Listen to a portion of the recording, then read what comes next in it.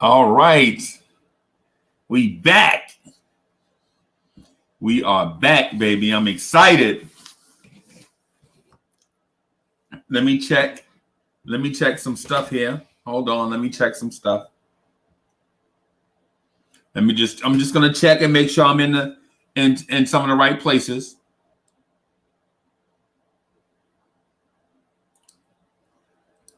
Just bear with me for a little bit while I look for a few things. Bam.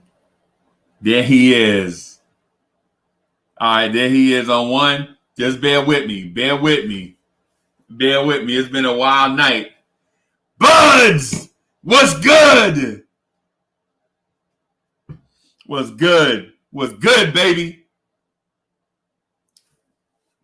What's good? I see you. Yeah, let me check one other place. Make sure. There he is. There's the ugly mug.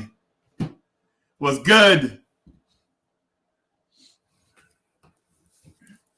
All right.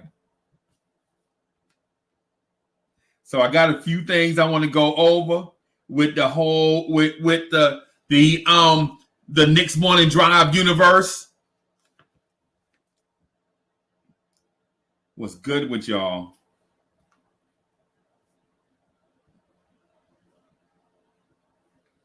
What's good? What's good? What's good?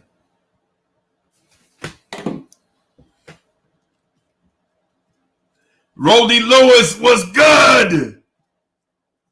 I see you. What's good? Hey, the channel, our channel is blowing up. D Block, what's good? What's good, fam? D Block, what's good? Yo, I know it's a little earlier than what we usually do, right? I know it's a little earlier. I know we legit getting up, like wiping the cold out of our eye, you know what I'm saying? Taking a hot shower, got the Folgers in the coffee pot percolating, you know what I'm saying? But I'm hyped and I'm excited, right? And this is real, right? Yo, but the channel, y'all's channel is blowing up like nitro. You know what I'm saying? I mean, legit blowing up.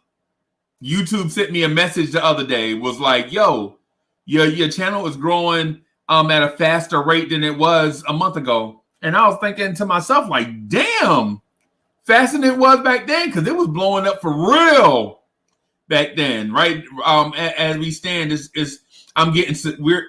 are getting subscribers at like 180% more than we used to get. It's crazy.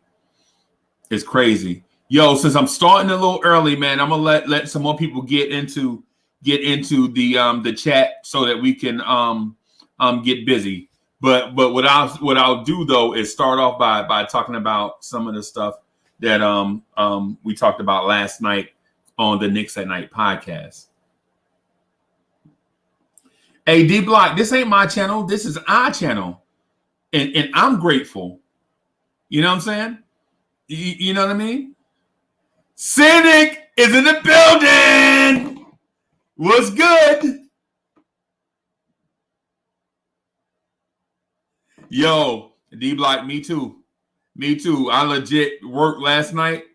And man, look, Cats was like, yo, why are you so excited? Hey, dog, we play the Indiana Pacers today, and it's for real. You not ready to talk playoff shit? Illmatics is in the building. What's good? What's good? Illmatics, I'm hyped. I'm hyped, yo. You know what I'm saying? I'm hyped. Dude that work was like, Uncle Freezy, man, calm your ass down. You know what I'm saying? And I'm like, yo, you know what I'm saying? Some of y'all got like stuff like 2K that y'all can go to and rock with that. You know what I'm saying? For me, even though I'm a video game fan, I don't play the game that much. You know what I'm saying? I don't get on it like that. You know what I mean? I don't get on like that. So y'all get to see all the little stuff. Like with me, cat like me, I don't get to see that because most of the time I be either grinding, preparing for the grind, or doing this. You know what I'm saying? Danny Landis is in the building. What's good? So Rolly Lewis said, I just want to see improvement from this team. We aren't a playoff team yet. Danny Landis says, yo, Uncle Freezy is in the building. Can't wait for the game tonight. Yo, that dude Bart Scott. Remember Bart Scott? Bart Scott was like, yo, can't wait.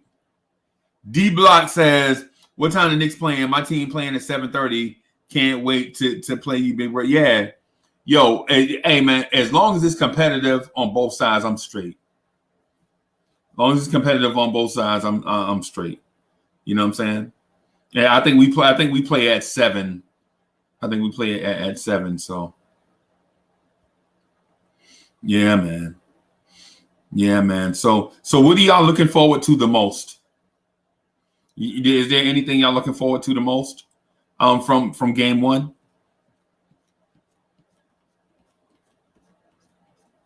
Y'all looking forward to anything specifically? I'll start. Since y'all typing and I'm talking, I'll go first. What I'll say is the thing I'm looking forward to the most is so Rolly Lewis says the thing he's looking forward to the most is the rotation. And D Block says I want to see the point guard play.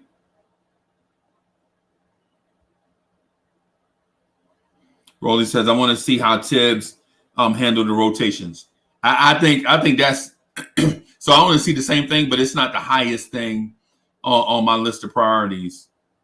Oh, look who's in the building! Russell McCall, what's good? What is good?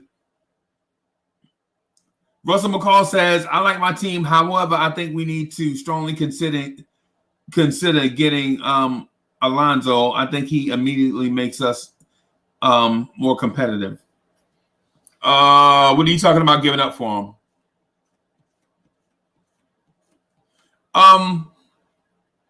The thing I'm looking forward to the most is, yo, Richie Rich is in the building. It was good. The thing I'm looking forward to the most is I want to see which returning young player made the most strides, like legit improved their game. You know what I'm saying? I want to see if Knox added, a dribble drive to his game.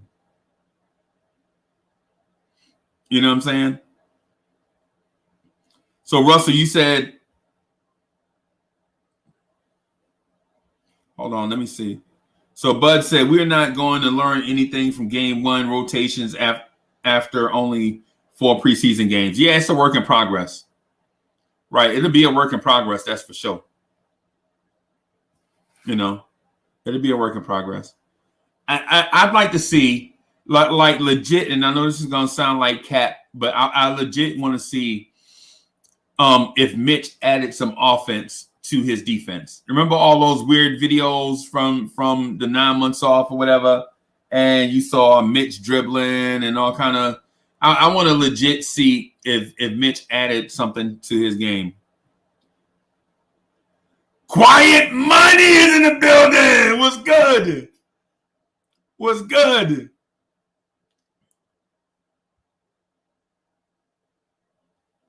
What is good, brother? Hey. Yo! Ghetto Intellect is in the building. What's good? What's good? Yo, I'm going to throw. Yeah. Hold on.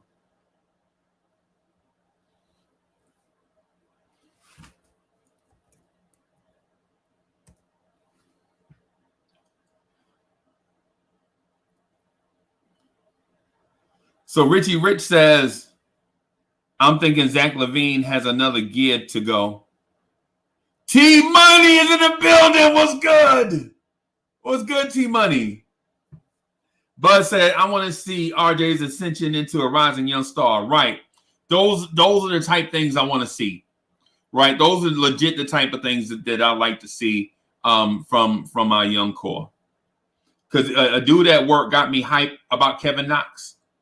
And y'all know I'm down on Knox, right? Like legit, like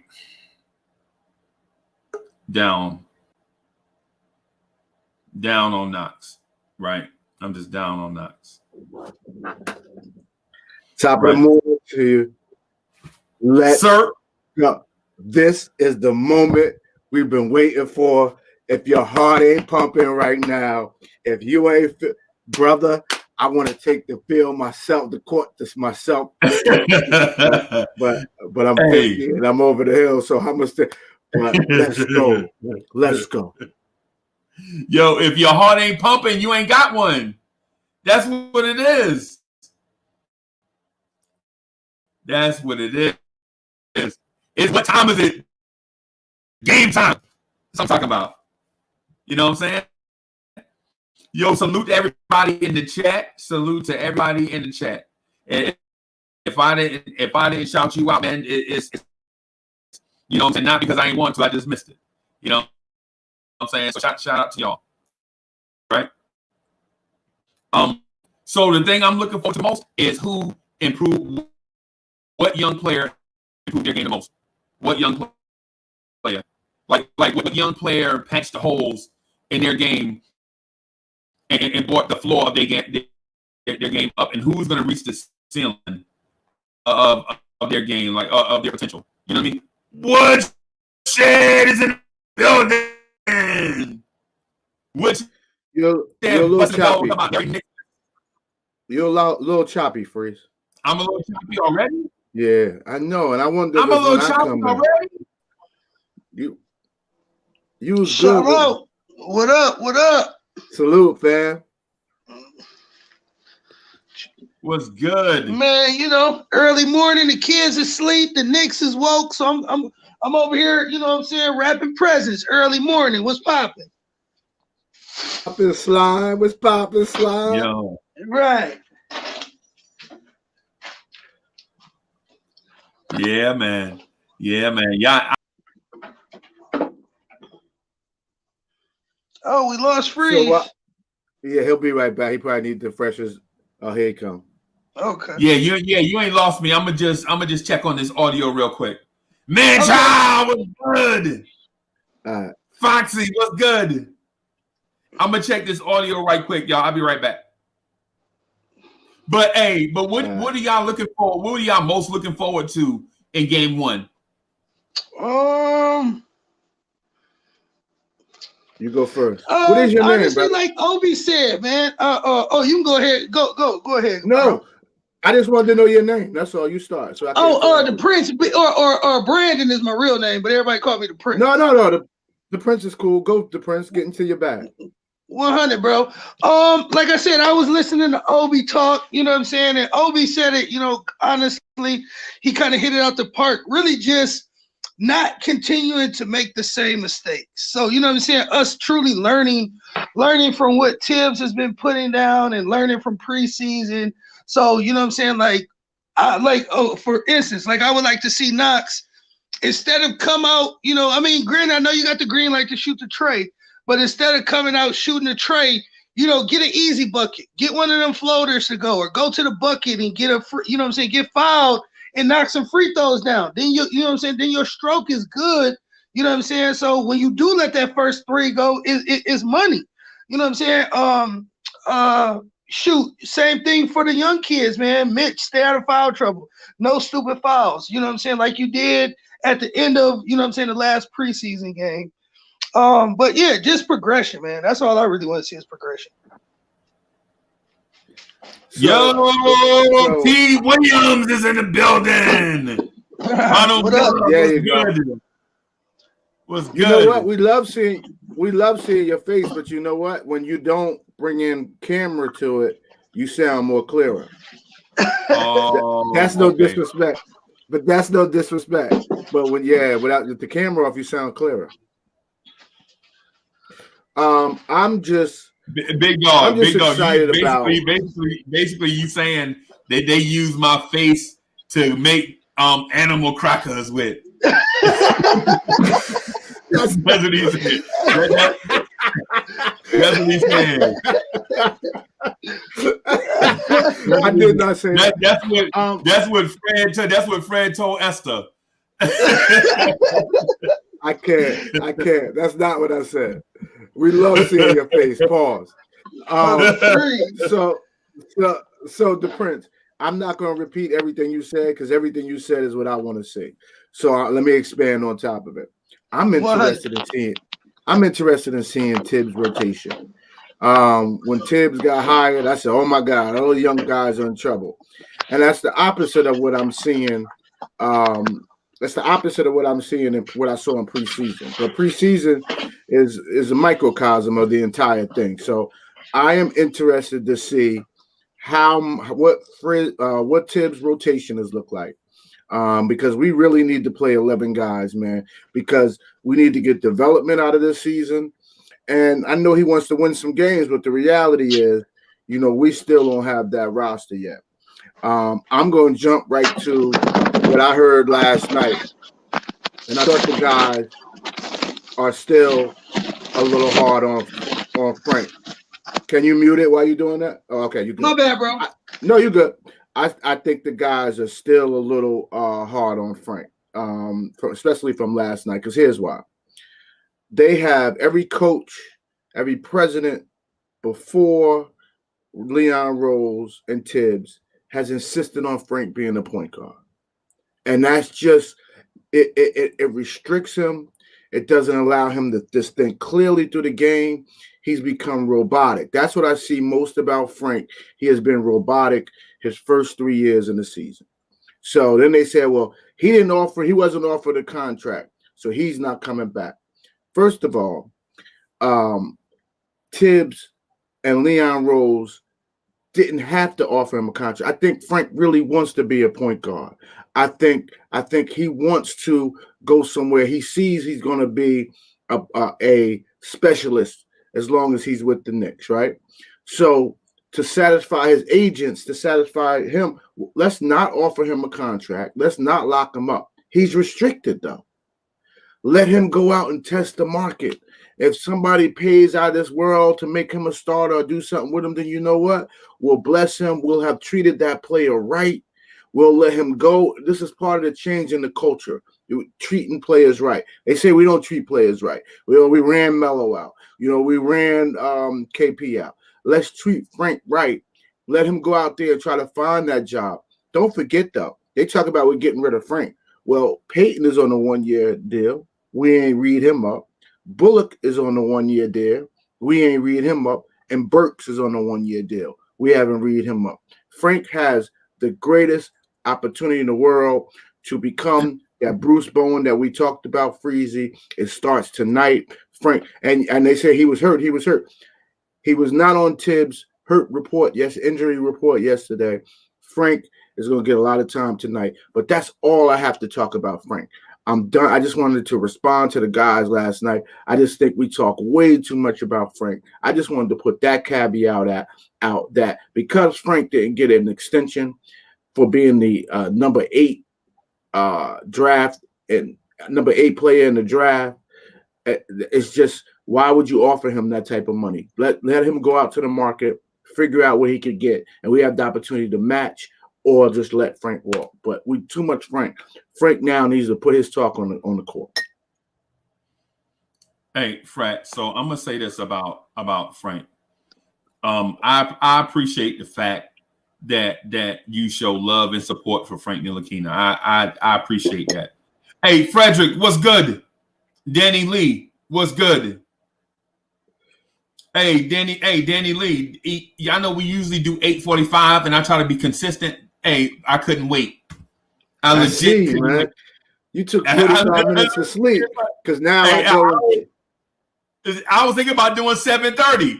I couldn't. No, That's what I'm saying. That's what I'm saying. I'd have mad at you. Yeah, I'm legit excited. You know what I'm saying? But the thing about Frank is I appreciate your concern about Frank. You know, he's a player of ours. Don't want to have any ill will. But let's move on, man. I mean, Frank, really? I mean, Frank ain't getting no minutes. Frank ain't getting no minutes, man. That Frank, was all yeah, Frank getting minutes.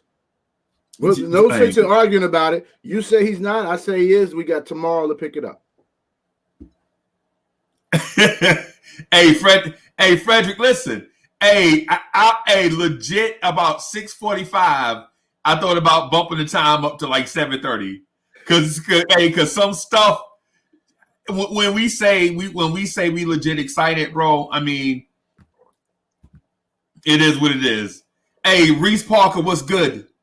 So I wanted to touch on do a small season preview to get everybody's opinion on what we legit think this season is gonna be, and it's like a more of a projection instead of a prediction. You know what I'm saying? So what I'm thinking is the Knicks are gonna do 30-42. I think we're gonna have a breakout star, but I don't legit know who it is. You know, I have this vibe. There's a vibe around camp. Like somebody is going to be the breakout superstar guy. And I don't know if it's going to be the guy that we expect in RJ Barrett, or if it's going to be somebody totally unexpected, like one of the young guys, or if it's going to be a veteran like Julius Randle, like takes that next step in their development, like legit go from 20-10 to maybe like 23-12. You know what I'm saying? And that doesn't sound like a lot, but that's a lot. Hey, so Illmatics, I agree with you. Today begins a new era. Today begins a new era, legit. You know. Hey, shout out to Art Udi Mac, Wayne Peterson in the building. What's good? Let's get it. Let's get it. If you're a Knicks fan right now and you ain't excited, man, something wrong with you. You know what I'm saying? If you're a Knicks fan right now and your heart ain't racing, you know what I'm saying? Something's going on. Because we went through the valley and we also did a lot of stuff to correct ourselves, right? And now it's time to show and prove instead of show and tell. You know what I mean? Ronald Miller says RJ will have a breakout season. They will put some respect on a young boy's name. Bam. Bam. Richie Rich says 20 wins, 23 wins max. Hey, I don't know. I doubt that. Oh, go ahead, DePrince. I was gonna say, Uncle Freezy. Hey, I was listening to Alan Hahn this morning, and he said it best. You took the words out of his mouth. Hey man, y'all better put some respect on Tibbs' name, bro. He got a 60% winning percentage as a coach. So as soon as he stepped on the court, he got a better chance of winning than more than anybody's coach. So I'll take those numbers. Then you got one of the most prepared coaches. Man, hey bro, I don't think we'll be much higher than 30, but I could see us hovering around 30. Like seriously. I just don't see 29 coaches out coaching Tom Thibodeau on a nightly basis. You know what I'm saying? I legit don't see that. And so the thing with personnel is even if your personnel is not right, you gotta give Thibodeau some credit on some nights of, figuring it out, like figuring out basketball science as opposed to making the science of basketball outduel the roster personnel, like scheming up a plan where scheme defeats physical ability. Kaiser Sose was good. But in order to get to that 30 number, we're going to need everything you said. We're going to need a rookie breakout. RJ is going to have to be phenomenal all season, shooting around 80% from the free throw line. And Julius Randle. homie, come on now. Win the Knicks fans back. You can win them back. If you win them back this season, we'll trust that you could be a piece of a bigger thing. You could be that veteran we're looking for. You could get another contract after this one. Maybe not as big, but you can get another 10 or 11 million. You're comfortable in this area. You can eat at any restaurant. Come to Clyde's. We'll treat you. Brother, just trust the guys around you this season. Please. Right. Please, no spin moves into double teams. Please. Right. I see. I can see that. Right. So my thing with the 30 wins is this. I don't feel like our roster, as currently constructed, is gonna intimidate other teams. Right. But I do figure that the scheming. The thing is, okay. So I'll give you an example. All right. So I like Mike Woodson as a coach that can go and whisper the right things into a player's ear to get them motivated to work on certain things. Like for instance, I like Mike Woodson to go whisper in Frank's ear and say, hey, man, listen, you can be a below average point guard, or you can be a borderline Hall of Fame type defensive specialist. Now, you want to be a point guard. We need for you to be that borderline Hall of Fame caliber defender like a Bruce Bowen, right? You have to take into account which one you want to do. Like which one is more important to you? Is it the team goal or is it your personal goal? Paris Douglas is in the building. And so Mike Woodson knew that. Remember Mike Woodson when Carmelo was in his bag, when Carmelo was the second best small forward in the league, right? Carmelo was the second small forward in the league. Mike Woodson went and whispered to him, he's like, hey, you can be the second best small forward in the league, or you can be the best power forward in the league. You know what I'm saying? And Melo was like, but now I ain't playing power forward. He's like, you could be the best power forward in the league. And just let you know you're going in and out. You're going in and out, Freezy. I'm going in and out? Okay. All right. Let me try something, man.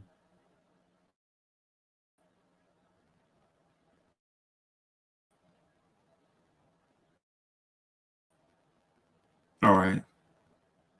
Hey, let me ask y'all this while I work on getting this audio right.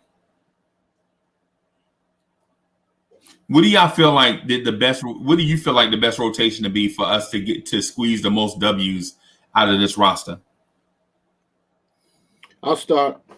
I have no problem with starting. I have no problem with starting Peyton, so that as long as Quickly is paying attention to what's going on, so when he comes in, he knows how to impact the game. I like to see Quickly with second units who tend to be a little younger, and he'll probably have some experience with those guys from college.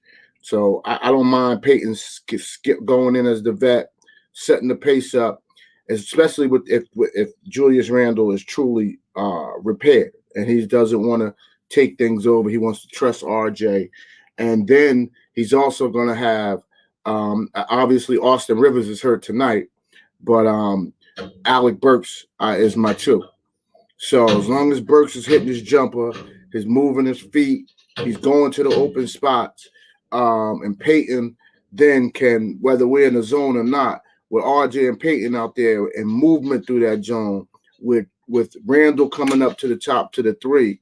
And the one strength about the zone against us is, okay, Peyton can't shoot. RJ has to have a good shooting night. But if Mitch comes up and gets that ball and creates, guess who's coming to sweep up every rebound in the zone because there's nobody on them? Mitch and or Noel. So I like a rotation of Peyton. Obviously, Austin Rivers is hurt, so I ain't going to bring him up right now. Peyton, Burks, RJ, Randall, and I don't care who starts, Mitch or Noel. They're interchangeable to me. So let's say Mitch starts because he's our guy. He's the one we're going to invest in probably big time at the end of the season if all works out. So then my backups are Quickly, Bullock, Kevin Knox, and Quickly together as a combo. Kentucky fans are going to tune in the Knicks games like crazy, man, because they just play so well together.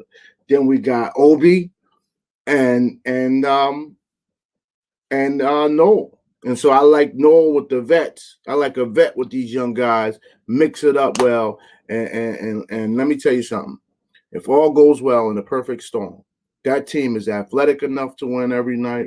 Doesn't have a lot of experience, but that team is athletic. You got the YouTube playing for you.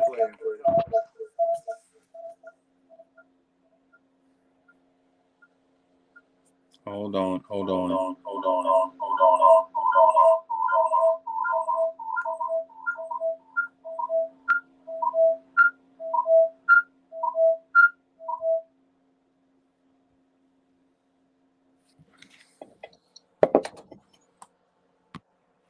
All right, how about that? Perfect. We good? We good. So I'm gonna turn it over to you, DePrince. That team is not. That team is doesn't have a lot of experience, and especially a lot of winning experience. But if we get that perfect storm like Freezy kicked us off with, then that team can win 30. I like Freezy. I hear where you at, where you where you got a little bit of skepticism. I respect that because again, much like all of our naysayers who come in the chat, especially the late night chat, they want us to temper our expectations. But I really legit think that Tom Thibodeau, he means what he says when he believes, he wants to put the best 9-10 players out there on the court that he can to help him win. Like that's all he said. Whoever is the best guys to help me win, those are the kids that's gonna play. So with that being said, I would pretty much, you got to see what we got. So you got to continue to play the guys that we got. I don't think you're going to see like the Iggy's and Spellmans. I don't think we're going to see those guys maybe until like late, unless we get like an injury, knock on wood, or, COVID or something like that. I think we're going to see the main guys that we've been seeing as starting five. I know somebody asked Freezy about, I think you asked Freezy about Burks and those guys, where, like I said, I think those guys truly understand their roles with this team. I don't believe they're coming in here like a Mook Morris looking to either revamp their career or take one of the young guys' spots. I believe they are here to truly make the team better. You know what I'm saying? Like, just kind of coming together as a team and really, truly teaching the young guys how to be professionals. So with that being said, I think their roles are solidified on this team because we need vets going forward. Until these guys take that leap, Kevin, RJ, Mitch, and those guys who can truly carry their own bag, we got it. You know what I'm saying? We're going to have to let the old guys get a little bit of run, you know what I'm saying, so that we can mesh the team together. And once the young guys' IQ catch up and they really begin to play Thibodeau's basketball, then we can start seeing a lot of those old guys go to the wayside. And well, you know what I'm saying? Let me put the pressure on. Let me put the pressure on you then. Give me your starting five and give me your second five. Give me what your 10, 9, 10 look like. Let's go. You got to go with like I said, a lot of people hate Frank at the one. I just like Frank because again, he's probably one of our best. He's probably the best guard defender we have outside of Quickly. So again, that's one of my points for saying I don't mind Frank playing the PG, even though I know we fight. Frank's not a PG. Woo. Okay, cool. He don't have the skill set, but again, as far as defense and understanding how to run the flow of an offense, I like Frank. So if Frank starts, I wouldn't be mad. Going forward, Quickly, you know what I'm saying? Quickly is obviously at the 2. I mean, not at the 2, but behind him at number 2 point guard, because I don't think Elford or DSJ has did enough to truly solidify himself in that position. At the 2, You got to go with RJ. I really like RJ. I know he's been playing a lot of the 3 with that starting lineup, but I think with this lineup, I would rather see him as a 2. Then you can bring Kevin Knox at the 3, Julius at the 4, and with what we've seen from Mitch, the fact that he's grown, I think you can put Mitch at the 5.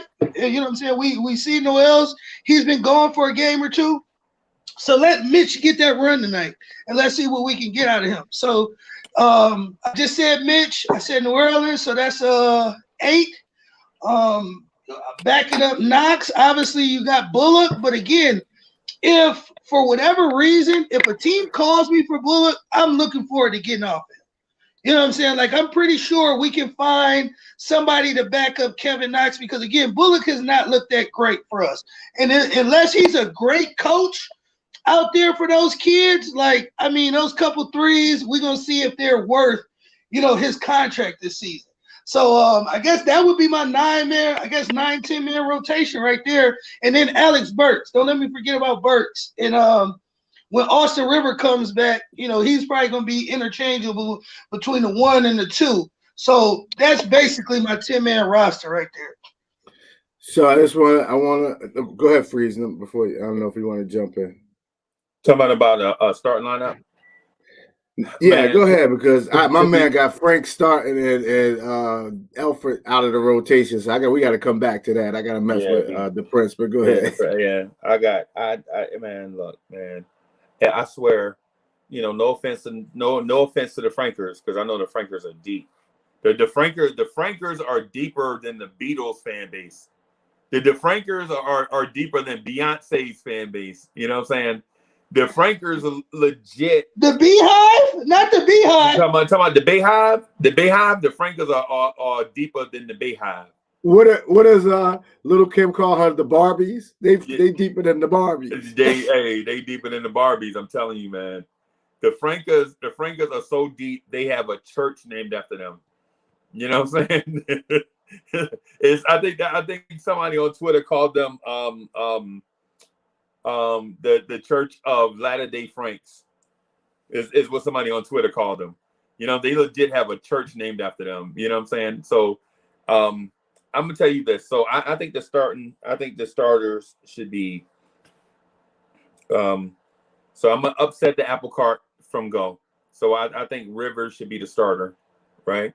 I think it should be Rivers, Burks, RJ, Randle, Nerlens Noel, with the backups being DSJ, Quickly, Knox, Obi, and Mitch. You know what I'm saying? And no hate on Frank, man, but we already have a couple of point guards, man, that we have some hope in, like Quickly and Austin Rivers. I think that the fact that Rivers can shoot and defend, can be 3 and D at point guard, automatically knocks DSJ and Frank out of the rotation. Because one is D and not 3, and the other one is D and not 3. But if you can get a guy that can be 3 and D at the same time, I think you got to play him, right? And I know y'all are gonna be like, well, what about Efra Payton? No, I'm fine with that. What about Alex Burks? You had him out of your rotation as well. Nah. I got Alex Burks starting at the 2. No, you said. Did you Rivers, start? Okay. Rivers, Burks, RJ, Randle, Mitch, and then the backups would be LP. Well, you said you had him out, then you put him in. But go ahead. Okay. All right. So either way, go ahead, take your time. Either way, either one of those 3-point guards, it's got to be either. So I'd like to see Rivers, Burks, RJ, Randle, Mitch, and then see as the backup one of them guys, DSJ or Elf, Quickly. Oh, wait a minute! I sure did say that, right? Yeah, that's what I'm saying. So let me recheck. Trying to lock you in. I'm trying to lock you in. You the channel holder. I'm trying to lock you in, baby. So let me. So it's Rivers, So Rivers, Burks, RJ, Randle, Mitch, right? And then quickly at point on the second unit. Bullock at the 2 on the second unit, Knox at the 3 on the second unit, Obi at the 4 on the second unit, and Noel at the 5 on the second unit. There we go. Now that pushes Elf out the rotation altogether. And that works. That was a good opinion. Yeah. The only problem is Rivers, I don't know how long he's going to play. I'm actually getting a little nervous now, man. Because they said he can't even make it through a full practice yet, and season is here. So, once the season starts, it's hard to even get a practice. Right. So, I don't know when Rivers is coming back. So, I want to see Rivers at point guard. I really, really do. Rivers is now going to be the wild card to how good we're going to be. Right, and because so two factors go into combo guards starting at point, right? The fact that Thibodeau showed the triangle offense in the preseason is one. So now that if you're going to run a triangle, you don't need a pick and roll ball handler type. You don't need a ISO breakdown guy. So you don't need say a certain type point guard. You can have a combo guard type in it. And the other thing is when you run the 1-4 motion, the 1-4 flex motion offense, then you don't need say a Rod Strickland type ISO or pick and roll type guy. All you need is combo guards with size that are interchangeable that can do a lot of things. So if you do that, you'll have in that 1-4 motion flex, you might see a combination of Rivers, Burks, and RJ, which would give you like 3 jumbo guards on the court at the same time. You know what I'm saying? With a 4 that can handle the ball like Julius Randle, and then one guy screening for everybody in Noel or Mitch.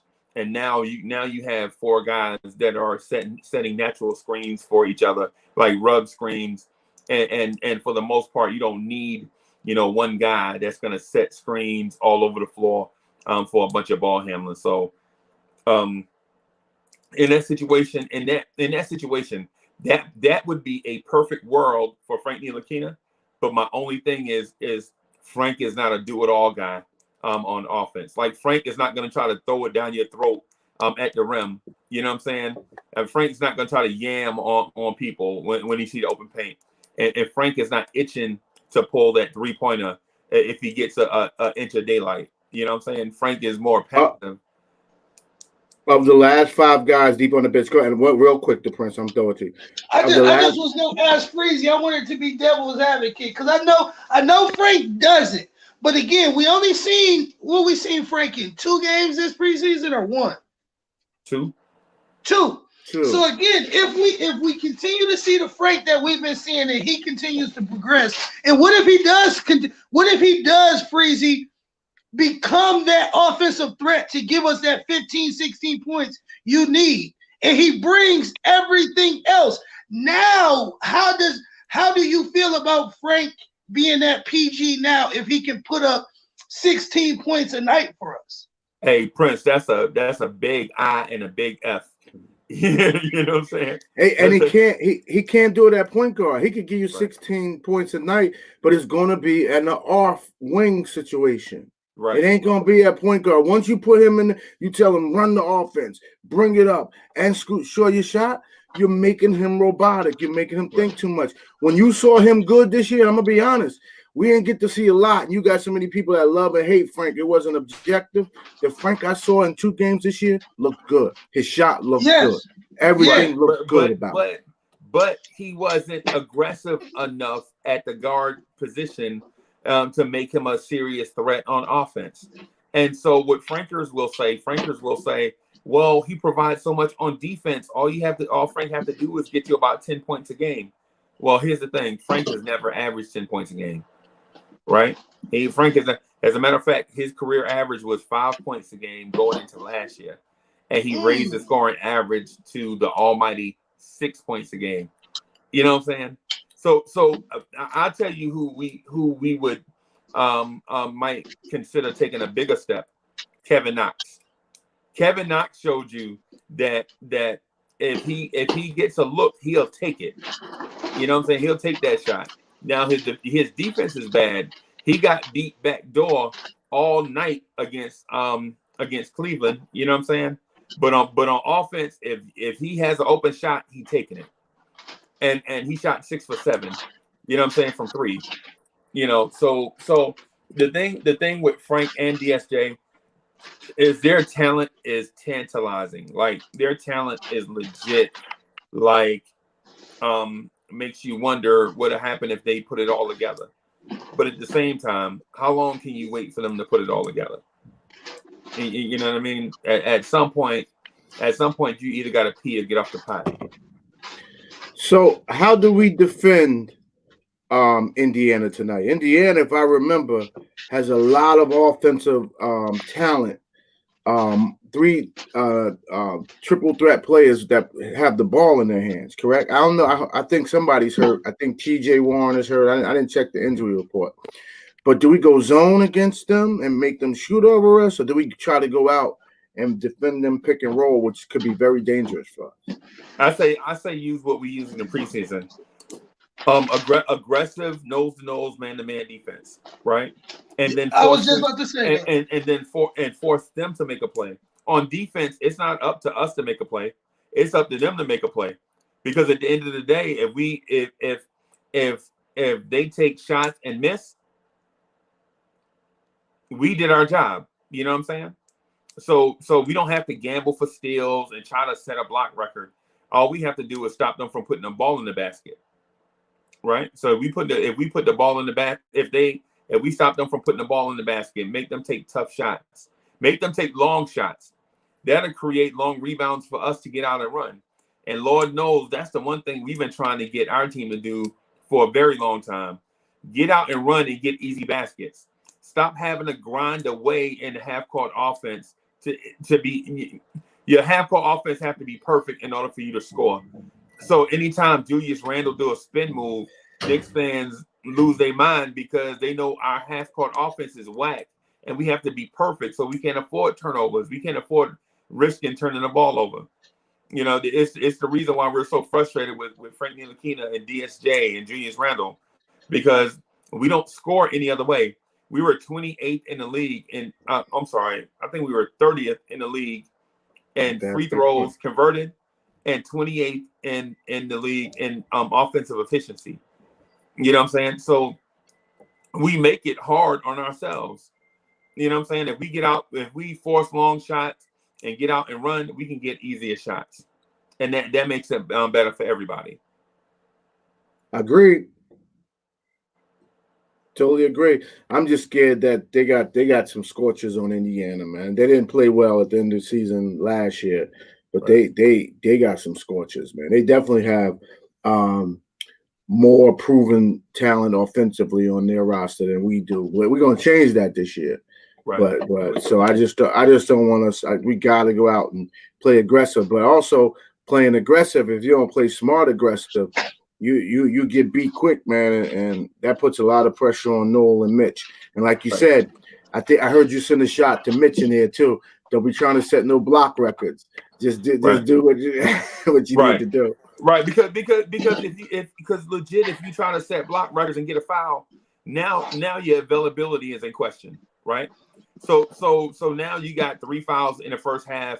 I got to play Nerlens Noel, right? Or say vice versa. If Nerlens Noel does that, now we have to bring in Mitch, and then you know what I'm saying. So we don't want to do that. What we basically want to do is play organized team ball at a high level. Trust your teammates. You know what I'm saying? Pick up the ball 90 feet. Turn the point guard a couple times, make them work, make them get into the shot clock. You know what I'm saying? And force them to be uncomfortable, take uncomfortable shots. You know what I'm saying? Because what teams did last year was walk the ball up the court, look at the defense, right? Call out their best offensive player against that defense that they already know is coming. You know what I'm saying? Cycle through their first, third, fourth, fifth, sixth option. You know what I'm saying? If the shot's not there, go to the basket, just blow by your man, and go get fouled by Mitch and hit your free throws. That was basically what teams did to us last year. I like that. I like that talk. You know what I'm saying? So this year, so this year, what we want to do is not even get to that point. You know what I'm saying? What we want to do is have them start generate their offense 35 feet away from the basket. Make all the passes long passes so that we can, if the steal is there, we can intercept it in a passing lane. Right? Bring your big man up, have their big man come up high about 26 feet where he's uncomfortable shooting the three. You know what I'm saying? And make talk them that coach talk, Freezy. Yeah, and make them throw those long passes to the corner where the defense will have time to recover and put a hand up in the shooter's face. You know, so that's what we want to do tonight against Indiana. Go ahead. I like Quiet Mooney. You know, we try to interact with the chat. You know, you get on us if we don't. Right. Quiet Mooney made a hell of a statement just now. He said Randle needs to get in the post early and make Sabonis work, put him in foul trouble. Randle can't keep stopping at the 3-point line, setting up for triple threat. He can't keep doing that, man. We want him starting low and then maybe coming high, depending on the defense. But kick your butt right to the paint. Don't stop at the 3-point line and call for the damn ball tonight, Randle. Right. I seen real quick, Freeze. I was gonna say real quick. I seen last game. Well, I think it was last game where they ran, and it might have been the game before that too. Thibodeau is running sets for Julius on the block now, where they'll, you know what I'm saying, they'll run their flow, everybody, do their motion, and they'll clear out for Julius on the low block. So what you said, like you said, I think he's seeing that, and I'm pretty sure Thibodeau is telling him that, like, you shouldn't start your offensive sequence at the 3-point line. This ain't, rec league, basketball, bro. Like, catch the ball in the floor of the offense, catch your defender off his defensive stance, and attack the basket. And again, I think that, like I said, we should see that, what you guys are saying, because I've seen a couple plays ran for him where they cleared out the low block for him, and he just had the whole half of the court to himself. Right. Well, they ran some triangle, right? So they ran some triangle with Julius Randle into the pinch post, like that area right at the free throw line, between right above the block. And Julius Randle, the defense will collapse on Julius Randle, and he has the option to pass to a cutter coming off the wing or a 3-point shooter in the corner. So you saw, and I refresh our memory just by a mental highlight. So the pass goes into Julius Randle from Emmanuel quickly, right? The defense collapses on defenders turn around and put hands up on Julius Randle. Julius Randle kicks that ball out to Kevin Knox, who was in the corner wide open on the opposite side of the court. When Knox caught the ball, you saw his eyes light up, right? He shot the ball and hopped going back down the court because he knew that he don't get open looks like that. He had never got open looks like that, right? And the shot that Knox made it, right? But it wasn't just like this ball squeezed in there. That jumper was wet. All net. You're right. And so people that watch that are twofold, right? Like the people that hate Randle are like, oh my God, Randle is passing the ball from there. Usually he's spinning to the double team from there, right? And then at the same time, the Knoxers, and there's a lot of them. Aside from the Frankers, I think the Knoxers are probably the deepest fan base, right? So the Knoxers are like, yo, it's about time y'all getting Knox the ball. You know what I'm saying? So Knox get that shot and he knocking them down. They wet like that Jay, like quickly, legit. In that 1-4, and the 1-4 is basically, one guy at the top of the key, and then you got 4 guys spread out on the line, and then you bring a guy up, and everybody else gets into motion, right? And so quickly gets the ball and penetrates the D, right? And so the D collapses and the man caves from the weak side defender caves, leaving Knox wide open on the wing. Knox knocks down the 3, and you can see his confidence go through the roof. You know what I'm saying? So it's a lot of things. 100. It's a lot of things that the Knicks can do tonight in order to win. But the thing about it is, we just have to make sure that we stay what's the word I'm looking for? We have to make sure that we stay committed to the offense. Like, don't break down the offense for the sake of somebody else's numbers. We got to make sure that we play team ball, right? And so with that breakdown I was talking about, it's not all about not hitting threes. It's also about driving lanes for RJ Barrett and Obi Toppin. Also, it's also about Julius Randle having three decisions to make once he catches the ball in the pinch post. You know, does he drive and then pass that ball to the cutter coming in from the wing? Does he take a jump shot? Does he drive to the basket, or does he pass that ball to the opposite corner for a weak side three? There are a lot of the triangle pitch you with a lot of if it's ran correctly, it gives you a lot of choices. The only thing though is after teams see it one or two times, then they got tape on it and they can defend it. I don't like the triangle, but it does give you easy looks when you're struggling offensively.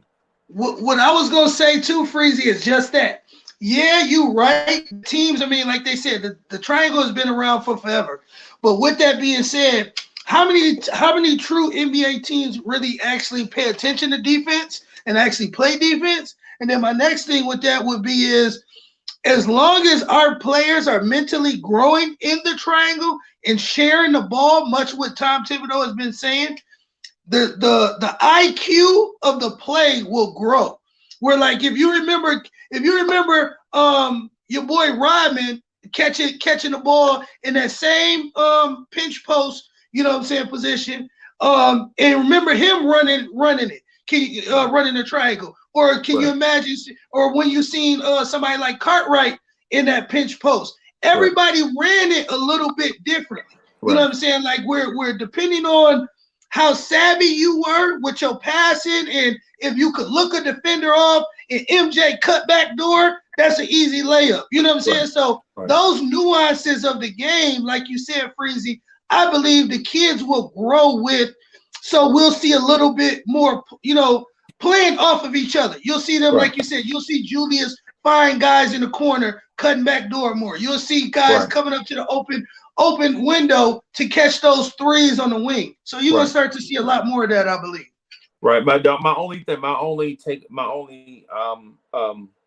frustration with that is you won't see much scoring from a Mitchell Robinson or Nerlens Noel unless they get offensive rebounds or unless they can hit like 18 footers. Y'all remember Horace Grant and Bill Winnington in that triangle where they could hit those mid-range jumpers either on the baseline or right or straight ahead?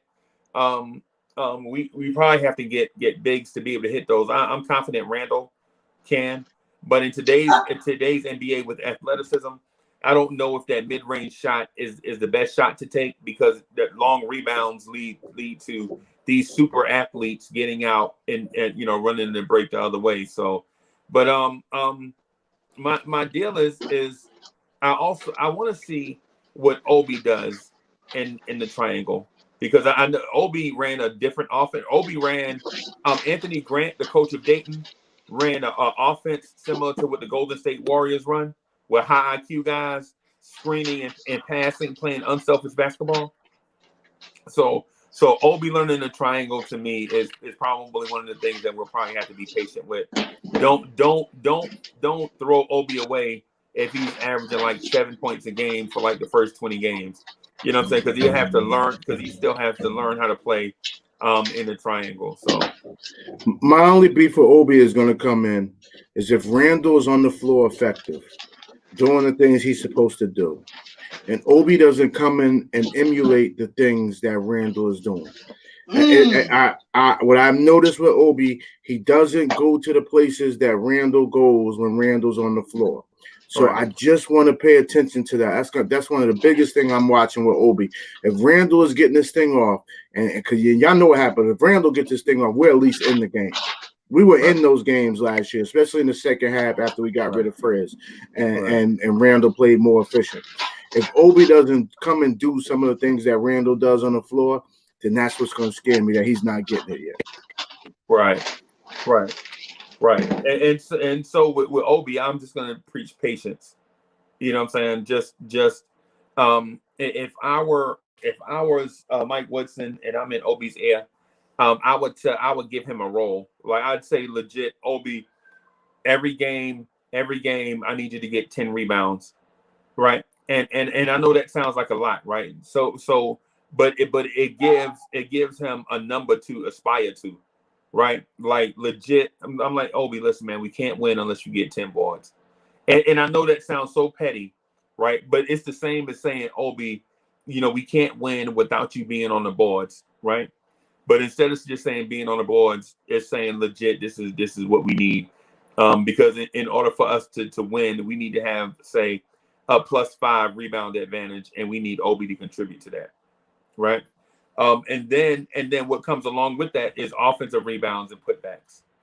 You know what I'm saying? And what comes along with that is defense on the break. Obi gets dunks on the break, but in the triangle, Obi is a stretch 4. Julius is a conventional or a point forward, and Obi is a stretch 4. You know what I'm saying? So when you see them in the offense, their roles will be different because they're different type players. You know what I'm saying? The archetypes are different. That's the reason why we see Obi shooting those 26-foot threes and Julius Randle in that pinch post. But the Obi should be talented enough. We say he got all the offensive skills. Obi in the pinch post would be nasty. So maybe he can't do it yet. So I'll be patient. But he's going to have to learn that role because NBA defenses are really going to zone now. We didn't see this, but with the advent of Steph Curry and them Splash Brothers out there, teams was like, yo, we can't play this guy. You cannot stick Steph Curry man to man. So teams have gone to the zone. And if you're a stretch 4 and they go to the zone on you, then he's the 4. Somebody has to go into the pinch. And I want it to be him because I think he does have all the skill sets. Right. But if you just want to leave him out there. But what do you do with Mitch? That's the thing. Because what you're saying makes sense. But what do you do with Mitch? You know what I'm saying? Because ideally, Obi can catch that ball and go by his man and dunk, right? Ideally, because I don't see other power forwards being quicker than Obi Toppin. I mean, think about it. Name one power forward in the league right now that's quicker than Obi. That's my point. You know what I'm saying? But I'm with you. Him going by his man only leads to him on a collision course with Mitchell Robinson and his man. I got Mitch starting on the box, and if Obi goes, then I got Mitch crashing the board. In fact, every offensive play that's a design play, and Mitch is not going to be in 90% of the design plays. I got Mitch coming on the opposite side of the play to crash because Mitchell Robinson is one of the best rebounders. He's one of the best around the rim in the NBA. And people are going to say, oh my God, did he just say that? Yeah, look how many rebounds you just see Mitch out of position, and he comes and gets and curls up with. The man is like Stretch Armstrong, period. Right. I agree with you, especially when it comes to offensive rebounds and putbacks. Like when Mitch legit grabs a ball down low, I like his chances against anybody in the universe. You know what I'm saying? Especially balls coming off the rim. You know what I'm saying? I like his chances against anybody. I don't think there is a center in the NBA that can run and jump with Mitchell Robinson. Nobody. You know Leave me alone, Reese Parker. Yeah. So the thing I also like about the Knicks' chances is I think Elfrid Payton can get guys open shots occasionally. I just don't like the fact that when teams go to zone, Elfrid Payton is a weak link. You know what I'm saying? But at the same time, veteran teams will show Emmanuel quickly so many looks that I think it'll confuse him. You know what I mean? I don't believe that, Freezy, as far as Quickly's IQ. I think, trust me, man, Kentucky U, man, that's NBA U, you know what I'm saying? They not going to put you out there if you don't understand how to attack a zone, you don't know how to break down a press, you don't know a boxing one. Trust me, that kid, like you said, he's played PG his whole life. But I feel you. I'm definitely hearing exactly where you're coming from with it. Because, again, you can't say that veteran teams are not going to try to fluster him. They want to see what he's made of. So I believe you, bro. Like, so yeah, you're right. You're right. Right. Just putting the charger in, y'all. Sorry about that.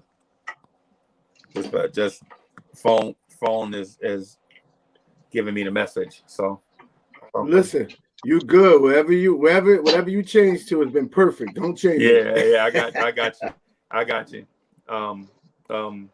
And what it is I'm not for sure what it is with StreamYard and my laptop. It's just something. I don't know. We'll figure that out later. But yeah, man. So the thing with Quickly is B, I think so okay, I'll put it like this. So the thing with Quickly is being smart and having a high basketball IQ is one thing, but when it comes to experience, you can't talk about experience, man, if you never dealt with it before. So even like the Prince can legit tell me about how to spend millions of dollars, because I know the Prince is rich, right? The Prince got all that bread, you know what I'm saying? Yeah, you see all them toys he rapping, right? Yeah. Hey, listen, it's Christmas. It's everything in that house over there, boy. Yeah. It's Easter all in one day. Yeah, all in one birthday, everything. You know what I'm saying? So Prince is like, yo, Uncle Freezy, man, you know what I'm saying? When it comes to these millions of dollars, man, such and such and such and such. And I'll be like, yo, you know what? The Prince told me about the $1 million and such, but I ain't never had it. You know what I'm saying? I ain't never had that bread. So even though my man told me he schooled me to the game, until I get to that point, all I have is what somebody told me. You know what I'm saying? But once I get that bread, then I have some experiences. It's basically what I'm getting at. That's what I was going to with the Quickly thing. Not that I don't respect my man point, because I think it's an excellent point. You know what I'm saying? But at some point though, you have to get out. You have to get out there in live fire. You know what I'm saying? So here's the thing. A lot of fans think the Knicks are gonna win like 20 games, somewhere between 20 and 30, right? And it seems like a wide range, and it probably is, right? It probably is, but I think what we need to do is temper expectations for some things and embrace expectations for another, right? Like in terms of the Knicks winning a championship, let's temper that. Let's tamp that down some, because history tells us our roster is not one that should win a championship. We're still in an international pandemic where we can't really do things in a traditional sense. You know what I'm saying? Our team just came together. We had a lot of roster turnover. We had a lot of coaching turnover, brand new front office. So there were too many things in order for us to have our eyes on the prize, right? But the small stuff, like RJ Barrett being a 20-point scorer, right? And most teams like a 20-point scorer, that ain't nothing if you ain't winning games. No, man. What I'm saying is RJ Barrett looks like he's developing into a closer. Like I think RJ Barrett shot 84% from the free throw line in the preseason. And people will say, oh man, that's just a preseason. Hey man, that's free throws. That's free throws. You know what I'm saying? Free throws is the same. It's the same practice, whether it's practice, game, or preseason. You go to the free throw line, they give you a ball and you shoot it. You know what I'm saying? So my man shot 84%. So if RJ just shoots 80% from the free throw line, and he shoots 45% from the floor, right? Say he shoots and the three-point game, if that's at 35%, we're talking about a borderline all-star. You know what I'm saying? We're talking about a dude that's probably 21 points a game, 5 rebounds, 5 assists, if he can stay healthy. You know what I mean? So something like that we could probably embrace. You know what I mean? Like legit, we can embrace that, right? Say with Julius Randle, and I know every time I say Julius Randle, I have this this echo in my mind of Knicks fans just booing, like boo every time I say Julius Randle's name. They're like boo, whatever. But Julius Randle has improved with every coach he played for, except Fizdale. Fizdale set him back, right? But he's improved in every coach that he's played for, right? Except Fizdale. And now you bring in a Hall of Fame caliber coach. You don't think Julius Randle is going to improve with a Hall of Fame caliber coach? He looked amazing this preseason. Right. The track record says yes. Julius Randle is going to improve. And I know Knicks fans, I know the Frankers are booing, right? The Frankers are booing Julius Randle. But under Tom Thibodeau, if Julius Randle embraces his role, like God of Moses and Elijah said, Julius Randle might average 5 or 6 assists a game. Can you imagine a dude that's legit 20 points, 10 rebounds, 6 assists? You know what I'm saying? That's an all-star. Yeah. You know what I'm saying? If he puts those up, we could see if he like you said continues to embrace the team and what Tom Thibodeau's preaching, and like you said, and RJ does what you just said about RJ, we could see our first 2 New York Knicks in the Eastern Conference All-Star game. Like those numbers and that type of play would get them in the All-Star game. And the thing I keep asking Knicks fans is this. Knicks fans, if y'all listening, if you're a Knicks fan that can hear my voice, answer this question for me. Does a rising tide raise all boats? You know what I'm saying? So think about this. So if we bring in Thibodeau and he improves RJ, Knox, Quickly, Frank, DSJ, Mitch, why not improve Randle? You know what I'm saying? And does a rising tide raise all boats? Like if all those boats rise, why would Randle's boat sink? Come on. You know what I'm saying? You know what I'm saying? I mean, I didn't get it the first time because I'm not into the water thing, but I get it now. I get what you're saying. Yeah. So if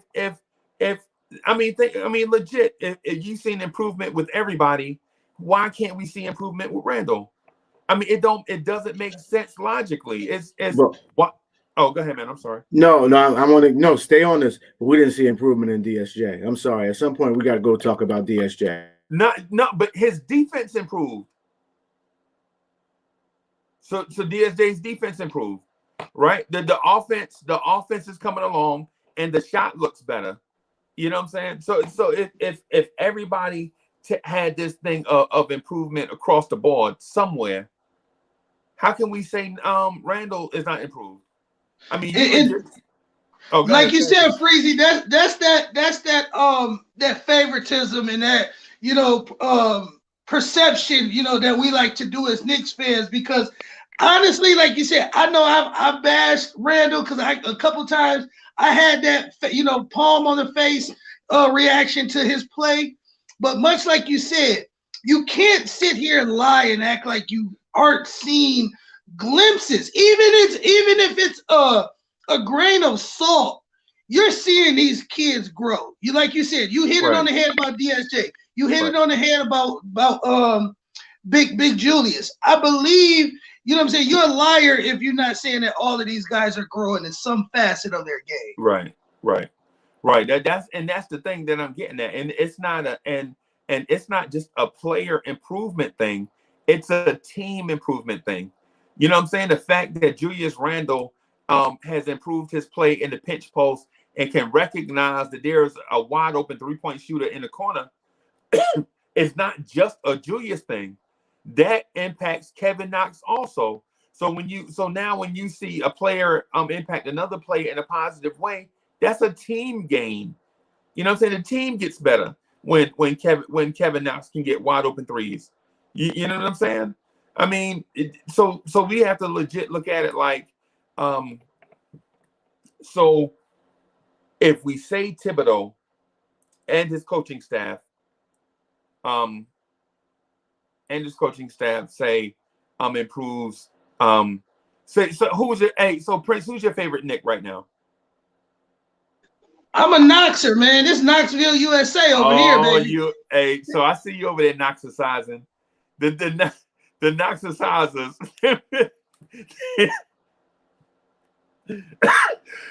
I'm laughing. I'm laughing because Kev W on the Knicks at Night podcast is also a Knoxer, and so somebody in the chat said they are very obnoxious.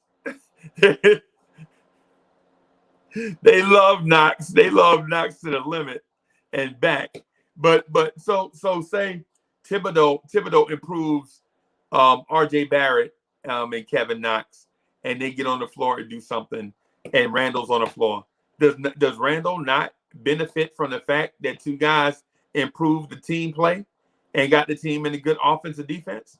Of course it does, because it makes the game easier for all five men on the floor. I truly believe that, Freeze, because again, and I seen that play that all of us so mad at him about where Clyde blasted him. Like, this is why so many Knicks fans are mad. If you see that, I'm pretty sure his frustration wasn't the fact that he turned the ball over and it was the fact that mentally, you wasn't supposed to do that. Coach talked to you about it. You done drilled it. And mentally, your muscle memory made you do that, like for whatever reason. Right. So like you said, I believe he wants to get better. I believe he's seeing where he's screwing up. So again, and I, like, you can't tell me, like you said, good play is infectious. So if you see Knox and RJ and Quickly and them playing like that, sharing the ball, enjoying themselves, having fun, and then you get out there and you try to do Julius ball, you filthy, bro. You filthy. Right. You know what I'm saying? So I could see Julius truly seeing, looking himself in the mirror. I really do. Because again, I think that was a situation right there where, again, we beat him up, but I really believe mentally he knew he had did something stupid. Like that was a stupid play, man. Why did I do that? Like, I should have just slowed the ball up, gave it to the point guard, when it set up, and then I could have got the ball back. That was just a bad play I made. So, like you said, Freeze, I believe you can't say that good play is not infectious. Yes, it is. Reese Parker, I just want to tell you the one reason that coaching matters. First of all, look how better RJ, Knox, and you could bring in a young Quickly at 25. That's why coaching matters, because not that he could go out there and help them shoot the ball better. First of all, look at the development coach, the Kenny Paynes, the Bryants, all those guys talking to people. But more importantly, a good coach understands his talent and puts people in the right position. That's why coaching matters. Not because, let me show you how to do a layup. I could teach you to do a layup better. No, that's not what we're saying. You're right. It's the NBA. These guys got to already have a certain skill set to perform. But a good coach takes one unit and puts it together. And that's why coaching matters. In fact, look at last year. That's why you saw Mike Miller get more out of the team than that used car salesman before him. So that's why we're saying coaching matters, dude. And bro, and you know what I'm saying? And to piggyback off OG what he just said, like, I can't even see the chat, but bigger than anything, I ain't gonna front. I was one of the biggest Fizdale, fans. Like, I'm like taking daggers for this dude. Like, bro, leave him alone. You know what I'm saying? It's 30 games into the season. He still got to get his, this is my Kevin Hart voice. He still got to get the system together. He still got to get the rotation together. Like, I'm praying people give him a chance, but everybody like, B, your boy is filthy. I'm like, no. Like, like if everybody in Nickville is like, B, this guy gotta go. So again, to understand and see that we have a real coach, a real system, a real philosophy, bro, coaching matters. Yes, it does, bro. That's just like having a parent who ain't skit. Yeah, you can get out there and become something, but in most cases, if your parent is a good person and they invest into you and they mold you, you gonna be something one day. And that's the same thing Tam Thibodeau doing to the kids. So, Reese Parker said I just want him, he said his comment is taken. It says, if Randle improves, it will be because of Randle, not Tibbs.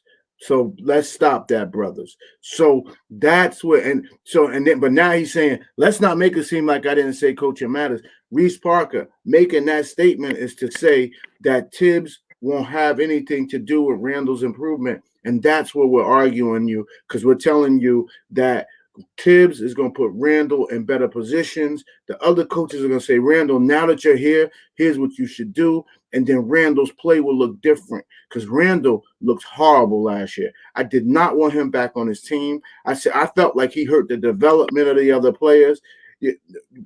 Reese, up top. See, I can scroll back in the StreamYard.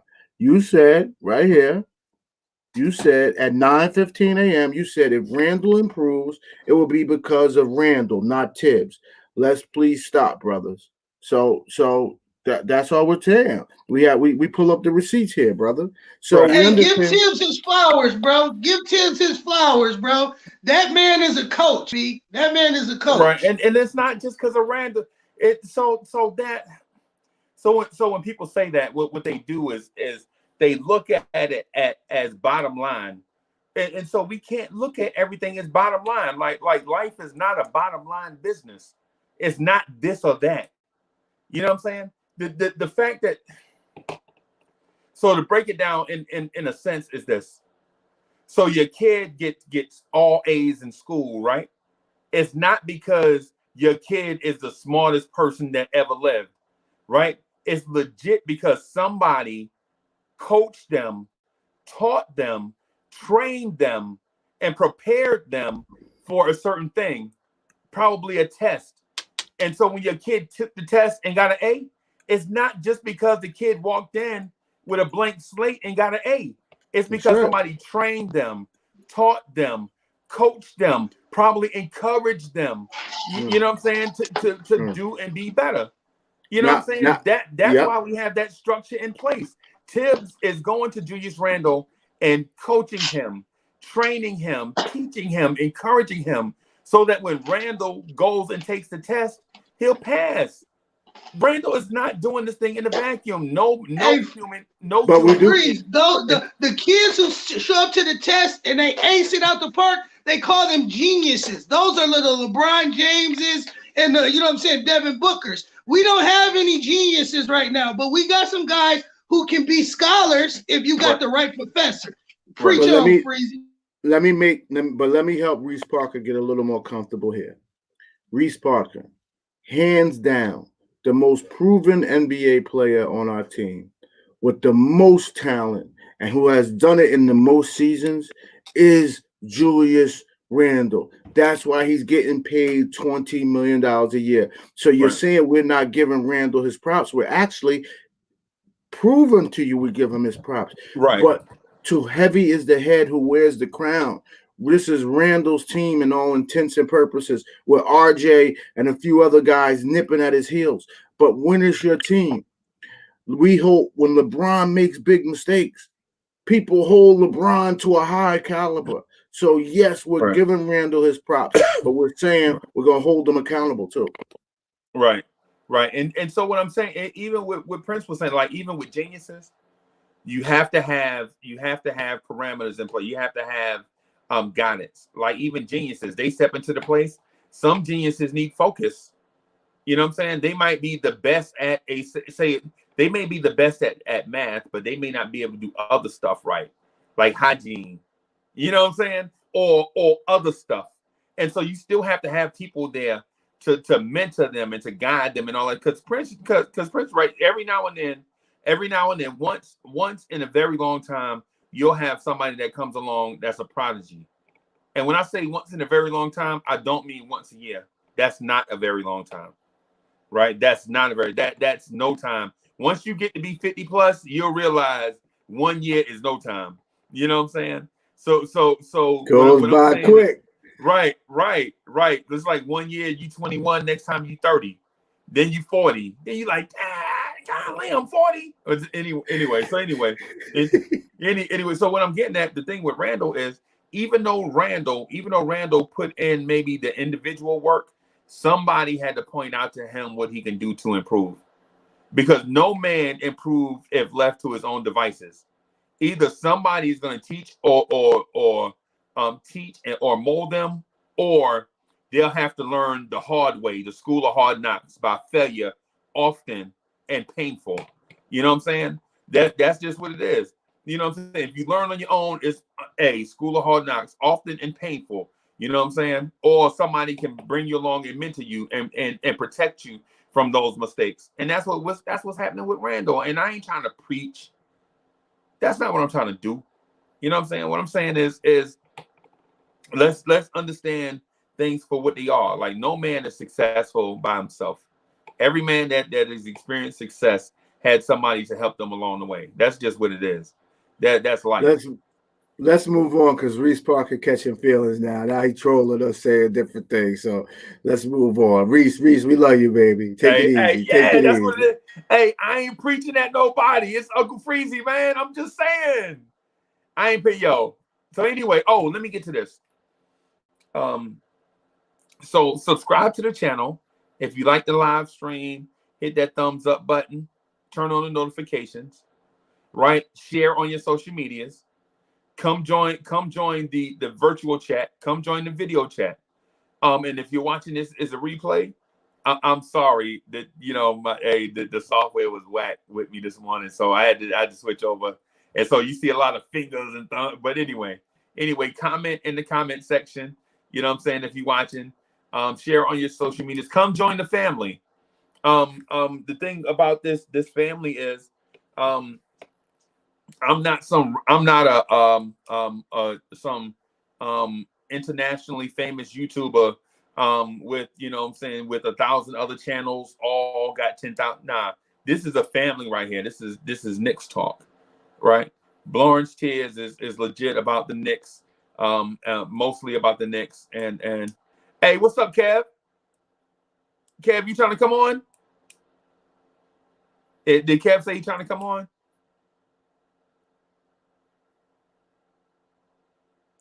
McLeod, what you gonna do? Oh, I know what. I'll tell you what. So Kev, I don't know if Kev was coming on. How about I do this? Hey, Kev, Frank Ntilikina is a 6'4" Tree Rollins. Yeah. Crazy. I woke up this morning like, bro, how many jokes is Freezy gonna joke on Frank this morning? It's a run. Nah, it's a running joke. It's not just Frank.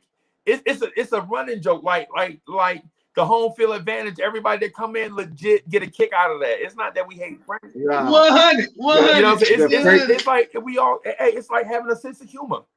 You know what I'm saying? Like a dude legit told me this morning. He was like, "Yo, Uncle Freezy, you look like you just ate JaVale McGee." I was like, "What?" He's like, "Yo, you look like the dude that legit ate JaVale McGee." And I was like, "What?" And he's like, "Yeah, you look like a fat JaVale McGee in the face." And I was like, "What?" And dudes clown me for the rest of the morning. You know what I'm saying? So, I mean, I'm like, whatever, man. Whatever. You got to have a sense of humor in life, man. You know what I'm saying? When they said Frank is a 6'4" David Beckham, that was it. I was dead. That was. Hey, Free, I don't think you seen me yesterday when I called him a 6'4" Quincy McCall from Love and Basketball. Oh my gosh. They call him a 6'4". They call him a 6'4" Lisa Leslie. Yeah. They legit be Hey, Frank ain't never coming on Blowing Tears, bro. He's never coming on. I hope he don't watch it. Let's pray he don't watch it. Hey, Foxy was like, "Yo, how you expect NBA players to come on if you always clowning NBA player?" And I was like, "Yeah, I feel you, but the running joke is funny to me. Like, the running joke is funny as long as it's like not mean spirited. You know what I'm saying? It to me is cool, but whatever. Frank is a 6'4" Tree Rollins, so I know that's gonna get Kevin McLeod all hyped up and ready to come on here. But let me ask y'all this. Did you drop the link for Kevin W or Kevin McLeod? Let me do this real quick. I'll do it for Kev. Let me see. I'm gonna do that, and then I'll do. The audio sounds super good right now, Freeze. I don't know what you just did. Just the clear, you sound like you're coming through in HD. Oh wow. Well, that's a good thing, man. I'm not for sure what's going on with. I'm upgrading tech next week, so I'm gonna upgrade the tech. My homie White Falcon is here. Oh no. Oh no. White Falcon, behave yourself, man. Or is it Whit Falcon? It's Whit Falcon, I guess, 44. Oh my goodness. He wants to trade for every superstar in the league.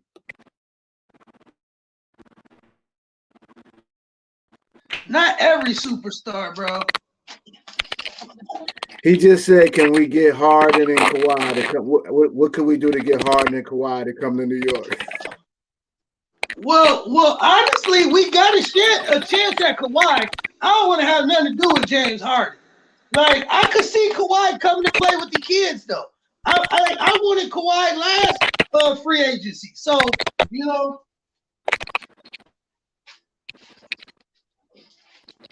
Do you know what Jerry West gave him? What did Jerry West, what was the fix? What's the fix? I don't know.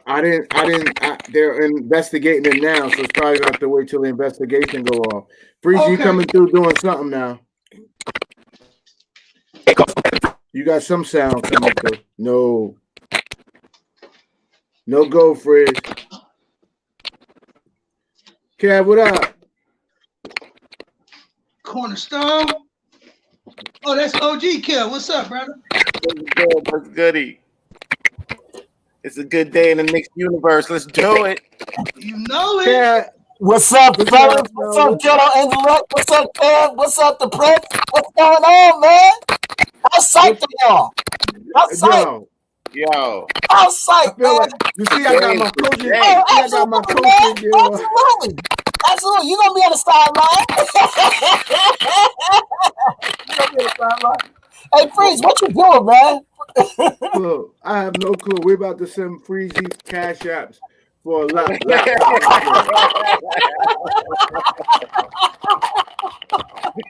How's everybody doing today, man? How's everybody doing? Everything is major. I get off at 2:00 today. I'm gonna do some cleaning around the house, so I have to do everything tomorrow. And come 6:30 today, 6 o'clock. That's it. That's what it's all gonna be about, man. That's what it's all gonna be about. It's gonna be all about this right here. This right here. Let's do this right here. Let's do it. How long we been waiting for this, y'all? How long we been waiting for this? How long? It feels like 260 days at least. Yo, you know what I'm saying? You know what I'm saying? 2020 can you go on mute? 10 years long. Yes. I just need some Knicks basketball, and I need it ASAP. No, because in many ways, I feel like we've been cheated. We were cheated. Cheated? Yes, we were cheated because we were the way everything ended last year. We didn't get a chance to see our team at its full, what it could have been. Hold on, guys. Hey, Steven, can you text Freezy and ask him to go on mute while he's doing whatever he's doing? I guess he don't hear us. There we go. Now it's back. No, but what I was saying was how the season ended prematurely. That's why I say that we were cheated, because we don't know what could have happened. How Miller, had us playing and everything. There was probably a slight possibility that we probably could have missed, missed these playoffs. I was very up on Miller. Like, I definitely, I'm not one of the fans. A lot of fans kind of put Miller and Sims in the same box. And I was like, I noticed the definite improvement that the team had under Miller. And I feel like they knew they were going to change him to Miller. They knew they were going to change over to Miller from the summer. Like, there was no reason to bring him up. If not, fans knew it. I don't know why they didn't just do it then. Why didn't you do it then? Like, you didn't get Kawhi. You didn't get Kyrie. You didn't get AD like you thought. KD like you thought. That's why you picked up Fizz. There's no reason for him to be there. Go ahead and get some. Knicks is always worried about saving face. I hate that. That's how we end up with dudes developing on the big boy court when they need to be in the G League, but you want to save face because you picked them in the draft. You're right. You're totally right. You are totally right. The only thing about Miller that I'm gonna say is that while he was trying to give all these guys playing time, he was really there trying to keep his job. So he wanted to try and boost. What else was he supposed to do? Right. You're right. Did he even make millions? Like, what was his what money he was getting? Like, you know what I'm saying? Like, that dude was a blue collar worker. Like, actually, that's why I was one of the opponents for keeping him. Right. Like, I liked them. Like, I was like, okay, like, I like his whole blue collar style. He reminded me of JVG. I was like, yes. Like, I love that. Like, you worked up through the trenches. Like, and if you think about it, he's got a gig now. Who's the last Knicks coach that's working in coaching in the NBA right now? Other than Woodson? Dude, like, yeah. It's a black hole. It's win or die. Like, so with all the people we thought was trash, like this coach is trash. Like, how come Miller got a gig? Literally, he's not the lead assistant, is he? Do you know? I believe he's the lead assistant. Okay. Miller was good. But here's the thing. He was legit good. Like, I feel like we made the bubble and maybe the playoffs with the same team that everybody was trashing. Right. Here's the thing, Kev. Here's the thing. I would have really soured more if it wasn't Tibbs. Like, they put somebody else there. Yeah. And it wasn't. If it was somebody else, even honestly, if it was Atkinson, I would have chose Miller over Atkinson. Copy. But because it's Tibbs, because he has that pedigree.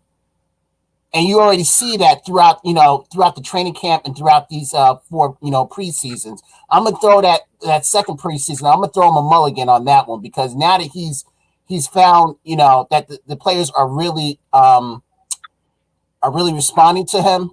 That's why I'm gonna throw that second game against Detroit out. But the thing about it is, you see a change in attitude. You see a change in skill work. You see a change in game as well. And they're seeing changes in play style. Yeah, absolutely. Randle passed more in them last 4 games than he did all season. Come on, talk to me.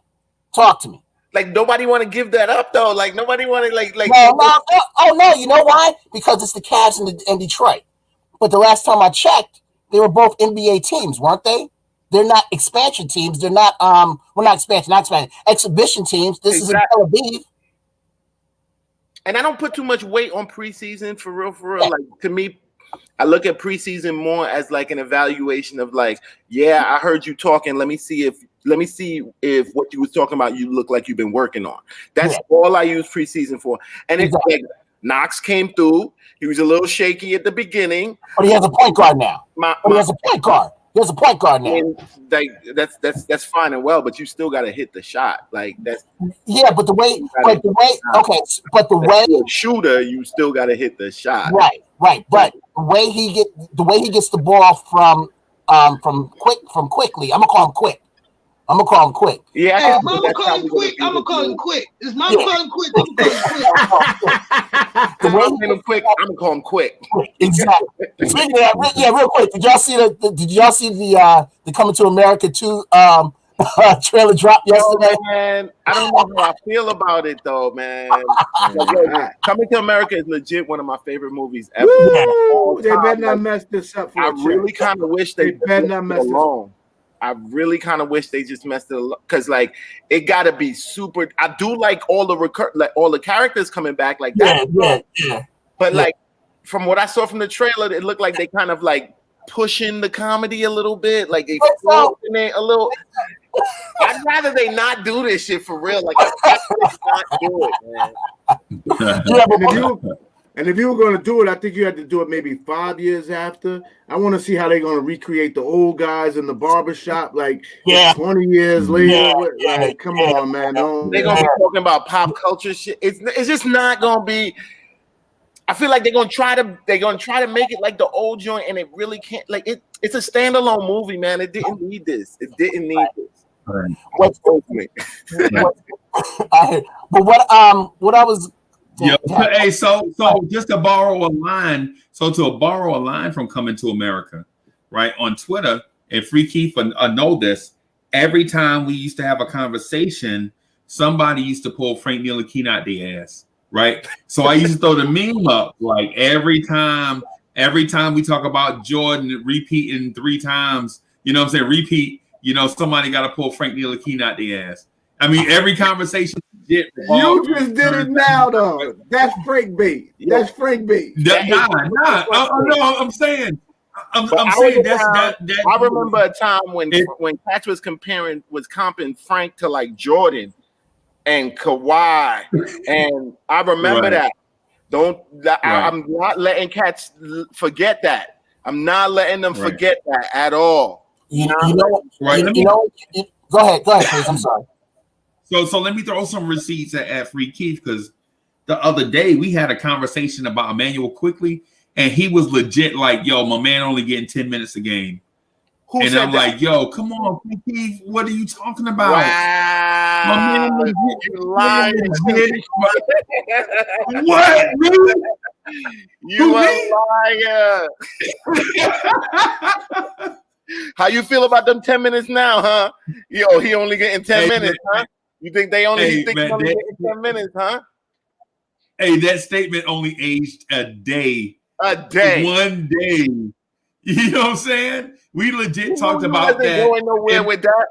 I don't even know what you was thinking. Like, I hope he only give him like 10 minutes. Like, what are you, crazy? How you gonna lead it? If he only played Emmanuel Quickly for 10 minutes a game, he should be charged for a hate crime.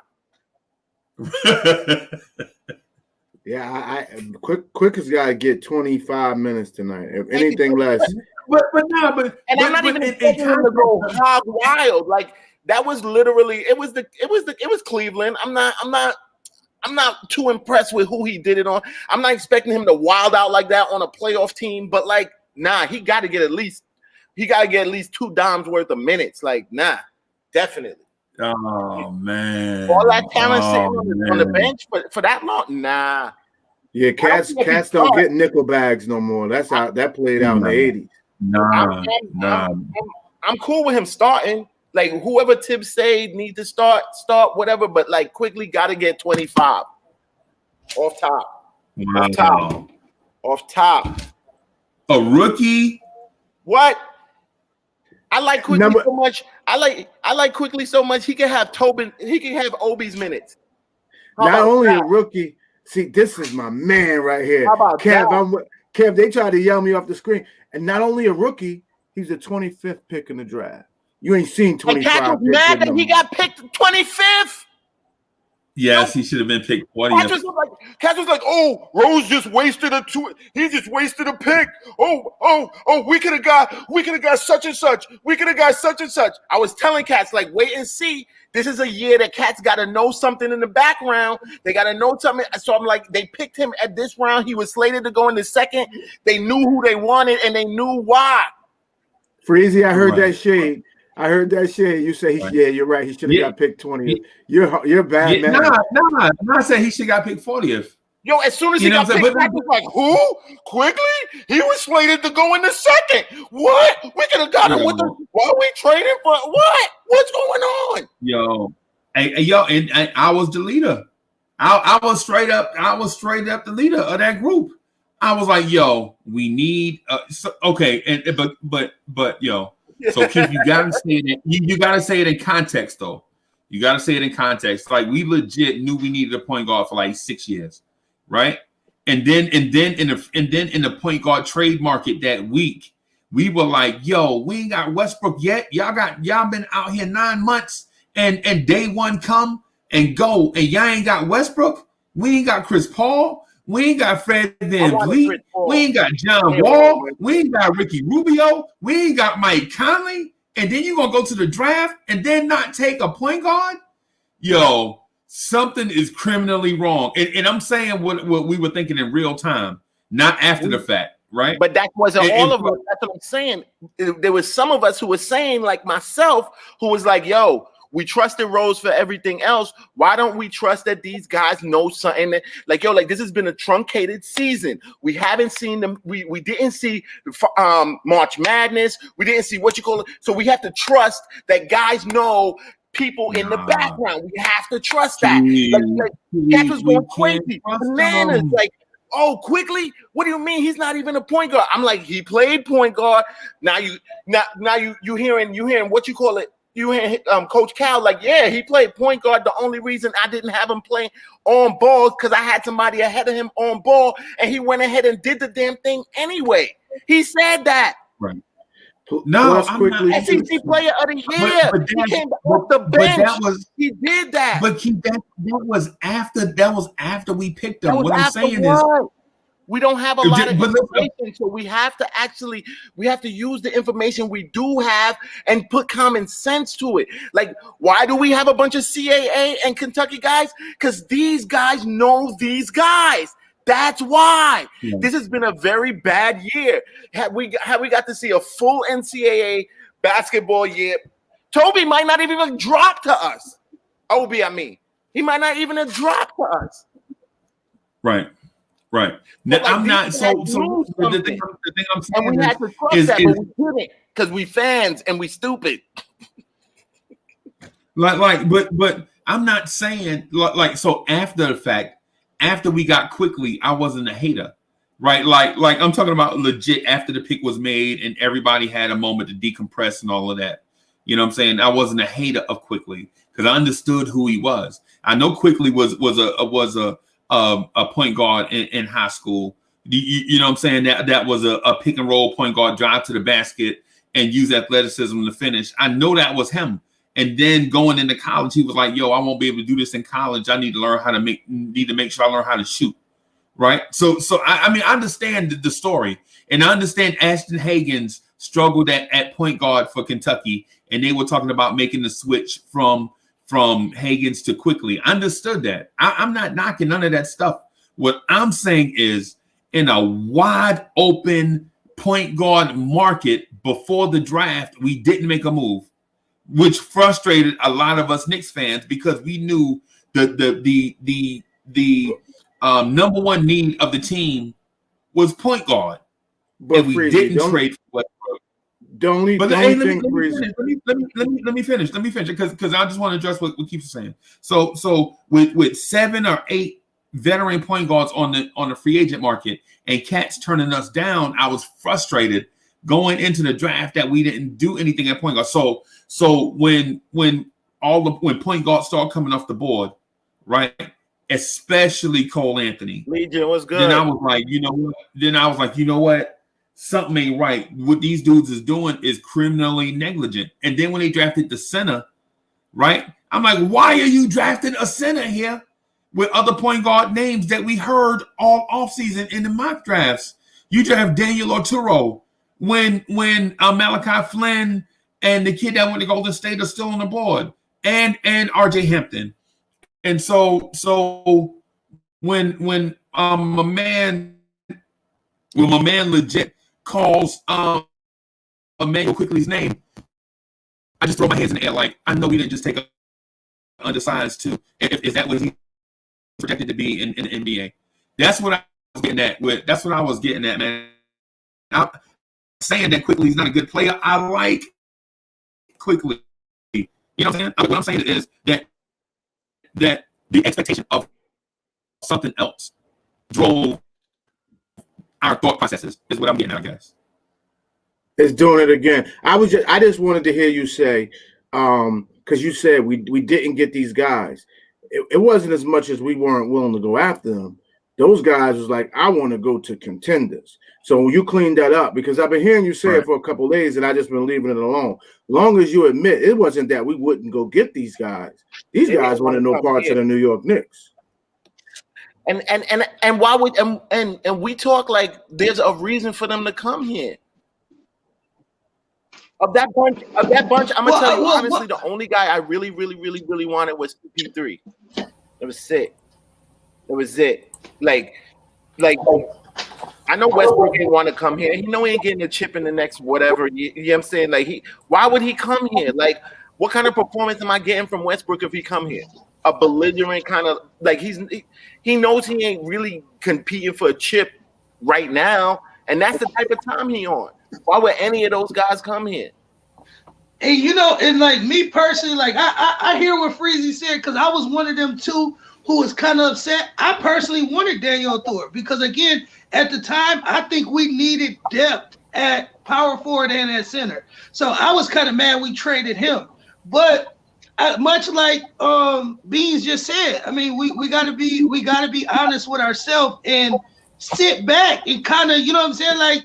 Don't check on the team so much. Like we gotta let them men do their job. Like you know what I'm saying. And like being said, like that is 100 about us. Like as fans, like you gotta put that key in your pocket, bro. We can't go into the GM office and nut up. Like no, put that key in your pocket, B. Let them men do their job. Like you know what I'm saying. Like being said, like we gotta let them men do their job. We celebrate them when they come in, like, oh, like we picked up this person, like that's good. And then when it come time for them to do their job, like we second guess the whole thing, like we know better. Like we sitting on our couch scratching our ass, we know better than this man whose job it is to evaluate talent. That's a great point, Beans. That's totally a great point. We put these guys, Leon Rose put these guys in specifically to do to do a certain part of the of rebuilding this team, and so far, I mean, at least for me personally, I haven't seen this much traction or this much positive turnover in a long time. Long time. Anybody ever told you sound like Steve Mills? Yeah, that's me. Yeah. Man, you sound. Yeah, you may get on them. That's me, man. Yeah, when I was Slim saying, that's what they've been saying. Yeah, rebuke that. Yeah, man. Yo, if I could have been Steve Mills and had Leon Rose's brain as to put people in certain, positions, I'd be a genius. But man, I mean, because Leon Rose, he is literally doing his thing because he's been on the agent side, so he knows what it is that he has to do. So what does he do? He gets World Wide West. What does he do? He gets Brock Aller for the capologists. What does he do about development? He gets Perrin from steals Perrin from Utah, and not only that, steals Bryant and paying for to be assistant coaches and development. And the number one thing he does is bring in Tibbs. Come on. So here's a point that I am thoroughly. So I wanted to introduce a point that's a little bit different from what we've been talking about recently. But so we legit talk about a couple things, you know what I'm saying, because it's a comfortable point. But one I introduced, and I don't know if it was a bad point by me or if we maybe just overlooked it. But has anybody else? Does anybody else feel comfortable with Walt Perrin co-signing the Emmanuel Quickly pick? Yes. Walt Perrin is reportedly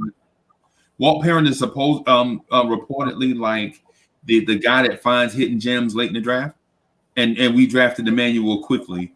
So and that goes in line with the Kentucky thing too. So if we go by that narrative, do we think that Quickly is going to be a legit player since it's co-signed by Perrin? Yes. We see that he's going to be a legit. Yes. Yes. By our eyes. Yes. The eye test. Exactly. The eye test. He literally just. I don't even know. I don't have to go back to Perrin right now. These two things right here. I just trusted them, and was like, you know what? What I just saw explains exactly why they picked him. And here's the other thing. We passed Kyra Lewis Kyrie Lewis was after Obi, right? Cats was hot. Right. Okay. Hot. We passed Maxey. Ooh, flaming. Right. It was beef on the thread over that one. We passed who's the point guard that's up in Toronto? Malachi Flynn. Malachi. Oh, Cat's stomachs was bubbling. Yeah, exactly. Right. Now I will say this. I will be honest. The guy that we picked up and then we traded to get he was decent. Yeah, he was decent, but he wasn't what this was right here. So when I found out that we got Quigley. Yeah, when I found out we got Quickly, I was like, all right, so we'll see what happens. So the one thing that got me about Quickly was his shooting, because we needed shooting. Did not know what he was going to give us. Now we did not know that he was going to be like this, because when he came in, I was like, oh shoot. So then I was like, yeah, this is cool. Let me see him do it a second time, and then doubles what he did from game 3. I was like, yeah, okay, we got this. I'm gonna tell you the moment I knew he was worth it, though. It wasn't even that last game. It was the first game, the first game that he came in, even with like that was game 2. Game 2. You could tell like he had extra energy. Like he was definitely like wired. He needed to calm down a little bit. Absolutely. But he had the presence of mind. Like there was a couple fouls that he intentionally like caused. Who does that? Because it gave me a picture. It gave me a quick picture into like, oh, like he already thinking on NBA time. I like that. Like he does that. Let me go one further, Keith. Go ahead. It was that moment that was like, this dude got something. He got something. I'm gonna stay on your point.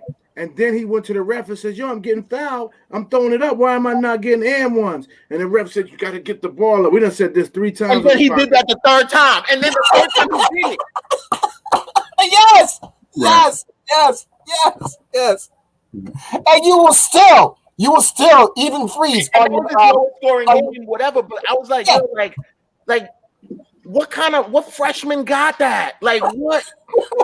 I don't even care how good of a point guard you are coming into the like.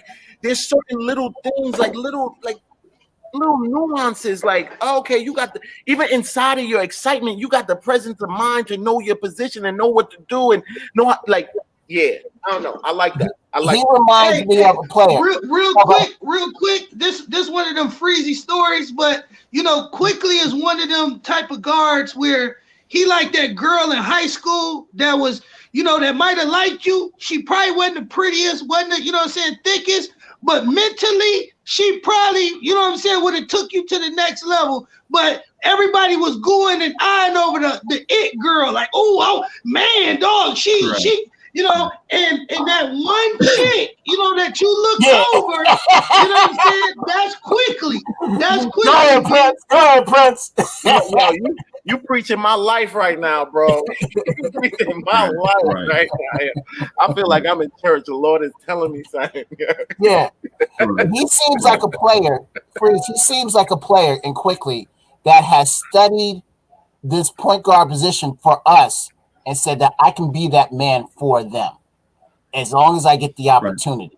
Right. And once Tibbs gave it to him that second game, that third game, and then was like, all right, you know what? I'm going to start this guy. See what else can he do. And then you see that.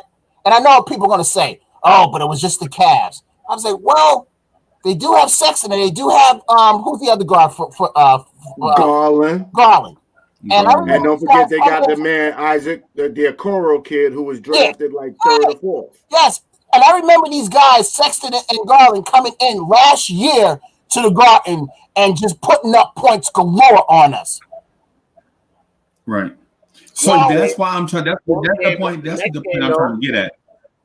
The most important to me, the most impressive thing that Quickly has done in the preseason is shut down Colin Sexton and Darius Garland. Now I know y'all are gonna want to say, but he had some nice passes. The assists were nice. That 3-pointers money.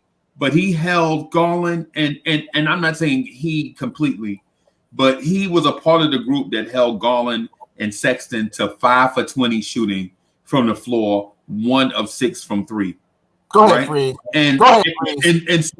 And so what happens is, and no disrespect to Kev, but the Frankers say that without Frank, you know what I'm saying, the opposing team will run roughshod over our guards, right? But quickly came in and helped that defensive bunch, you know what I'm saying, hold a high scoring backcourt to, I think, maybe 17 combined points, or maybe 16 or 17 combined points. Like one guy had 8 and one guy had 9 or something, right? Now I'm gonna throw something. Yeah, go ahead. I'm sorry. Yeah, and so we get that, we get that, right? We get defense, right? And then we get offense sprinkled in and a winning feeling on the floor. So I understand the thing with Quickly, right? Yeah. Free Keith was legit right after game 3, right? Yeah. But the realist in me was more like a pessimist, because I didn't see Quickly doing that in a second straight game, right? I was like, yo, let this dude come along slow. I told the Garden story. I was like, yo, you know what I'm saying? And so me and Miss Mocha, we go to Home Depot and get the seed and put it in good dirt. Remember that I said all that stuff? Yeah. But people are telling me instead of putting the seed in the dirt, man, we got the plant already. The plant is already budding. All we got to do is leave it to its own and let it grow on its own. You know what I'm saying? So I'll admit I was wrong about Quickly, right? But it's not because I dislike the kid. I just wanted to pat the brake and let this thing grow organic. I didn't want to turn it into a hype train, because we Knicks fans legit will turn the smallest glimmer of hope into the out of control hype train, like Linsanity. You know what I'm saying? We legit do that. You know what I'm saying? We legit. We had that feeling again for Trill last year. Yeah. He goes to church, he plays video games, and he plays basketball. That's it. Quickly is my guy. That's it. My guy. Yeah. Absolutely. My guy. They say we know that to see some real, like, I saw, you know what I saw on the court though that was bigger than anything else? And it had, I mean, I don't know how much it had to do with Quickly, but I feel like it was all of the players that it looked like it was infecting, but like I saw joy on the court. You know? Exactly. Right. I saw cats play basketball. And you know, I haven't really seen that on the Knicks court in a very long while. And you know what else means? You know what else I saw? I saw leadership. Did anybody catch him talking to Mitchell Robinson towards the half? Right. Did you see that? And I've seen him talking to Julius Randle. And Randle, right. And I saw him hollering at Randle. And you know what? And it wasn't just the words that were coming out of his mouth. It was like the way in which he was talking to them. You know what I'm saying? He was like, listen, I know you're a vet and I know you know what you're doing, but let me help you on this joint here. What do you mean? You know, like, my man had the ball, he was waving guys off like, nah, nigga, not you. You. Not you. You. Right.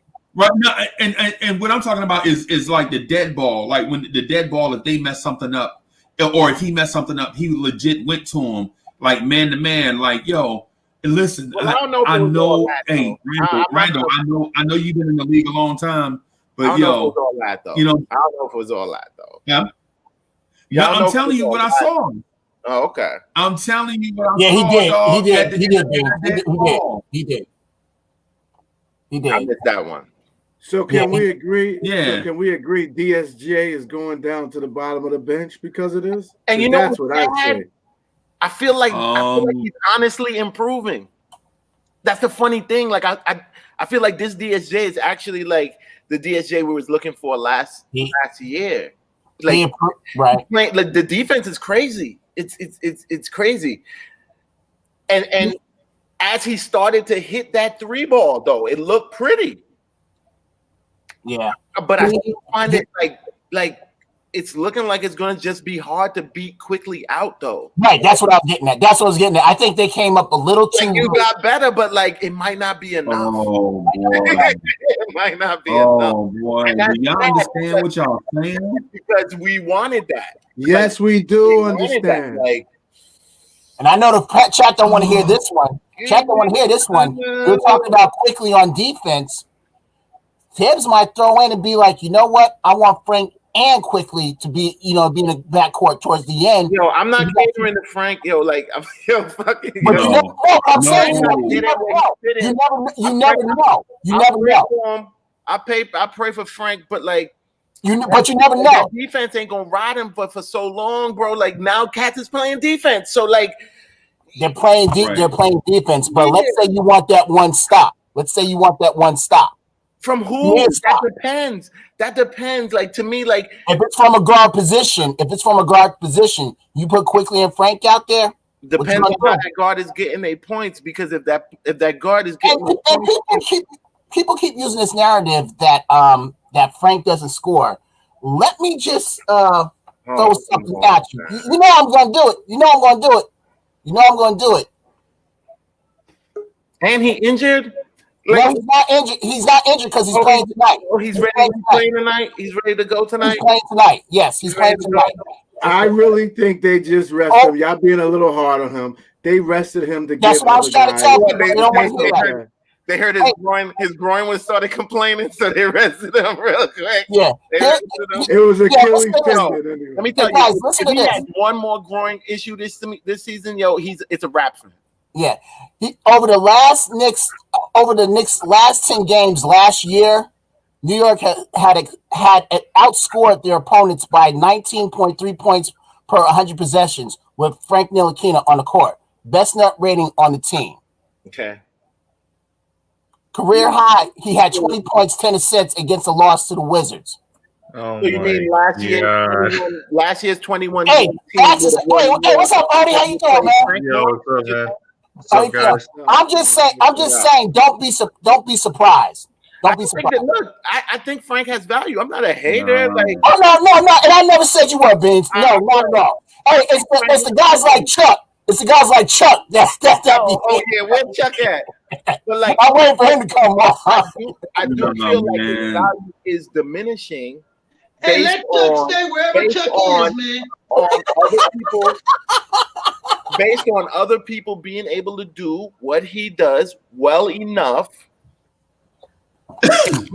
and doing what he doesn't do on offense so much better that it's definitely diminishing the return on Frank. Like, by the way, very important. The Pacers may not have Jeremy Lamb or TJ Warren tonight. Very important to pay attention. Nice. Hold on. Freezy. You remember the convo? I said we was eating the Pacers. We are eating their food, and then we're eating Philly's food. I said that, right? Okay. Cats is crazy. I'm crazy, but every one of these wins, I'm hollering at y'all. Hey, let's segue into that. I say that we can go 2-1 in the first 3 games. Is that far-fetched? The first three? Pacers, first 3 is Indiana, Philly, and Milwaukee. Okay. Yeah, it's possible. That's what I was saying yesterday, Odie, and it was blasphemy. I feel like definitely. I wouldn't say all 3, but that's the fan in me. That's the fan in me too, because I said the same thing. I definitely think we could walk away with 2 of those. Yeah, Beans, they were saying that, and Joe Madden said, "Yo, you better stop drinking my Irish whiskey, man." What do we have if not hope, yo? What do we have? But the only reason I say, I'm not gonna lie to you, man. I legit feel like the hype train legit is leaving the station. You know what I'm saying? I feel like the hype train. I feel like somebody is revving up the hype train to the point where the hype train can no longer stay in the station by itself. The fact that Kev mentioned Emmanuel Quickly and Frank Ntilikina in a backcourt. That means that the Frankers are undefeated. The Frankers are legit undefeated, bro. The Frankers are the GOAT. The Frankers are the GOAT of the fan. All right, man. Hey, yo, I'm trying to get off Frank right now. Hey, please, I'm trying to get off Frank right now. How are you trying to get off of Frank? Let me ask you a question. Please. Let me ask you a question. When does it stop becoming hype and become real? When he does something on the court. No, not him. I'm talking about the team in general.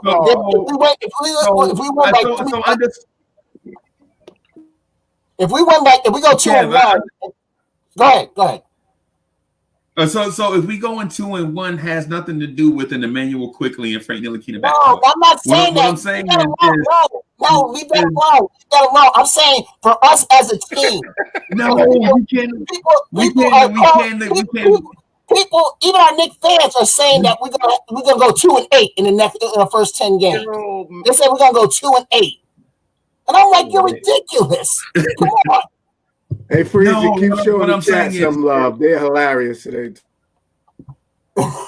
Yeah, I know, man. The thing is hilarious. I try to wrap up. Obi is not a Ninja Turtle. Right. So I'm saying. So basically, what I'm saying is like when we legit offer a question or a statement, we can't leave it open. Like because Kev's legit said, what about a backcourt of Quickly and Frank? And what that is a Franker looking to interject Frank into the goodness, all the good things that Quickly did, right? Yeah. Frank ain't did nothing the whole preseason, but putting him with Quickly looks to validate Frank. What we should do is say Frank is a 6'4" Tree Rollins. Right, so Frank is gonna be. Now you hate, man. Now you hate. I was going to give you all your applause, man. Now you hating, man. Frank, no, I'm not hating. I'm saying. Now you hating, man. I'm saying. You want to lose your credibility with me, man. Now you hating, man. Kev, instead of putting Frank Freezy, you were cool. I was going with you when you was calling with Freezy shit as hell. Hey, man. All I'm saying, hey, Freeze, all I'm going to say is don't be surprised if Tibbs does it. That's all I'm going to say. You know when's the perfect time to play Frank? But that's my point. When's the end of the game? I'm sorry, go ahead. No, man. Yo, he scored. Oh, jeez. Do I have to go back? Do I have to go back? I have to go back. Keep the lead in the last 5 minutes of the game. I had a career high of 20 points and 10 assists against the Wizards. Come on. That was towards the end of the season last year. Come on. Y'all waited 3 whole years for him to have a 20-point game. Yeah, 3 whole years. What happened? But Quickly just had a 22-point game in his second game in the league. Come on, man. What are you talking about? Yo, Frank is trash, bro. He's not trash, man. He's not trash. Y'all gonna give this dude not trash. He's not trash. Y'all gonna give him 7 years to develop. Beans, he's not trash, man. He's not trash. He's not trash. He's not trash. I take that back. I'm just very hyped right now. But y'all are really willing to give this dude 7 years to develop to become a Reza. That's really what it is. It's not 7 years, man. Hey, how long did it take Pascal Siakam to develop? How long did it take? 2 years. 2 years. Oh, 2 years. 2 years. Okay. So what are you saying, man? We're saying that Frank Toppin. That's what we're saying. Wow. You just asked the question. It's amazing how it's a cost value. It's amazing how one player can separate everybody on a team. As far as fans, it's amazing how one because everybody that's here, wait. Hold on. It's for Ed O'Nanan.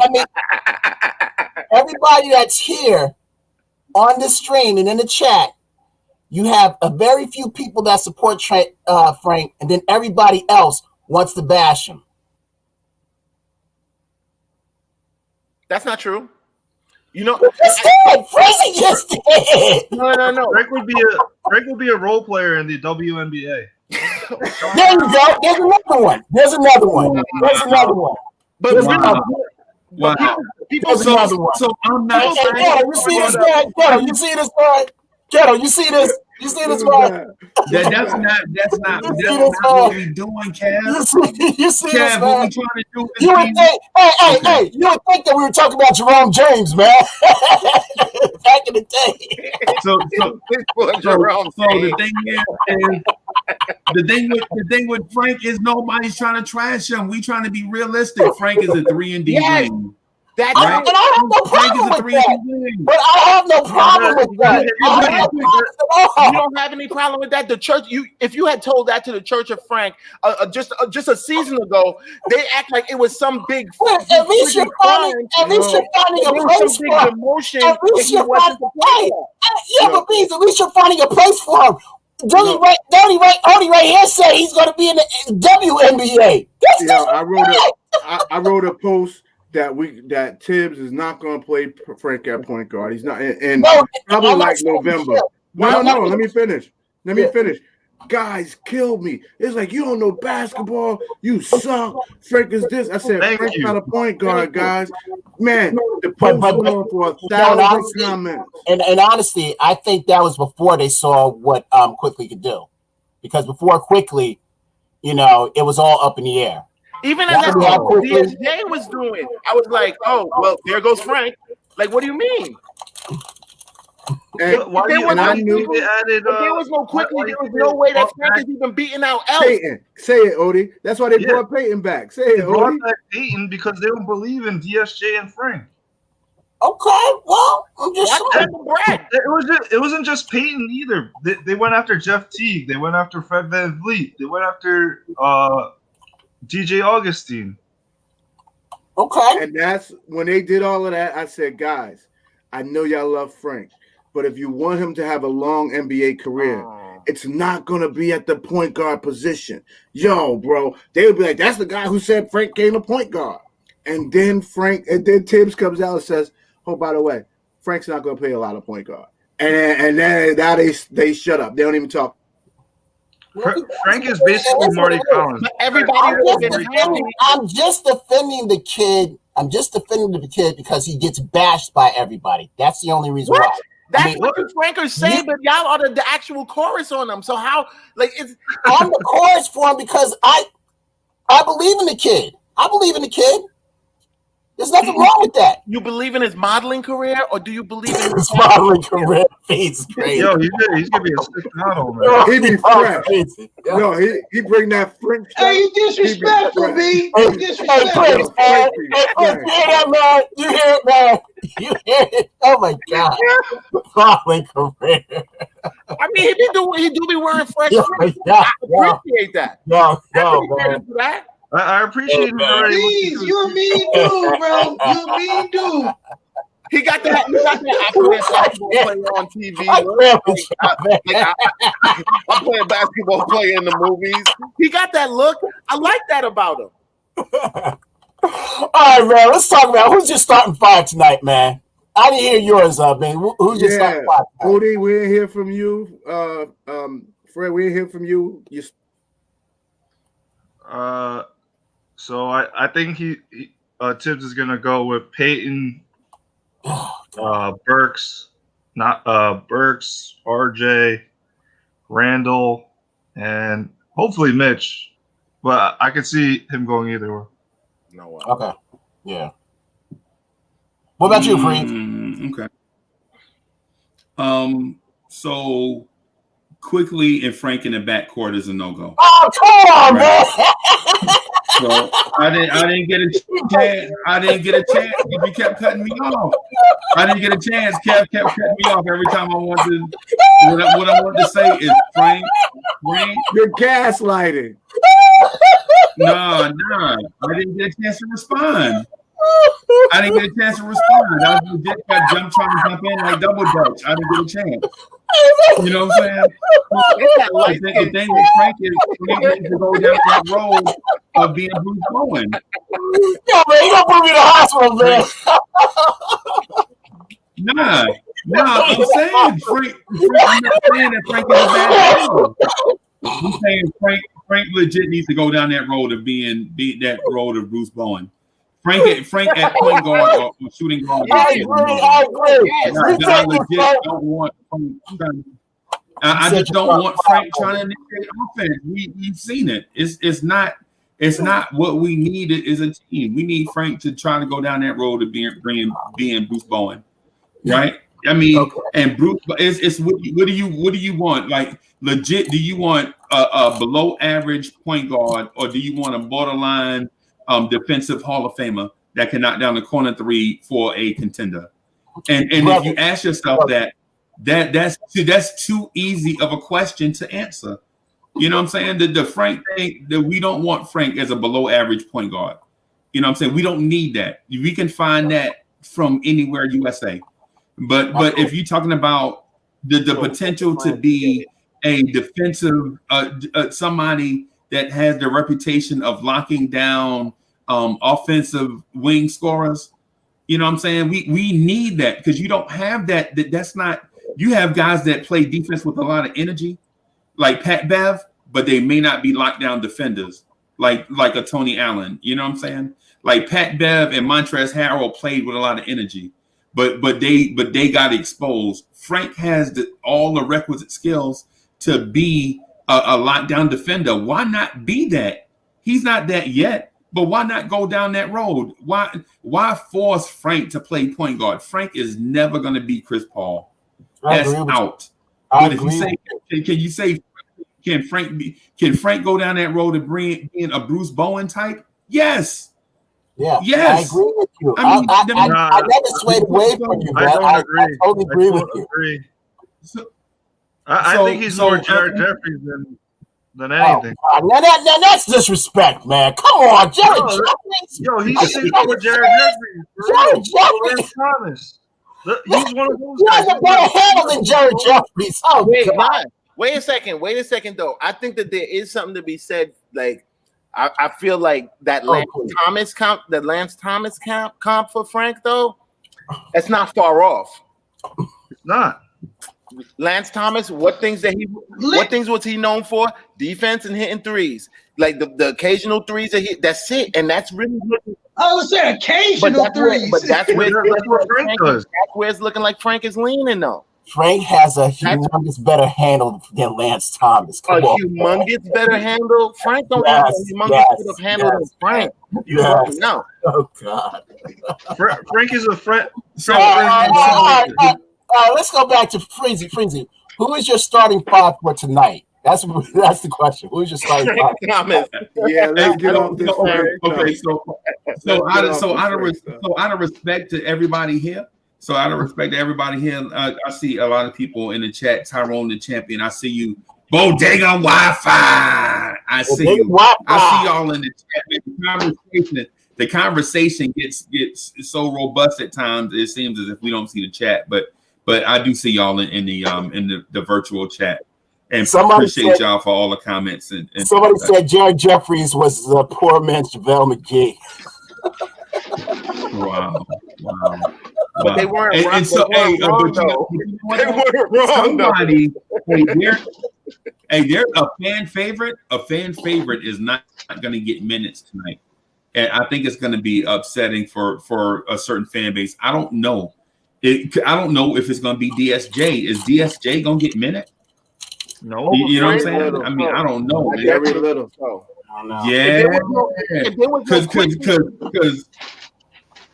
if there was no Quickly, if Quickly gets limited minutes, if Quickly doesn't get minutes, the Quickly fan base, I don't know if they had into the name yet, but they are going to be hot. You know what I'm saying? Call us the IQers. Call us the IQers. I rebuke that in the name of Jesus. I bet you money we playing tonight. I bet you. I'm not worried about it. We got Jesus on our side.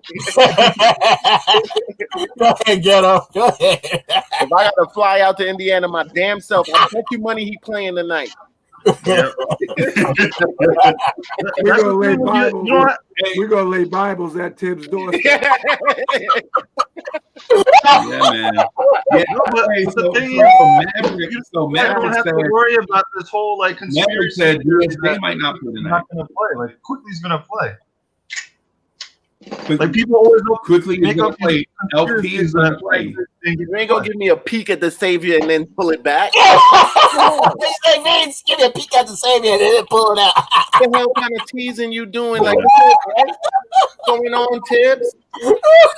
Why you messing with our mentalities like that? We all saw what we saw. Yeah, it's like, yeah, I thought we was finished with Fizdale. Yeah, why are you messing with our emotions? Nah. Like we all saw what we saw. Come on, wasn't this you? What say Big Worm say, play with me is like play with my emotions. I wish he would not play Quickly tonight. Oh my God. Oh man. We already not man. that he not starting tomorrow early. We cool with he not starting. Them curse words them curse words would come out, fluently. Them curse words would come out fluently. They're like, what the You heard what his mom said. If God is for you, who could be against you? Yeah, look, he getting his minutes tonight. Look, God is for that 40% stroke that he got from the 3-point line. That's obvious. Let God do his job. Right. If Knicks so who do you think is going to be we tried everything. We need to try Jesus now. What'd you say, Freeze? I'm sorry. What'd you say, Freeze? So who is going to be out of the rotation then? I really think. It's Jay and Frank, unfortunately. I feel like Frank. And that's no pulling or whatever. But like, I think Frank may not see the rotation if somebody doesn't see the rotation tonight. He's real big. Tibbs is real big on practice. He's real big on practicing. So, and I think he's missed a lot. Yeah.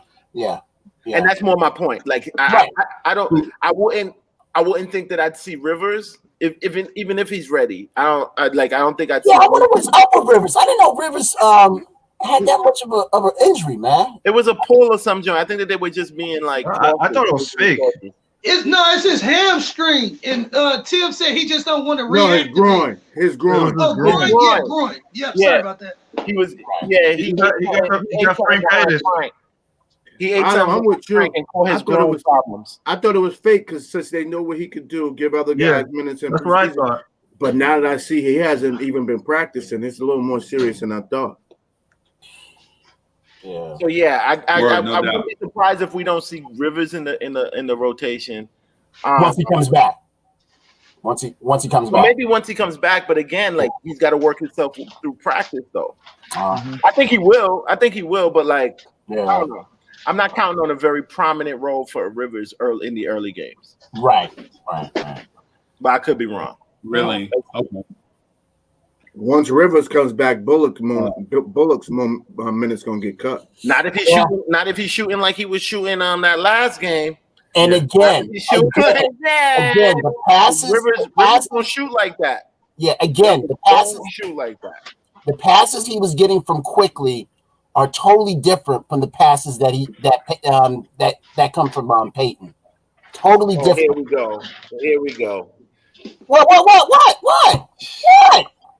You have to admit that the offense kind of went smoother with Quickly than it did with Peyton. Peyton kept playing the two-man game with Randle, right? We were kind of lucky that Drummond didn't play. Why? Because he like definitely freaking like helps their defense. How? By clogging up the lane? Like Drummond is not nobody to be scared of. That first game, he flopped so much when Mitch was guarding him. That's what most of I felt like he was flopping soft against Mitch, yo. Yeah, he was flopping. Dog was flopping. He didn't want to see Mitch. He was trying to foul Mitch out. Oh, the hype train is getting started. The hype train is ready to leave the station. Now, hey, Drummond was scared of Mitch. I don't know if I agree with that one, man. Not scared, but like he definitely like it didn't look like you expected him to play Mitch a little stronger, and he was weak on him. Yeah, I can. That's how you're supposed to. You're supposed to make him draw foul, like get him into foul trouble. And he just flopping, trying to get like it just. I'm like, play your game. You supposed to be a stronger specimen than Mitch. He wasn't giving that up. Yeah.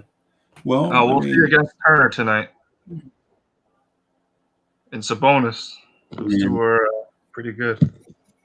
Yeah, I think Randle's gonna have to play a lot on Sabonis tonight, man. And woo, I can't wait to see it.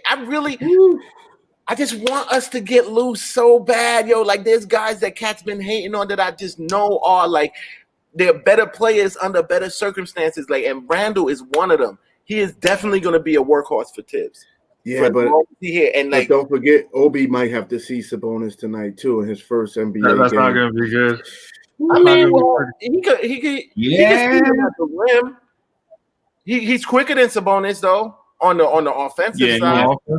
He's quick. Sabonis ain't gonna be able to hold them. So like they're gonna have equally offensive kind of like one-ups on each other. So I give him that. Like, all right, cool. They both gonna slip on defense on each other. We'll see. Yeah. I'm not worried about Obi. I actually think Obi might take maybe 4 or 5 games to come along, really, honestly. Yeah, I'm not worried about more than 10. I'm not worried about Obi. Freezy told me that Obi's jersey is gonna hang in the rafters in MSG. Yep. Yo. Yep. And I mean that. And that's not hype train. And that's not the hype train leaving too early though. We on the hype train. That is the hype train. You know what's the funny thing though? I can understand it based on the draft being built around him though. Hometown hero. During the draft, Freezy was like, "Why are we drafting Obi Toppin? We got Kenny Wooten." I was like, "What?" No, I didn't say Kenny Wooten. No, I said duplicity at power forward. Like, why are we drafting Obi when we have Julius Randle? When we have duplicity at power forward. Because when you're a bad team, you draft best player. I hope Guillermo still has the draft night, like us watching the draft night. You definitely said Wooten. Now, hey, Art, who did I want the Knicks to take at 8? Aaron Nesmith. Bam. Okay, so that solve it right there. I'm on wax saying that I wanted Aaron Nesmith. You're crazy. No, legit, because we legit had a question about point guard play and shooting. We legit had a question about point guard play and shooting. Our biggest need was not power forward at the time. It wasn't our biggest need. We legit can't, as a bad team, you can't draft for need. Not in the lottery. If you're a bad team, you draft best player available every time. Like it's ridiculous if you're a bad team to draft. You need everything. Everything. Real quick, I just want to chime in. Beans, do you think if Christian Woods would have signed with us instead of going to Houston, do you think we still would have took that pick? We would have drafted Obi. We wouldn't have drafted Obi. No. Yeah, I would have been against it at that point. Unless they he called you Beans. So Freezy is legit. That's like unless they had an immediate plan to. Oh, my bad, Freaky. My bad, bro. I'm sorry. I've been calling you the wrong name all day, bro. I'm sorry. I'm sorry, Freaky, bro. But yeah, that if you say that, like I'm with Freezy. I was one of them cats who like I didn't understand our logic, but much like me and you said earlier, Keith, it's like, bro, we got to let them guys do their job. But I'm with Freezy. I felt that we drafted out of need. We drafted for more newspaper and selling jerseys, which again, I can't be mad at it. I like Obi now, but again, I felt like we didn't draft truly. Like we could have did more things for what we did. We did as fans. We're not really kind of putting the whole thing into context. Like like these guys, they don't have a lot. They don't have a lot of like working information to go with about the prospects. because Corona shut everything down too early. So then what do they have to go by? They have to go by personal relationships and what players they know of, what they, you know what I'm saying, what they got in the background. That's why, again, this year of any year, I wasn't mad that these guys went straight CAA and they went straight Kentucky. Why? Because that is the people who the development they have the best relationships with. They know, you know what I'm saying? So like, okay, what's Obi been working on? Who do you trust to really give you an honest evaluation of players? Yep. Coach Cal, that's your man. So like, okay, cool. This year we're gonna let him funnel us who he thinks is, you know what I'm saying? And what did you do what did Rose do when he first came in? Like one of his first hires was a talent of like a world-class talent evaluator. My fear was reaching for a point guard at 8 and then trying to turn him in to a franchise point guard. I had a big fear in that. So I was cool with the Obi draft. The only thing I'm scared about the Obi pick is if this kid, Denny, what is he from? Israel. That was my only fear. I said, man, if this kid comes to the league and becomes a triple threat player at 6'6", what is he, 6'9", 6'10", I said, man, we might blow it because he'll become a point guard type, a creator type, and boy, do we need a player like that. Well, Denny is not looking bad, I'm gonna say. We'll see. Freaking who is it? That guy on the Lakers? He had like a really good preseason, but he looked like talent.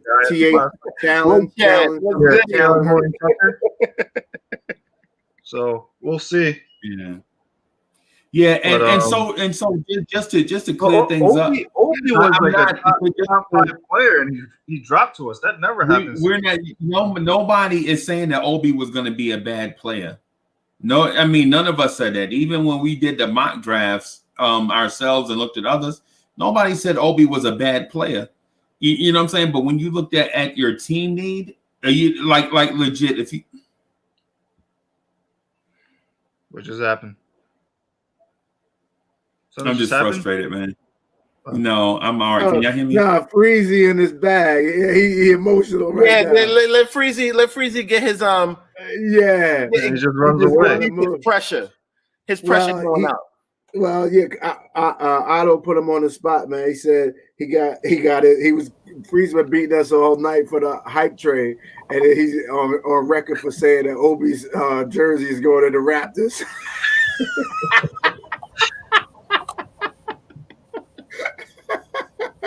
I gotta call balls and strikes, you know. We got a good story though. We love you, Freezy. We love you, Freezy. Storyline started. Hometown hero. Right, and see, that's where I'm at, Free Keith. That, you know, like I said, for CAA, like you said, you can't be mad at them for that type of thinking. We're gonna go with something that's gonna hit that New York people will love. Like, could you imagine them, like you said, skipping over Obi and taking the kid from Alabama? The kid that Atlanta took. The center from Okeku, or however you pronounce his name. Good. Could you imagine him He's good, but like he ain't Obi. Again, but I'm saying though, for the newspapers and Knicks fans, we would have went crazy. You know what I'm saying? Like, people would have lost it, you know? Well, people lost it when we didn't pick a point guard. Yep. Think about it. Yeah. Well, no, that we didn't get Tyrell Terry. People lost it when they thought we didn't pick a point guard because we did. Right. Exactly. Yeah. Right. Exactly. People lost it when they decided not to trust the process that they were saying to trust before the picking. Yep. I hope Alan Hahn is listening. Brother, you wrote us the next day about not drafting the point guard. You better not go quickly crazy, Alan Hahn. Yes. You better not. As much as I love Alan Hahn, yes, take him to task. Alan is my dude. He had a lot to say about not picking a point guard. Yeah. And see, the way I felt about PG was it was LaMelo, Killian, or Bust. And I really wasn't 100% sold on neither one of them. You know what I'm saying? So again, if we were going to take a point guard, I guess we took a point guard with the right risk assessment. You know what I'm saying? Like, even though like me and Freezy, we didn't love what what they did and the way they did it. Right. But Right. as we seeing the young kid now, could we imagine, quickly playing for? I mean, who else drafted after us? Like, hype. Yeah. How we get a Kentucky coach? How we get a Kentucky coach and we didn't get two of the top Kentucky point guards? What is we doing? Man, people would have railed us. They would have railed us. Yo, you know who I got a lot of slack for liking? For point guard? Cole Anthony. Oh, that's turning out to be a good pick. Turned out to be a good pick. People were like, "Yo, I you was just behind hype Cole Anthony." Like, I would have definitely appreciated the Cole Anthony pick, but more so for the storyline, honestly. Like, he's a good player, though. Picks being New York hometown heroes, like that would have been bananas. Especially if they both did really well. But you could not take him at 8. That was way too high. You couldn't do that. That you couldn't do. But wasn't he there? Was he there before the year though? Was he there at 2025 when we picked at the second? No, he was at 15. He went 15. Yeah, I wasn't going to take him at 8. Like, that's the only thing. Like, that would have been. I'll be honest. I do owe quickly an apology because I was like, man, I hope Maxey drops. And when Philly grabbed him before us, I went crazy. I ain't know what we was getting. You sounded good. We heard you, fam. I didn't. Remember I told you about that girl in high school, though. That's how I felt too, though. Like, we ended up with the girl we should be with, B. But let me ask you to calm him down. To calm him down when we did make the picks. I was like, yo, like, y'all ain't see quickly yet. Like, just relax. Let's wait until we see. That's what I said. People are already throwing the season out. Like, it's doom and gloom. We ain't trade for no. We ain't getting under the PG in the draft. We ain't trade for one. We ain't pick one up in free agency. Oh, it's gonna be trash.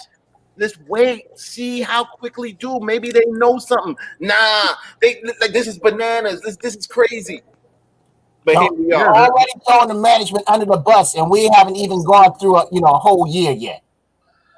Where are all the Kentucky jokes now? Like, people were like, well, this is gonna be like the New York Kentuckies. Like, this is gonna be the. Now you see why? Now you don't got no complaints, huh? Yeah, none whatsoever. Everybody's real quiet. Who y'all talking to me? No, y'all don't like y'all aiming and stuff at Uncle Freezy. That's your guilty conscience. No. Nah, it ain't nothing to worry about if you didn't say anything. You didn't say anything, yeah. Exactly. Why you worried about it? You cool. Telling on yourself. You cool. What I'm saying is this. So the quickly thing, I looked at what I did was not listen to y'all, and y'all are smart people. Now I'm not gonna say that what y'all say is not right. But what I don't do is just get swayed by all the thoughts that I hear from us because we're a collaborative thought, right? Like, we legit speak with each other and then formulate a thought, right? But what I did was listen to what Thibodeau was saying in his press conferences. Like, I listened to what we say as a collab, and then I go back and listen to what Thibodeau said in previous press conferences.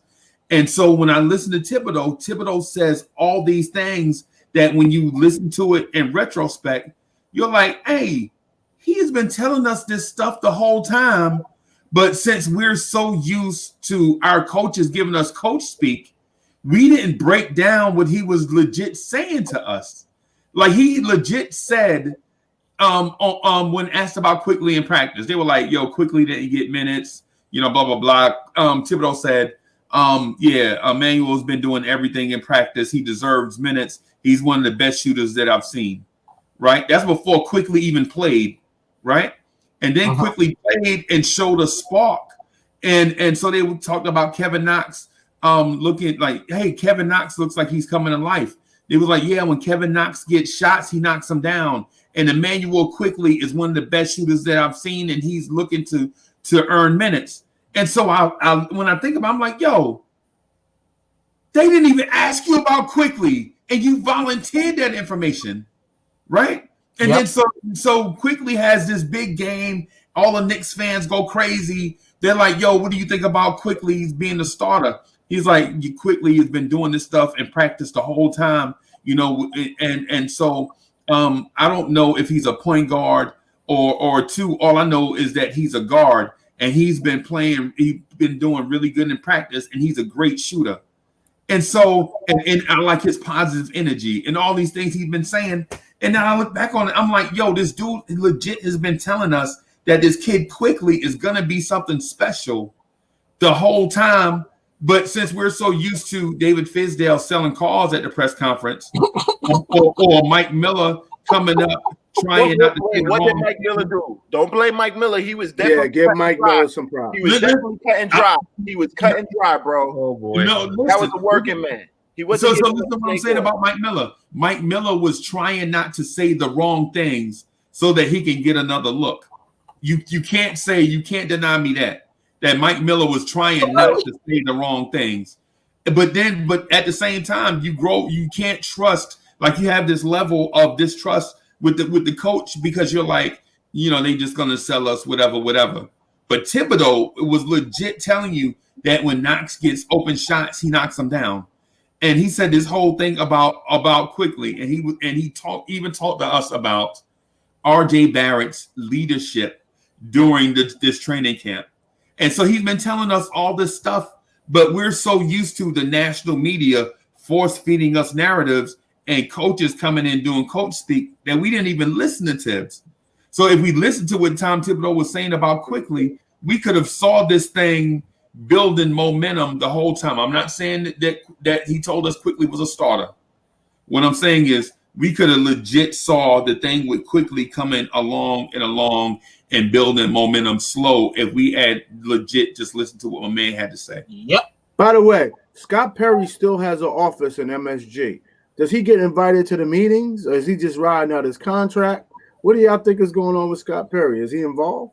You hear to hear fans talk about it like, oh, like they just kept him along. They just kept him along just to get along. No. This is what I'm hearing fans tell me on all the threads that like Perry is here because Rose is very kind of like, I guess, gracious. I don't know. Like he doesn't do any work. Like he's just here. Yo, we gotta thank Perry for trading Luke for Emmanuel Quickly. Exactly. Because he was the one that was pushing. Because he wanted that, and Mills said, "No, we're gonna give Mills. I mean, not Mills. We're gonna give Morris. How much money was he gonna give Morris? I mean, no, he was talking about extension, though. Yeah. Remember there was all those rumors like we were going to trade for here and he told Dolan, he was like, "Yo, this fool about to do something that is going to be catastrophic." And he orchestrated the Melo trade that turned into Mitch. Yeah. And you know what? And so I want to address something that they came full circle, man. And just to admit that I'm wrong. Other Knicks content creators ain't gonna admit when they're wrong, right? But I'll be man enough. I'll be man enough to do it, right?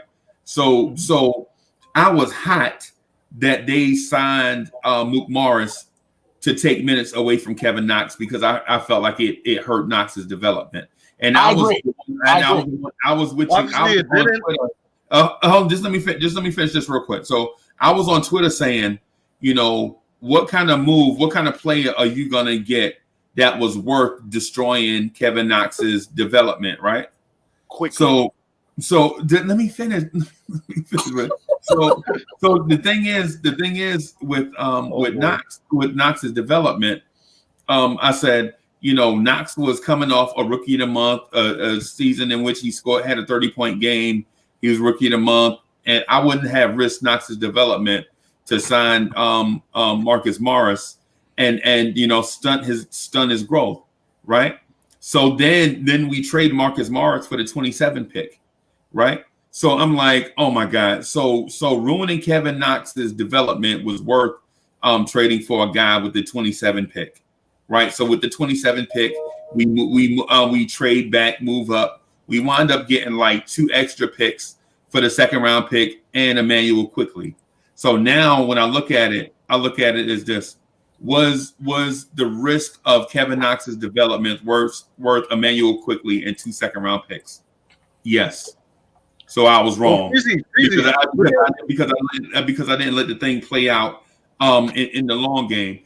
And so the reason why I didn't wasn't real high on risking Kevin Knox's development was because of the fact that the pick before him didn't blossom in the way that we wanted it to. And I'm not throwing shade at him because I think he's going to be a real good player. But what I'm saying is I was frustrated that we were like, our picks wasn't panning out for us, and on the same timeline as other team franchises, first round picks were blossoming, right? So I just wanted to be the first to say, I was like, yo, who are we to risk Kevin Knox development for a guy named Emmanuel Quickly? And now that Quickly is here, I want to backtrack off that and say I was wrong about it. Not that I'm wrong all the time, because y'all know, Uncle Freezy is mad smart and is right 99.9% of the time, like that Ivory Soap. Oh, Freezy. But I did say that, and I'm G enough to admit it. Yo, Chuck, what's good? I'm pulling out my hair because guess who came in? Big Chuck. It's Christmas time, so give us the word, Chuck. How you doing, Chuck? It's great to see you, man. Hey, Chuck, I watch you at night. I never got to be on a panel with you. Salute to you, man. But they be hard on you in the chat. I'm gonna be nice, Chuck. Hey, him and Guillermo team up, bro. They like Voltron, man. That's like Skeletor and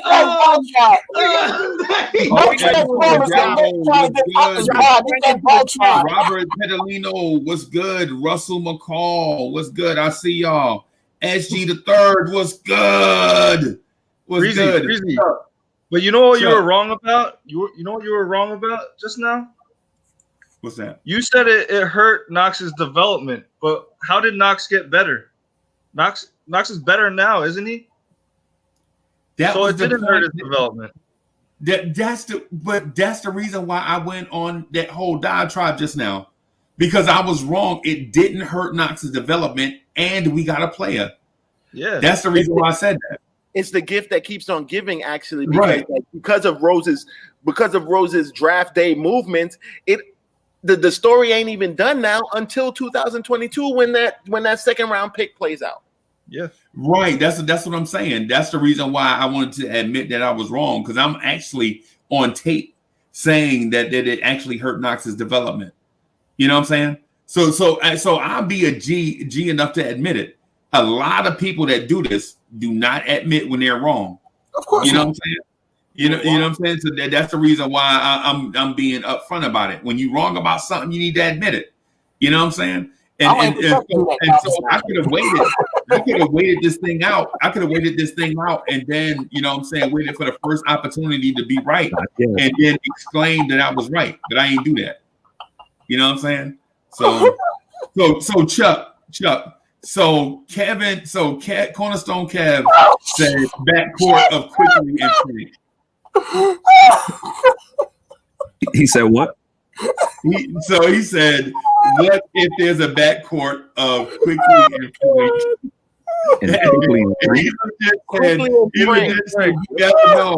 You never know. Thibodeau might run that out. He tried sneaking in Frank into the rotation. When I said that, I should have clarified a little bit in my defense. Now you back. I said towards the end. I didn't want him starting. I did not want him starting. I said towards the end of games. That's what I was saying. Okay, now you can let loose. Now you can let loose. All right. They would quickly pull Frank out of there. That's for one. For two, we need to slow down on the Quickly hype. Why? He's not a point guard. He's not a point guard.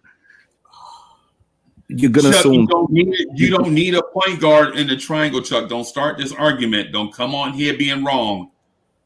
Don't come on here being wrong like that, Chuck. Okay, you don't need a point. Okay, all right. Okay, all right. If you're gonna isolate it just to the triangle, okay. But other than that, he's not point guard.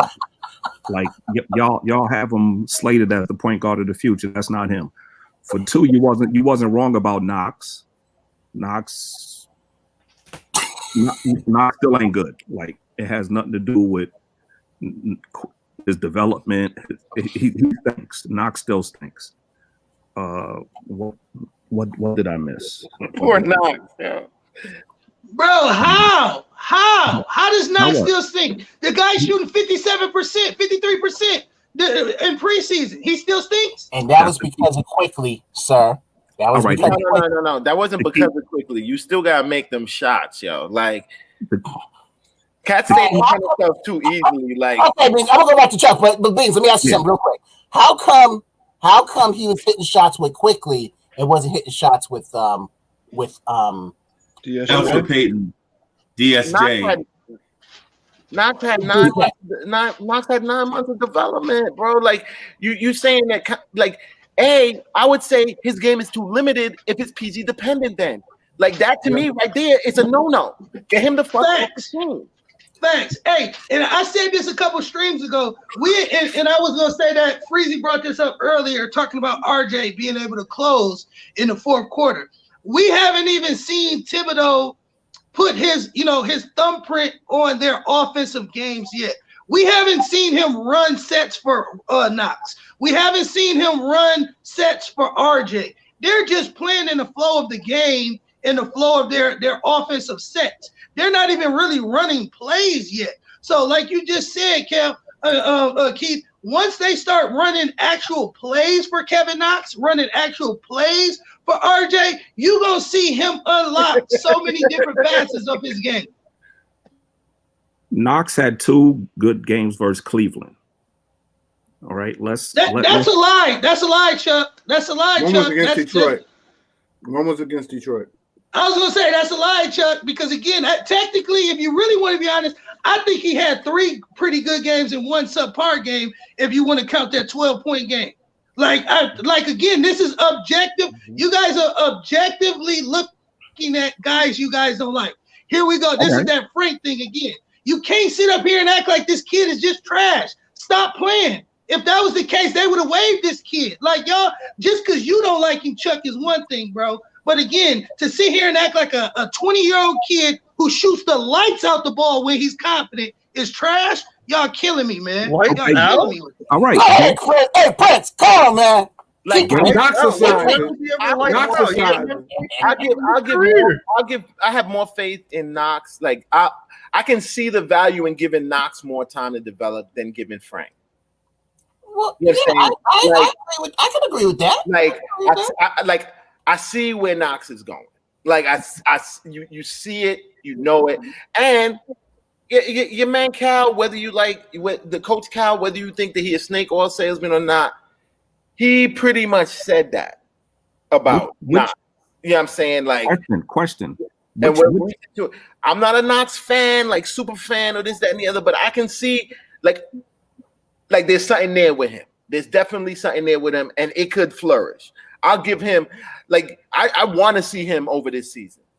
I think that he could be a valuable piece if he put it all together for real.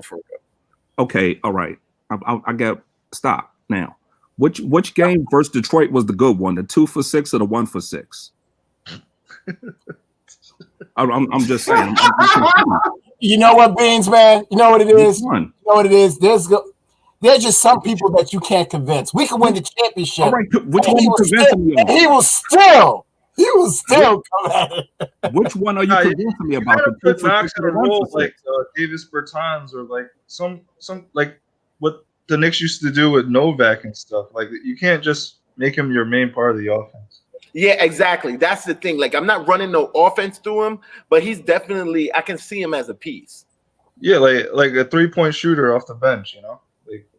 I'm using right now. Starting at all. Like not now, not yet. I'm using Knox to spread the floor so Obi and Randle. Yeah, like last year you couldn't depend on him last year. Like last year he wasn't hitting those shots. Well, last year I think he wasn't getting no playing time.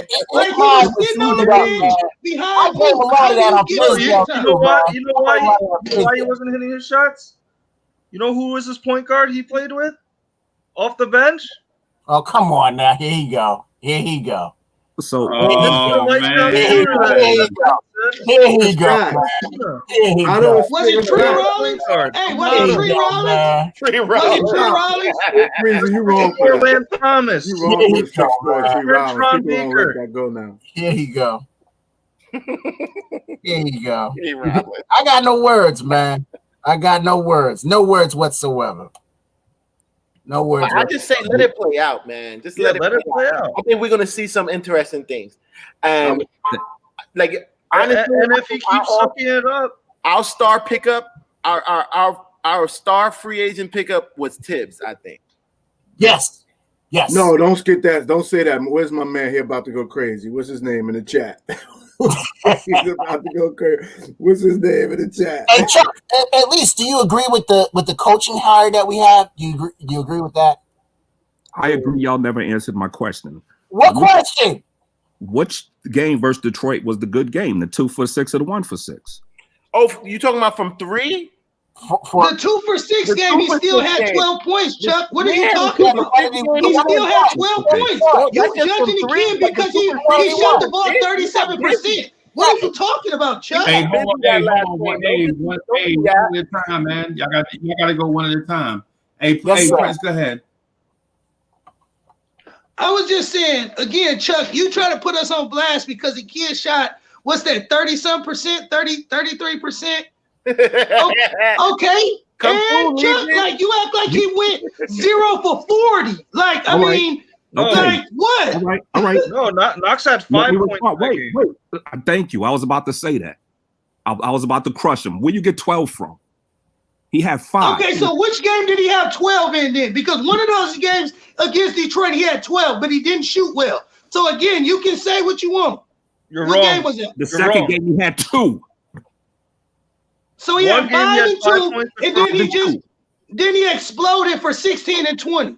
Oh, yeah. That was because of the point guard. That was because of quickly. First of all, I like how you just slid out being wrong just conveniently. I was wrong. I thought he had 12 in the Detroit game, but he still played a good basketball game. Prince, don't worry. I'm about to hit him. Hey, Chuck. No, hold on, real quick, Kev. I want to kill him because, again, I heard him hating on Knox because he said Knox couldn't pass the ball. That same Detroit game, didn't he throw out a no-look to Obi in the corner? That was game one. Chuck, you hilarious, bro. You worse than Skip A and Stephen A, bro. You are the new Skip and Stephen A. Can I respond to that?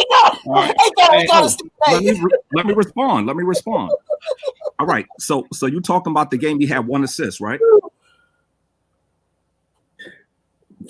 First of all, did y'all see how the temperature changed when Chuck came up? Yeah, man. I love it. Hey, so let me just do this quick. Let me do this real quick. So I appreciate the fact that Chuck come in here like the executioner and just straight start slicing people's head off.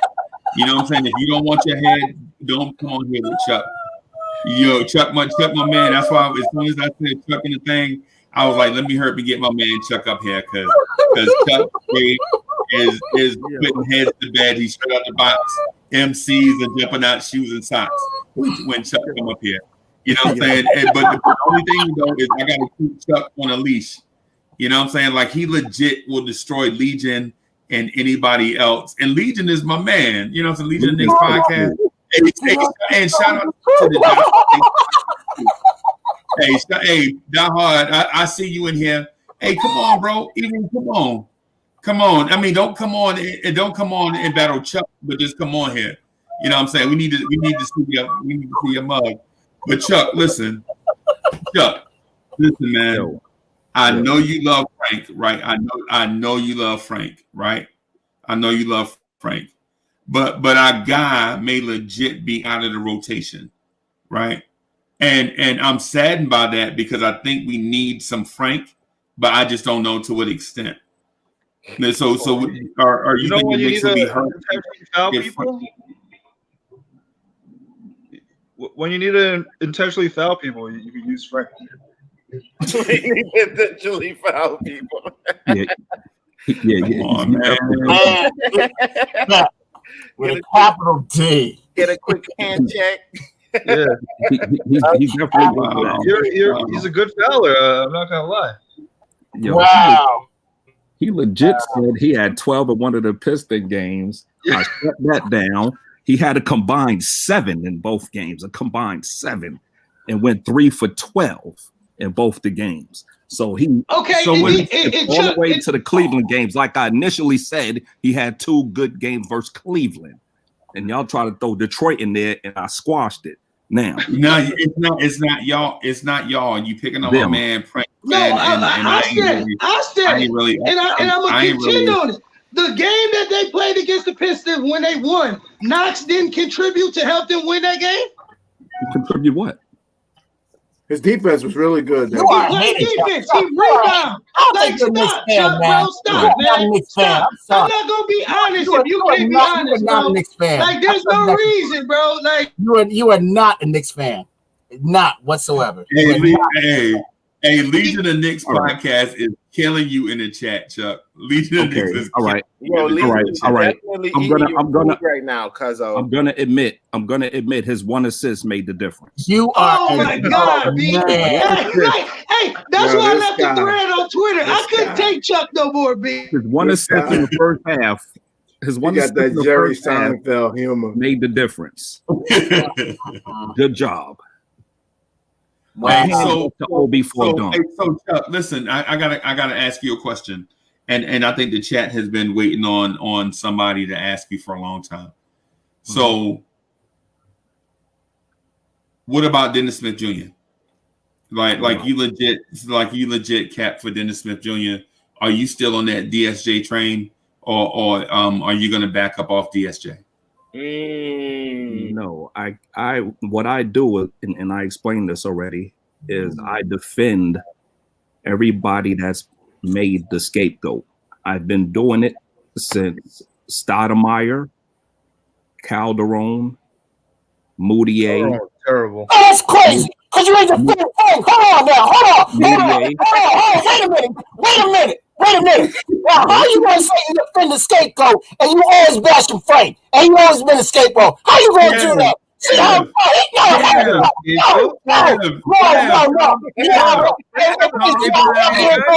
That one up. What you just said? That one up. Wait a minute. Hey, Prince. Hey, Beans. What do you say, man? Shoot. Go ahead. You're a fake, man. You're a fake, and that's the reason why the Knicks scammer will always take your heart, man. That's why you will always say.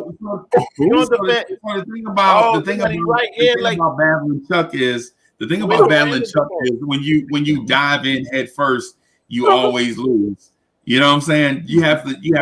I'll go down fighting, man. I'll go down fighting against this fool, man, because he just contradicted himself. He just contradicted himself. He said that he's always defending the scapegoat. Yes. How many times, and Beans, how many times has Frank always been the scapegoat? He's never been a scapegoat. He's never ever. No. You lost all credibility. You lost all credibility. You really lost that. Let me explain to you what scapegoat is, because you whatever, man. You lost me completely. You stop saying whatever and listen. All right, I'm listening. Okay. Scapegoat in the Knicks land is a player that they pick every year to blame losses on. It's a team sport, but they always pick one player to say he's the reason why we lost. Frank was never that player. It was Stoudemire they blame all the losses on. It was Calderon they blame losses on. It was Moutier they called tank commander they blamed losses on. This is true. It was Randle they blame losses on because of his spin move. We always lose because Randle. And it was Randle 80%, DSJ 20. So it's Randle and DSJ. And somebody said I didn't defend Randle. I always defend Randle. I need a drink, man. Because he's the scapegoat. So it's not that I think DSJ is this perfect guard. I defend people. I defend the players that are made the scapegoat. So why if what you're saying is true, if what you're saying is true, right? Bring it. Why do you always slam Frank? Because he's slam. Oh God, because this like, guy, man. The reason why we, yeah, you lost me, man. You lost me big time. I'd rather listen to Stephen A. Smith or Max Kellerman 24/7 than to listen to this blasphemous. He's the reason why. He's the reason why what? You're not true to what you're saying. Chuck, you was about to say he's the reason why what? Yes, I defended Cantor too. Yes, I defended Cantor 100%. Ask anybody. I defended Cantor. Hey, so basically, what Chuck is doing to Knicks fans is inviting them into the Venus flytrap, right? How the Venus flytrap works is it's a very beautiful flower, and it is very well scented, right? And it has like this oil that insects they legit cannot turn it down, right? But as soon as they go in for that oil and that beautiful flower and that scent, they're stuck, and the Venus flytrap snaps on them and eats them alive. That's what Chuck does to y'all. Like he like Chuck legit got on here and made a plea to y'all senses by saying, "Hey, I defend the innocent." Chuck don't always defend the innocent, man. Chuck don't always defend the innocent, man. Way to keep it real, Freeze. And the thing about it, also, Chuck is the Venus flytrap, and what happens is people tumble head over heels into these Chuck arguments, and Chuck slice their heads off. You know what I'm saying? That's what, except for me and Legion of Knicks podcast. I think Chuck probably would jump on everybody else because they don't understand how this thing works. You know what I'm saying? I mean, Chuck legit chop heads off. You know what I'm saying? Like Kev, like Kev will plead to Chuck and say, "Chuck, why do you always pick on Frank?" And Chuck is gonna state the obvious. Chuck is gonna be like, and I'm talking about his obvious answer now. He's gonna say, "Frank stinks," and then Kev is gonna blow a gasket and go head over heels into the trap that Chuck set up for him. You know what I'm saying? He set that one up really good too. He said, yeah. And the thing with Chuck is he has this end of his face. You looking at him, he has this end of his face. Like me, I didn't say anything. He stays calm. But you gotta give Chuck B credit for being one of the smartest dudes on YouTube to do this. Like Chuck is one of the smartest dudes on here to do this. You know what I'm saying? Because he's come prepared and he's playing chess while everybody else is playing checkers. You know, you got to give Chuck his credit. Well, let me jump on him, Freeze. You don't see. No, don't do it. Okay, go ahead, dog. Go ahead.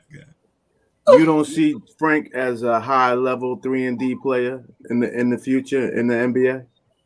Forget point guard, because part of Frank's failure with your guard, what you've been ranking him on as being a point guard. Frank's not a point guard, and people say he don't have a shot. Frank has a smooth stroke, very smooth stroke. He just needs more opportunity off the ball. You don't see a potential in that. So did Shumpert, though. Yeah, like let's not get into forms because it really don't matter. As long as it goes in. Yeah, you said what you call him a strong, what you call him? 3-and-D. What was the word? Bruce Bowen. I'm gonna say no. First of all, his 3 is not good, and his D is overrated. Right? Let me tell you why his D is overrated. You probably heard this before, but not as great as I'm gonna give it to you. Right?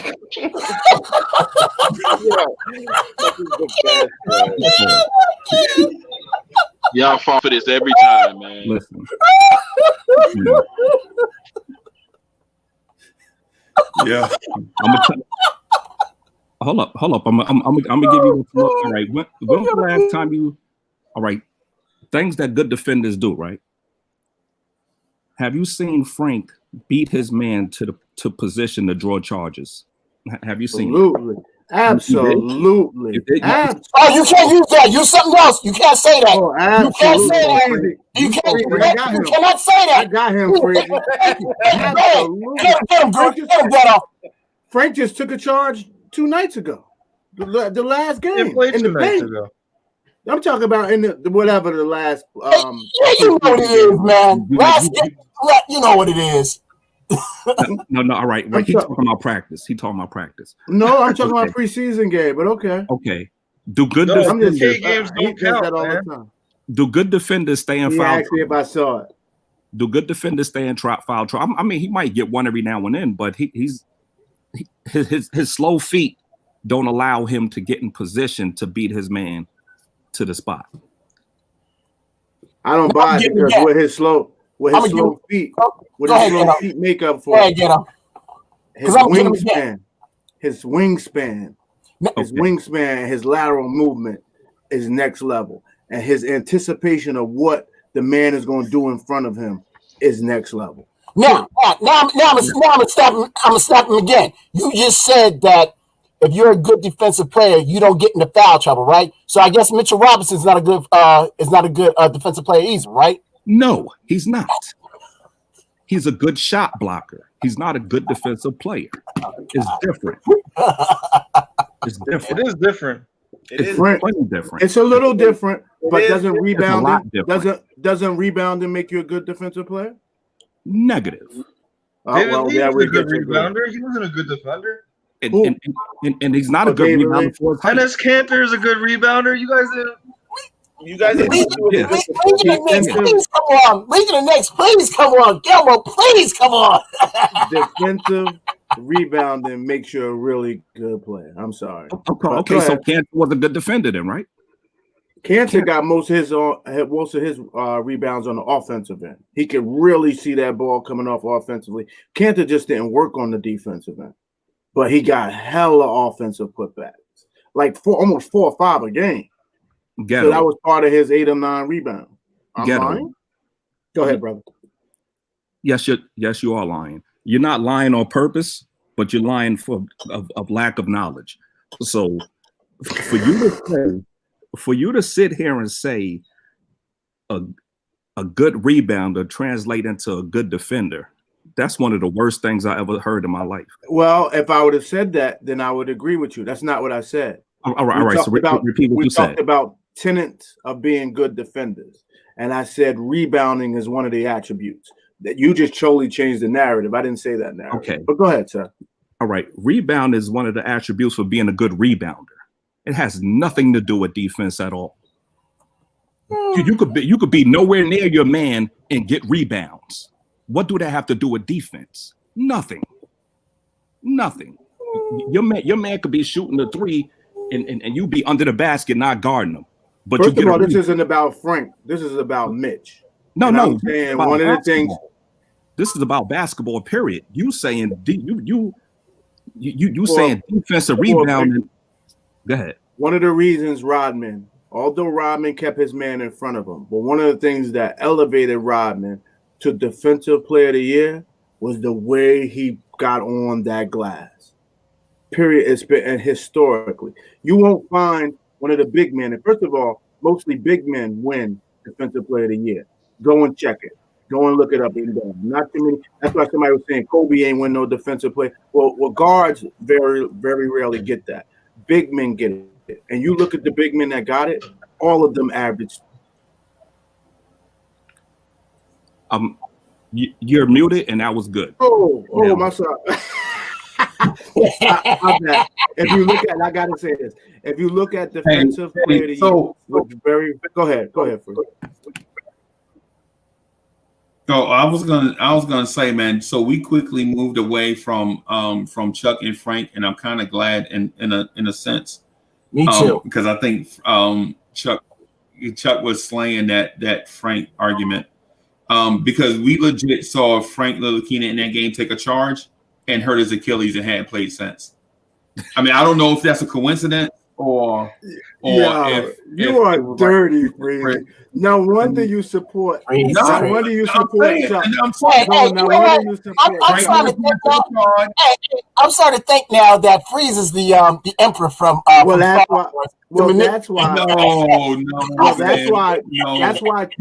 That's why Chuck wins all his arguments, because the moderator is on his side. But please, y'all do you.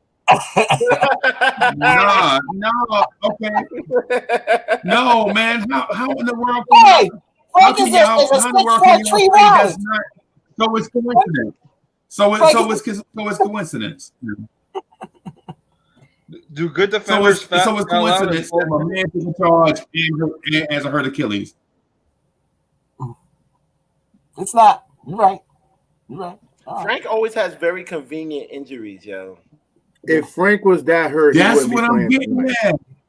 He wouldn't be playing tonight. That's Frank, what part I'm. of Frank showing up on the injury report is because they wanted to see other players play. They know what they have in Frank. There's no question about it. The more playoff game, more preseason. Okay, we agree to disagree. The last game he played, he Right, fouled right, out. right. Guarding Why is he playing tonight? Why is he playing tonight? Why is he playing tonight? Why is he on the roster for tonight? Because they don't have anybody else. He is on the roster to. That's ridiculous. That is ridiculous because Austin Rivers isn't playing. He is on the injury list. But please. Kev, you're saying why? It's okay. So you think he's going to be in the rotation? You said that already like 4 times. What I'm saying is this: you said he's on the roster to play tonight, but that doesn't guarantee he's getting minutes tonight. You know what I'm saying? So I get it. I never said he was. I never said he was. No, that was my independent thought. I said you said Frank is on the roster to play tonight, right? So we weren't. And my thought is that Frank is not going to play tonight. All right. So we weren't talking about him actually playing. Say again? Who, Rivers? No, Frank. We weren't talking about Frank actually playing tonight. We were just talking about him being on the roster. No, what happened was Ghetto was saying how he didn't play the next 2 games. I mean, the last 2 games because they knew what they had in him, and it wasn't just they had to say something in order for him not to play. Not just him, but DSJ. So why didn't DSJ play? Why didn't DSJ play the last game? So the conspiracy theory is that like they're faking injuries now. Well, you can't. You know the CBA whatever the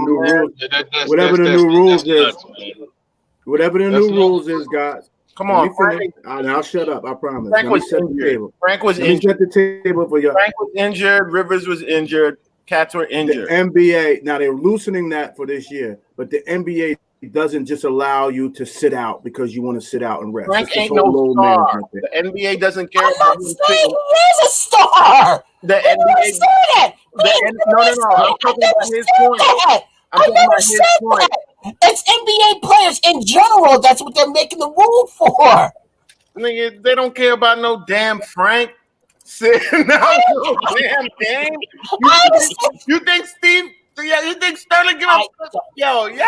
First of all, I gotta be careful. I'm not up here caping for Frank. All I'm saying is Frank has a future in the NBA as a 3-and-D player. That's it. No, we don't. Just not as point guard. Okay, no, so we agree to disagree. Okay. No, we don't. You stop lying. Disagree. Exactly. Gentlemen, it's been a pleasure.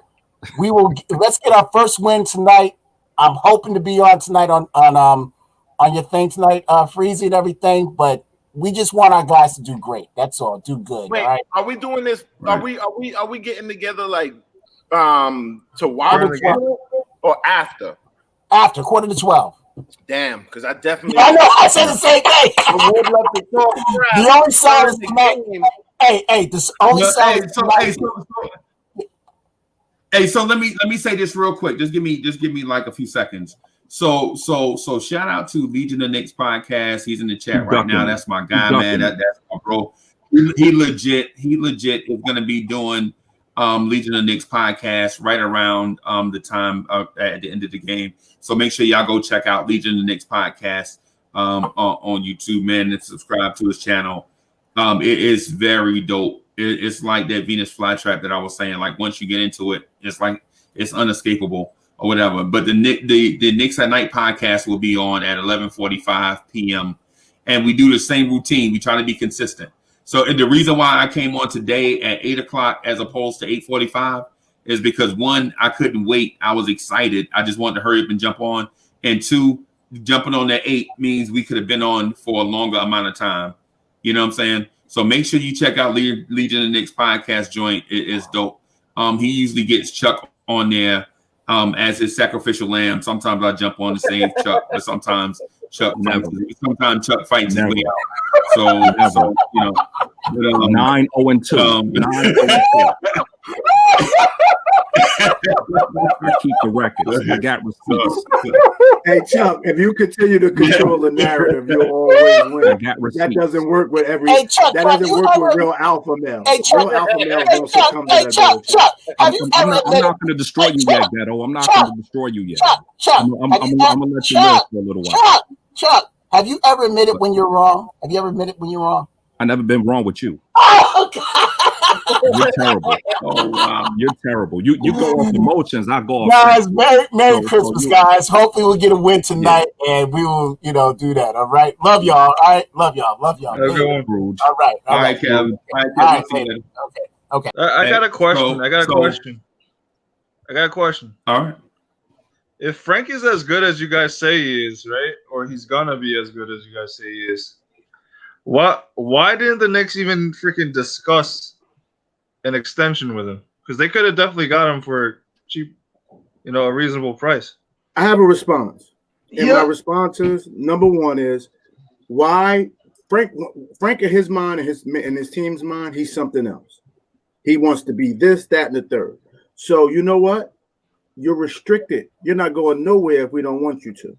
So go out, test the market, find somebody that wants to bring you in as point guard.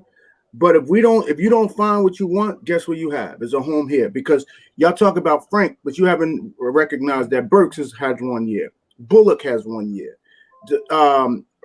Elf has 1 year.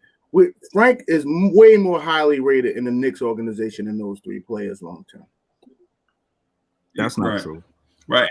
And so here's the thing. Here's the we said the same thing about Payton last year, but Payton's back. Nah, so the Payton thing is whack. Let me. The thing is, the reason why you don't find why we starting Payton?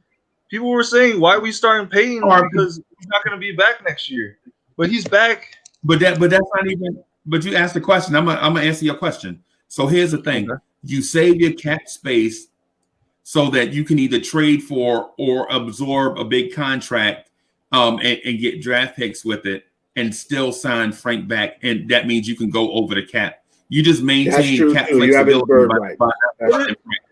You know what I'm saying? So that's the reason why you don't extend Frank when you can just sign them back outright after you. Cap space for Frank? Nobody saves their cap space for the 11th man on the roster.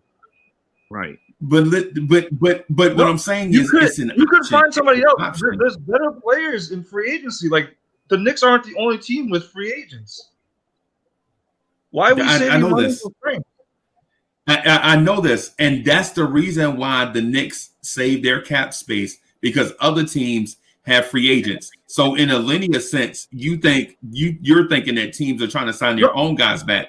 But what you should be thinking is other teams are trying to sign other free agents. So they need cap space in order to do that. And how they do that is by, say, if you're an Oklahoma City Thunder, you trade away a big contract so that you can sign somebody. So you trade away a bad contract and draft pick to the Knicks, and the Knicks absorb that contract, right?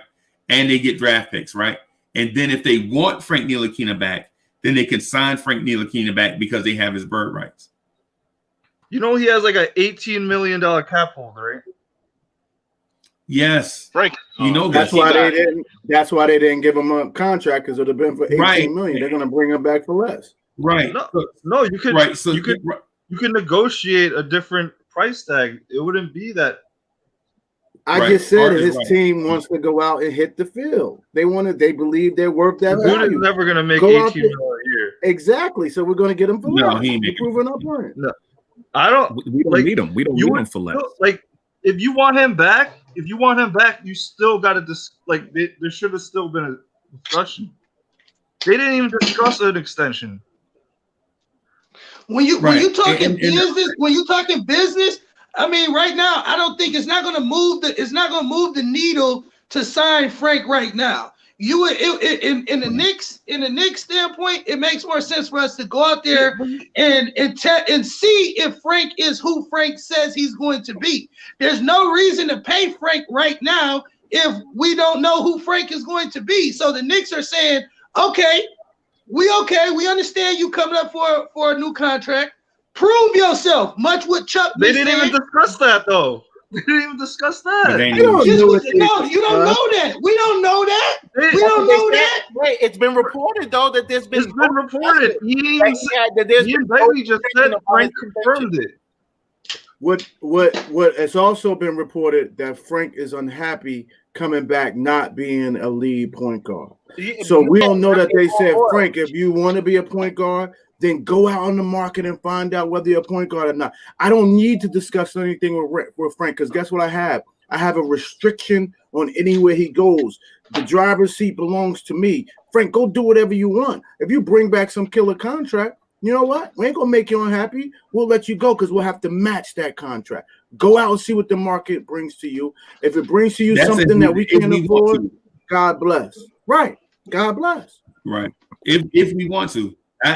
So my view on it is that we're maintaining cap flexibility in the case that we want to acquire another contract. You know what I'm saying? As opposed to just doing something right now with Frank.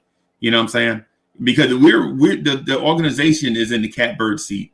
You know what I'm saying? And if Frank is mad that we're not gonna let him play point guard, let him stomp his feet and walk around in a circle and piss him on or whatever. But at the end of the day, Frank will be a restricted free agent. You know what I'm saying? And we're not gonna hold up the organization that may acquire a couple of first round picks. You know what I'm saying, for a bad contract because Frank Ntilikina wants to play point guard. Okay, fine. How about this? How about DSJ? The Knicks want DSJ back? He's got it here. He's out of here. And you're going to see that tonight by his rotation.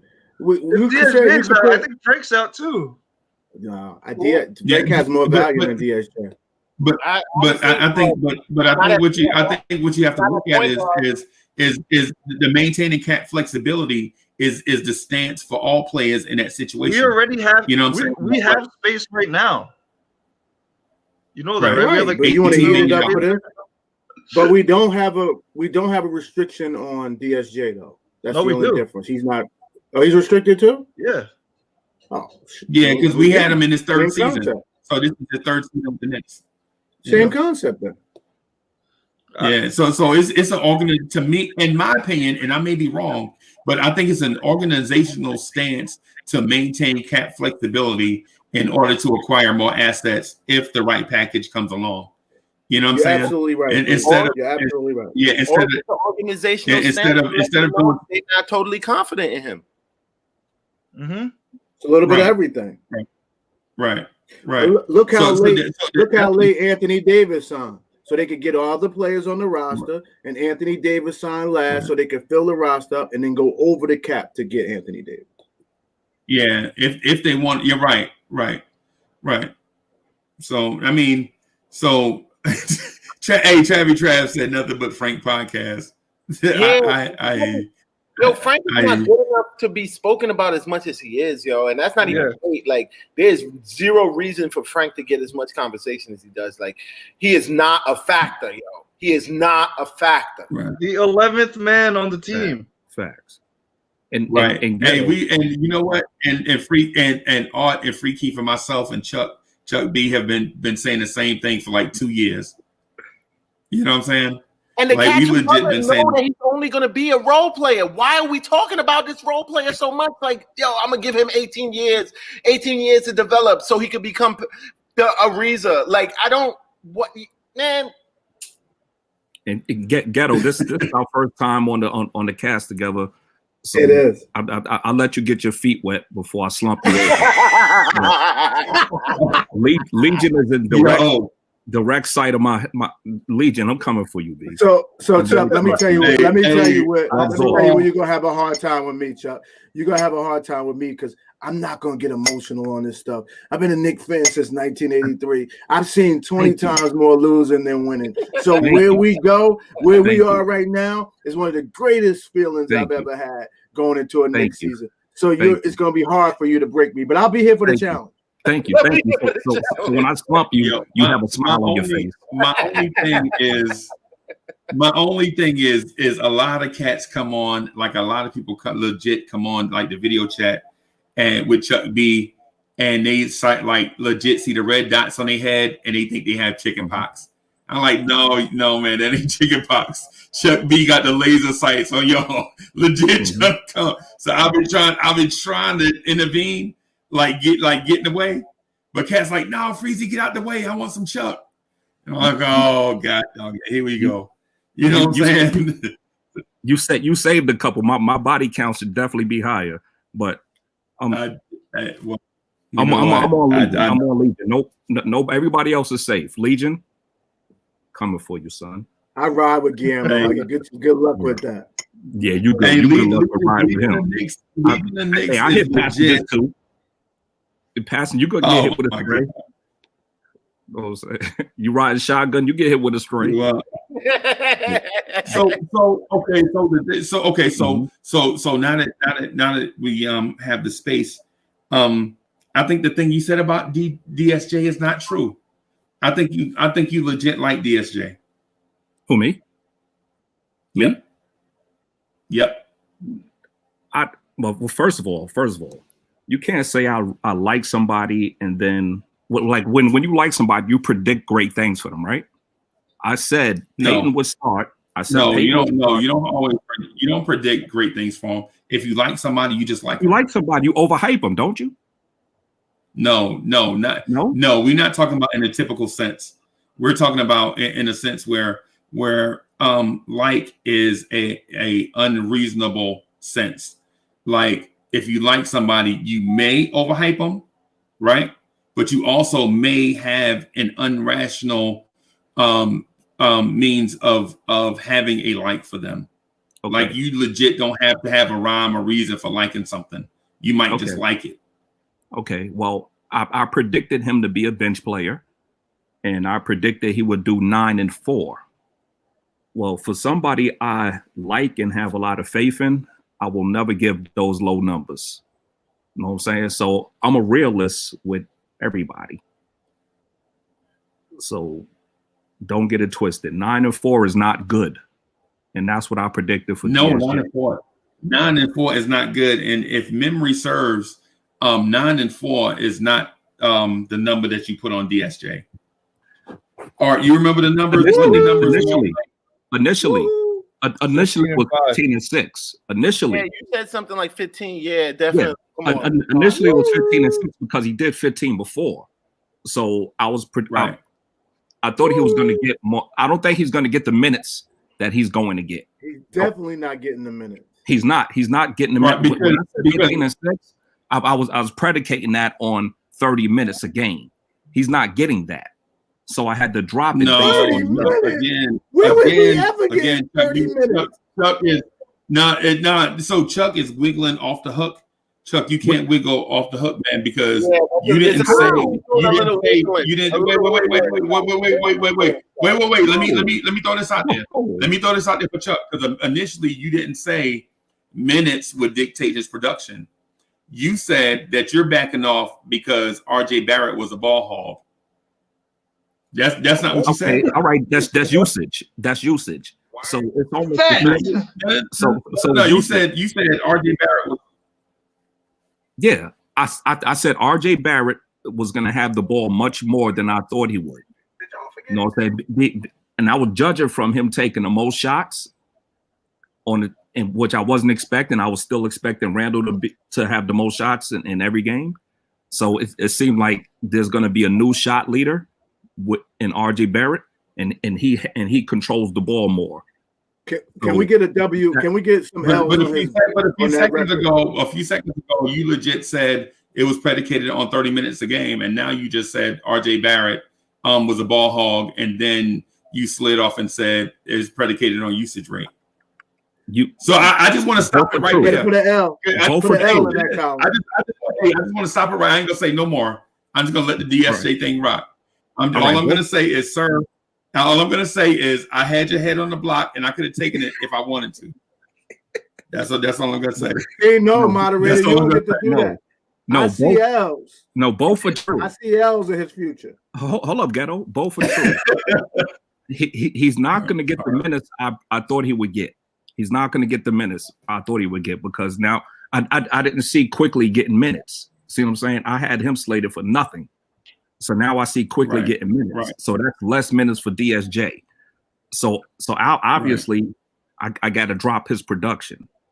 So I dropped it to 9-4. Now, if I was a DSJ fan, I wouldn't care about Quickly. I would say DSJ is going to play over Quickly and over Rivers and everybody. So if I was a DSJ fan, that's the problem. When you're a fan of a player. Right. When you're a fan of a player,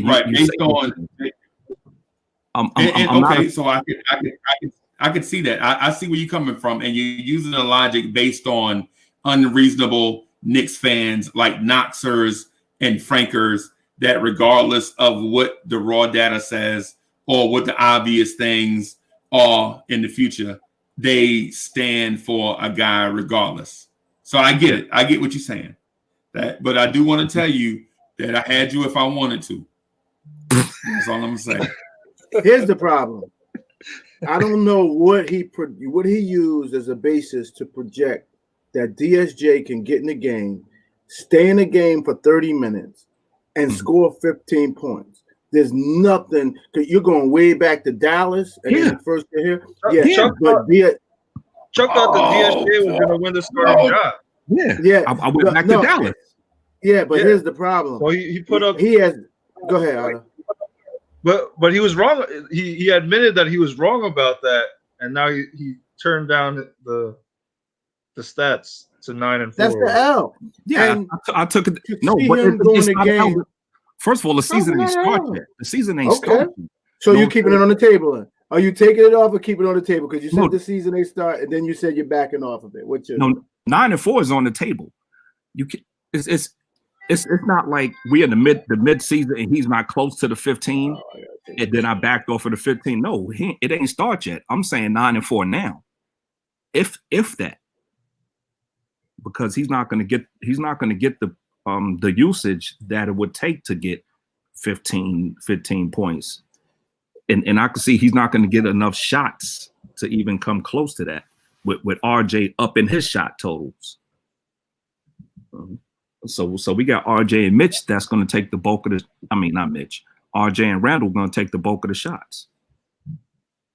It's going to be little left for the point guards. The point guards stink. Obi not getting 15. Not if he comes off the bench. Or 12. Or 10. Obi not cracking double digits. You know. So I'm not a fan of any Knicks player.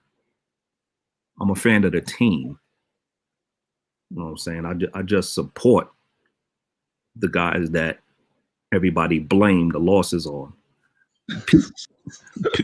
People get the scapegoat thing wrong. They say, "Oh, Frank lost us one game." That don't make them a scapegoat. I'm talking about who they scapegoat the whole season on. There's always one player that they said, if he wasn't on the team, the Knicks would have been better. Yeah, me and Keith are on the same boat with you on that. Yeah, that's the scapegoat. That's the scapegoat. If we didn't have that player, we would be better. It's always the best player too. It's like always the best player. It's a lot, but I don't agree with that because it was Moutier. Because I don't think Moutier was our best player last year. Like it or not, like Luke Moutier was the best player on the team while he was here that season. He was. Sorry, like. Hey, people hated me for saying that. And I don't. People hated me like, for saying and I'm not a fan of it. I'm like, if Moody I'm was not player, saying he was a great player, but he was our best player. He was our and best if DSJ could not get on the floor over Moutier and over even Frank was good, I just don't know where you project that DSJ was going to do anything. He doesn't have the IQ for point guard. His shot this year after working with Mahmoud, his shot looked good. And he worked hard on defense. His athleticism took him over on defense. But he can't play point guard, at least for the Knicks. Maybe on some other teams with some other talent he can. He cannot play point guard right now for the Knicks because his IQ and his movement on the court isn't good enough. So maybe like Frank, he can become a 3-and-D guy. The problem is Frank is 6'4", 6'5" with a 6'7", 6'8" wingspan. DSJ is a small guard. He's not going to be able to move over to the wing and defend night in, night out 6'7", 6'6" guys. So I just don't understand, Frank, where you're projecting that DSJ, even before Quickly, would have a solid role on this team where he could get 15 and 7, you said? I just don't see where you saw that. No, 15 and 6. As a point guard, DSJ has more probability than Frank, but I feel like Frank holds more value, like you were saying, because you can use Frank at the 2. You could use Frank at the 3. You know what I'm saying? Like, you want that? Huh? I'm as like a backup. I'm saying like as a The question backup. is, does he want to do that? No, that's the problem. What he wants to do is great. He probably won $1 billion. Like, but Otto, that's what I'm saying. They're allowing him. I think he'd rather model. I think he'd rather model than no. All right, forget that aside. Jokes aside, they're allowing him to go out, go test the market. If you think you're this great point guard and people value as that, go out and test the market. And once we're done with all our transactions, we'll come back and talk. If we don't have room for you, then I don't even think they're going to talk. Like, I feel like it's not even a matter of talk. I feel like this is a very clear statement to him. Like, yo, buddy, you got this year, and that's all you got. Like, put up or shut up. That's pretty much what they said to him. Knox they could have said the same thing that you're saying right now and did the same thing to Knox. Yep. They didn't though. Extended his joint early. Bang. Extended. RJ extended. Yep. Don't forget Frank is from that. I think Phil Jackson. He's from this Phil Jackson era. I want to put a bunch of everything Phil on Jackson. top of it. Like, it's very clear and evident. Like, yo, like, we're not extending you. Like, we don't. Like, I'm not even gonna say that they don't believe he can do it, but like, you have to convince us. That is very clear what that movement was. Convince me. Yeah. So if we're going to talk about just one defense to that, if we're going to take Tibbs for his word, and Tibbs has been very specific with what he says, he speaks highly of Frank, just not as a point guard. He says if we get him on the floor and he's in the right flow, he doesn't speak about DSJ at all. When he did speak about DSJ, he spoke about DSJ's professionalism, being in shape. He doesn't talk about both of them. To be honest, He doesn't. I agree. But when he does speak about Frank, he speaks about him in certain terms. He doesn't talk about DSJ in no term and no role on the team. Like, I hope they're both gone. I could, because you could do so much better than those two. Because we have like 4 draft picks coming up? I was about to say we got a bunch of draft picks, and if they can't beat them draft picks next year, they can forget it. They haven't been able to beat draft picks. They haven't even been able to be traded guys we got. They haven't been able to be free agent pickups. Like, Frank literally has had every point guard that's come to the team play ahead of him. Everyone. But we back to talking on Frank. Oh my God! Can we switch to right? As soon as they pull you out, as soon as you try to get you right back in. You right? Damn it. But like, we don't have to worry about that stuff with like RJ or like Knox or Mitch or Obi. Like, how important is it for RJ to hit outside shots this year? I don't think it's that important this year, but in the future, it's gonna matter. Like, I like that his mid range got better. So let's talk about Obi. Obi's gonna struggle. Obi's got to play off the bench first. Yeah. I think Obi's in a good position. Like, yeah, so do I. I think Obi's in a good. Yeah, because of Randle. Yeah. He don't have to start. So. Yeah, he doesn't have any pressure. He doesn't have a lot of pressure. Yeah, like, no pressure. Yes.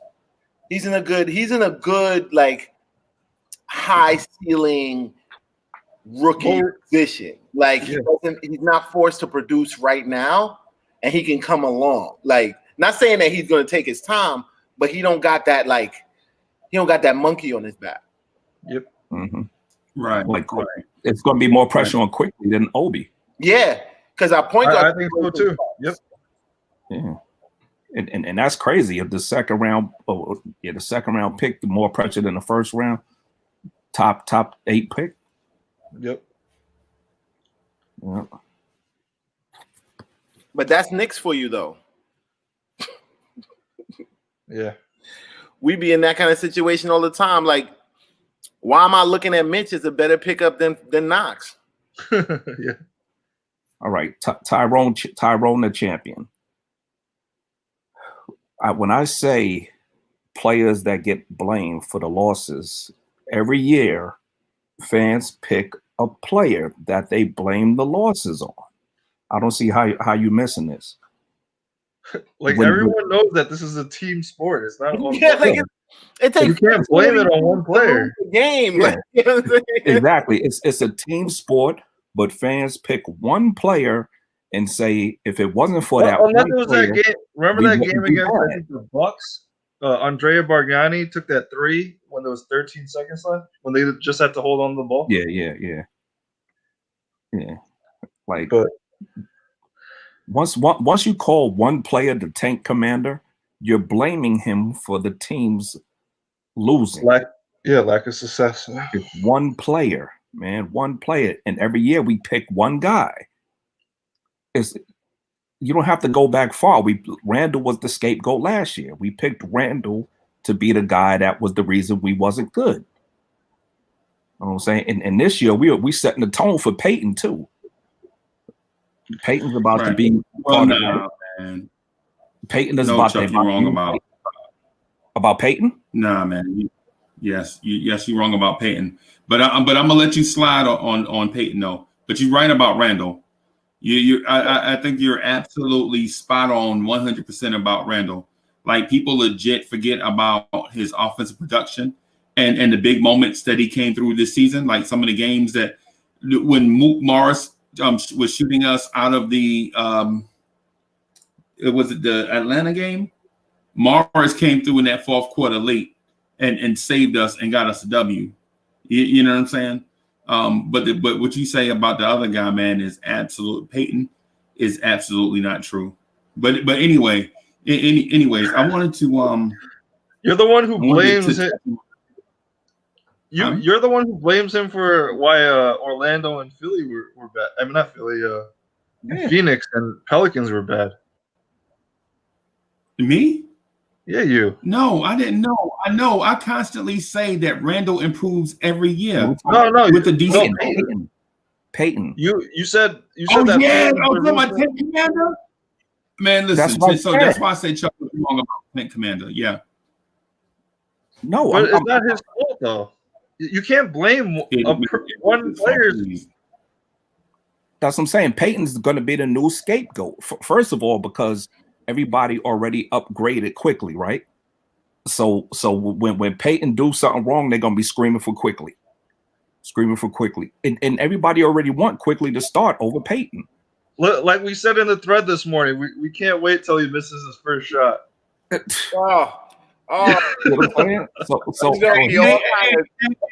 Freezing you out, lying to us. Rose is trash. Yeah. Tim's not a good coach. I froze him out. Dang, I didn't freeze you out. I thought you said that you wasn't coming. I would have been put so the link is always in the chat. Once I put it in there, all you have to do is just scroll, man. It's always in there. Only reason why I spam it is because people don't feel like scrolling up. So I just keep putting it in there. You know what I'm saying? Today, you my dog, man. Come on, man. Hey, D, don't act like that. You my man. Freezy, it like cuts off. It doesn't show every comment. Like you can't scroll all the way up to the beginning.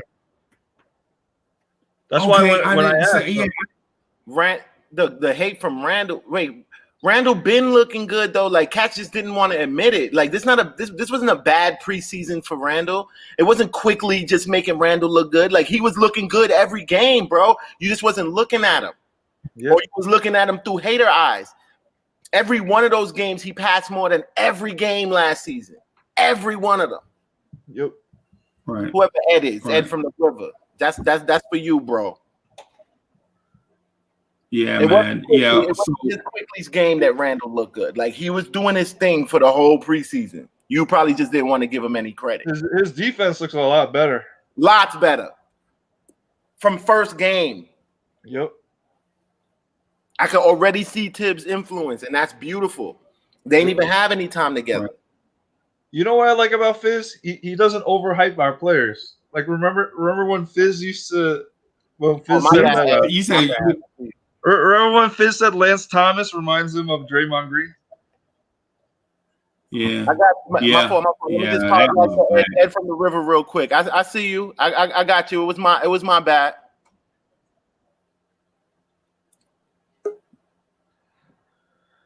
All right, let me let my man in, man. So I can. Who? Day. I'm letting my man D in there. Yo. Hey Reese Parker. Hey Reese Parker, man. I hope you get calmed down, bro. The game is tonight, man. I hope you can change your energy, man. You've been in there barking. You've been in there barking for like 3 hours, Reese Parker. Come on, baby. Let's get the go New York, go New York, go. Come on, baby. You got mad hate down there, but this is legit. People place to vent though. Like people legit. This is like the Knicks sounding board. So people come in here, they legit be wanting to get that energy out. Sometimes it'd be like, you know what I'm saying, that real cool like vibes, and then sometimes it's like when Cyclops take his sunglasses off. You know what I'm saying? Sometimes it just be like that. So you know what I mean? So yeah, but I just wanted to touch on this thing for people in the virtual chat that eventually you're gonna come on. Yo, don't come on here with Chuck B, man, because even though Chuck B, my man, 50 grand, I feel like I have to keep him on the leash so he won't just get on everybody. You know, that's some real stuff. He ain't that damn especially Y'all be hyping Chuck up a little bit too much. Yeah, you're freaking feeding his ego way too much. It's not that, man. Chuck is a professional troll. You understand that? He is an expert at trolling. So he says these things to get a rise out of people and to get you going. And he's happy. He's sucking your energy and he loves it, bro. I understand what he's doing, bro. Chuck is a troll god. Yeah. And so the deal with Chuck, man, is if it was competitive, if it was legit, if it could go like 7 to 8 rounds, people can go 7 to 8 rounds with Chuck, I'd be like, yo, I get my popcorn ready. But cats legit come in like Nate Robinson, throwing everything they got in the first 10 seconds. And then I'm like, yo, this thing ain't even gonna go 10 seconds. You know what I'm saying? Like, you can't legit come in and be like, yo, Chuck, let me ask you a question about Frank. Yo, do you think Frank can? And I'm like, yo, you setting yourself up, man. You setting yourself up. You got to, you know. Mm-hmm. Chuck is more paramedics. He can't wait for that stuff, bro. I know. They come in like Nate Robinson, like they had 8 haymakers they've been saving up from the locker room, and they just come swing them all at once and miss, and then don't have no energy to defend themselves. You know what I'm saying? I mean, if Chuck did some research, he would be able to hold his own. But Chuck don't do no damn research, man. Are you the one that said that? You the one that said that? What? Oh yeah, it was me. Oh, that's a compliment, Chuck. If you did some research, you would be able to stand on your own on most stuff. First of all, I'm not against Legion. I'm 9-0-2. That's the one. No, you're not. Yes, I am. I was there for one of the slaughterings, Chuck. All right, you biased, but no, I'm not. Which one? Okay, Chuck. All right, look. Give me a rotational player in the NBA right now that's better than DSJ. Just any rotational player? Give me a rotational player that plays, right, in the first and second unit that's better than DSJ. John Morant. I mean that I'm sorry, that DSJ is better than. Sorry. Oh. I mean, that was the easy one. You know what I mean. Yeah, I was like, what? I was like, everyone. Yeah, for real, exactly. Like everyone. Frank. So who's DSJ?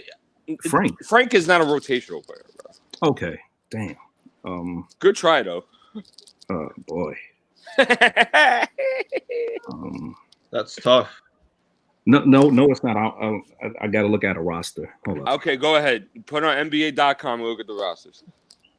Let me see. Jalen Brunson is better than DSJ. Now, because we did Pablo Prigioni is better than DSJ. No, he's not. Yes, he is. No. Prigioni is the assistant coach. I'm saying when he was in the league, though. Let me see. I know somebody on Orlando. He got to be. Let me see. Markelle Fultz is better than DSJ. Yep. Yeah. Cole Anthony is better than DSJ. No, you can't say that right now. Hell yeah. That's right. Right. You can't say that yet. That's facts, bro. Right. How was this guy ain't playing? I had to see with think 2 y'all preseason games to determine that. Hey man, I think y'all are doing doing the Zab Judah argument, y'all. This looks like the Zab Judah argument. I want to jump in between you and Chuck. Just hey Chuck, man. Hey, just to move on to something else. How your day going, man? Chuck, I want to because I legit think Chuck is about to do something. Chuck, how your day going, man? You good? Hey, you go ahead and put your phone down. Smith. My day is going great. Ish Smith. That's who. He's better than Ish Smith. Oh, I don't think so. No? Oh, you bugging. No, you bugging. How about Cody Martin? Yeah, him too. What was that for Charlotte? Yeah, Charlotte. I like Cody Martin's game. He's all right. I don't think he's that good. Oh man. Anyway, hey, who's our starting 5 tonight, guys? Damn. Peyton Burks, RJ, Randle, Mitch, or Noel. It's still a toss-up. Noel. Same thing. Noel. Yeah. So same 5. How about you, Kev? Oh, not Kev. I'm sorry, G. Keith. That's not Keith. I'm sorry, Keith. Payback Carter, what's good? Peyton. True Blood 413, what's good? It's probably gonna be Peyton, Berg.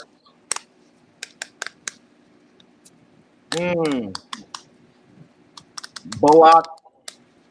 Over Burks? Oh, over Barrett? Oh yeah, right. Over Barrett, right.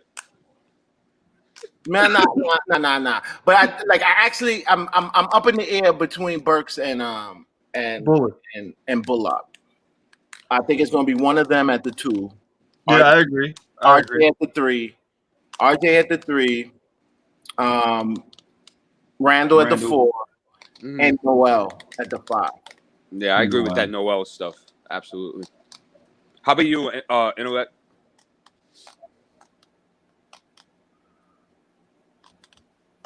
My starting 5? Yeah, for tonight. I got Peyton Elf. I got Burks, RJ, Randle. And, I'm flip-flopping between Mitch and Noel. I want to see Mitch start because that's what he really wants to do. And I want to start to either let him prove himself or sit him down and say, yo, man, this is why we don't start you. The fans get mad that we don't start you, but you go out there and get 3 fouls in the first 4 minutes, and then you're useless to me the rest of the game. So do you feel that based on Mitch's last preseason game's performance, do you think that puts him in the starting lineup over Noel? Yeah, his last preseason game was amazing. I'm telling you, he keep playing games like that. He could be a potential all-star. I thought his game 3 was more impressive because he had 5 fouls early, and he didn't foul out. How he rocked out with 5 fouls, I thought was amazing. I immediately assumed he was gone. I'll give him that, but we also need him to do it in the last game and not get in foul trouble. Yeah. Did you know he didn't commit a trial? He didn't commit a foul since that time, right? Since he got that 5th foul, he didn't commit another foul. He had no fouls last And we got to congratulate him. Yeah. Because that doesn't happen a lot. That's progress. but you know what? Keith has a point. I think I might actually change my shooting guard to Bullock because I kind of like Burks in the second unit. Yeah. Because we don't have that guy.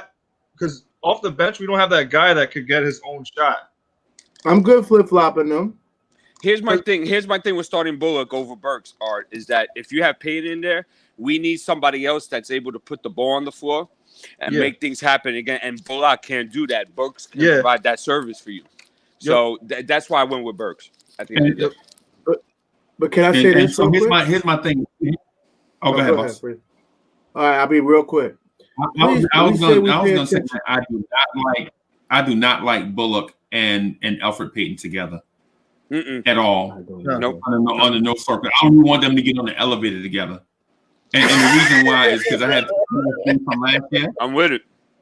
You know, I have PTSD from last year from some of the stuff that I saw. And also, if Bullock is not hitting shots, and because we know Bullock is streaky, you know what I'm saying? And for those that say he's not, I mean, they're capping for him. But Bullock is streaky, right? And if you have RJ, Elf, and Bullock not hitting shots, and they're all on the floor at the same time with Mitch and Randle, then your offense might be in a hole down 10 with Quickly and Alec Burks coming off the bench for scoring and Knox coming off the bench for scoring. I don't want to put those cats in that type of situation. I say break it up. What's up, Frequency? What's good? So what's I your say five? Break up. I would say go with. I think Thibodeau is going to start LP, Burks, RJ, Randle, and Mitch with a quick hook for Bullock. I mean, with a quick hook for LP for the rookie kid, Quickly, with a quick hook for Quickly, and also with Obi being in the starting blocks, looking to come out and getting some run early too. Right. Okay. My five, who I would want, is different from what Tibbs would do. I would want Quickly. Burks or RJ. I feel like Burks or RJ are so interchangeable with that 2 or 3. It doesn't matter. Randle, and I would go with Mitch because I want to throw Mitch in the fire tonight. I want to see how he responds. That's why I would do it. But I know Tibbs is going to go Payton, Burks, RJ, Randle, Noel. That's his lineup tonight. Yeah, I don't take Tibbs as the guy who, like I said, I think preseason was probably about the extent of it, but I don't see Tibbs as the guy like Fizz to be experimenting game time. I feel like the people he puts out game time, like he experimented in practice, and like the people the groups he put out in game time has already been thought about. Like there's no the game time is about winning. Like practice is experimentation. Right. So I don't think that so the idea that he's gonna experiment with this lineup and that lineup, I think that might be a little bit more that's less of a game time thing. Like we won't see a lot of that. That's a bridge too far. That's a bridge too far. I agree with Freaky on that. For Tibbs, and I think how Tibbs done it is that he sees how he does in practice and he evaluates, right, and gives you your report card. Then if you do well, he's going to put you in a rotation. He evaluates, then he gets you a report card. And then determining that will determine how many minutes you're going to get in a game, especially in the fourth quarter, and whether you start. I think that's how he works it, bro. Yep. Also, I think that those rotations are very heavily run during practice as well. I agree. Yeah. He's not putting something on the floor that he didn't see already in practice, I don't think. Yep. Right. Yeah, he's not going to be he's not going to be trying out stuff that he's not going to use in practice. Yeah. And So I don't want to. So it's time for me to jump off there because I've been up for so long. But I just want to ask y'all predictions for the night before I jump off. So I'm gonna I just want to give y'all a few seconds to think about y'all predictions for the night. So I want to shout out Legion and Nick podcast. Make sure y'all check out Legion and Nick podcast right after the game. We'll be on right after Legion and Nick's podcast at 11:45. Make sure y'all subscribe to the channel. If like the live stream, share on social media, turn on your notifications, join the virtual chat, join the video chat, and just spread the word that Chuck B is legit coming for dudes on a daily basis. So if the Chuck B hype train has left the train, has left the station, fam. Ghetto, you next. You next. So whoever would like to go first, let us know what y'all prediction for the night will be. Go ahead, Freezy. Who you want to start with? So my prediction for tonight is the Knicks win in a close game, and I think it's probably going to be somebody unexpected is going to be the star, and I think we're going to ride this up and down roller coaster of love for this team. I think this team right here is going to be one of the teams that we remember, but not because they have a great roster or not because they win a finals, but because I think Tom Thibodeau is going to get the most he possibly can out of a flawed roster. Mm-hmm. Okay. So you got the Knicks with a W. Okay. Yep, I got the Knicks winning probably something like 110 to 99. 11-point victory on opening night. Pacers 103. That's not a close game, by the way. Pacers 103, Knicks 89. Pacers 103, Knicks 89. 89? 89. We're not even cracking 90? Wow. Not tonight. Okay. All right. Who's next? So we only cracked 90 once. We only cracked 90. We didn't crack 100, but once in the preseason, right? Yeah, until we let all our shooters play. When all of our shooters were hitting, we easily cracked 100. Versus the third string. But go ahead. Go. What, the string not going to be there? They're not going to be there open? Like that string not going to be there? They're not going to play. So let me jump in because Freezy want to step down, right? Who next? My prediction is a close defensive game. I think we're going to benefit from Jeremy Lamb and PJ Warren not playing tonight. I think that's going to be helpful for us because they won't be able to go as deep as we will. But I just think our nerves are going to be a little bit. And also, I think Alfred Payton is going to hold this team back offensively. So, and he's going to get his minutes. He's going to get 25 minutes. So I just think that, we're going to probably be around 95, 93. It's going to come down. And pay attention to what Tibbs says. He doesn't care who starts. He cares who finishes the game. And I've been saying that for 20 years as a basketball player.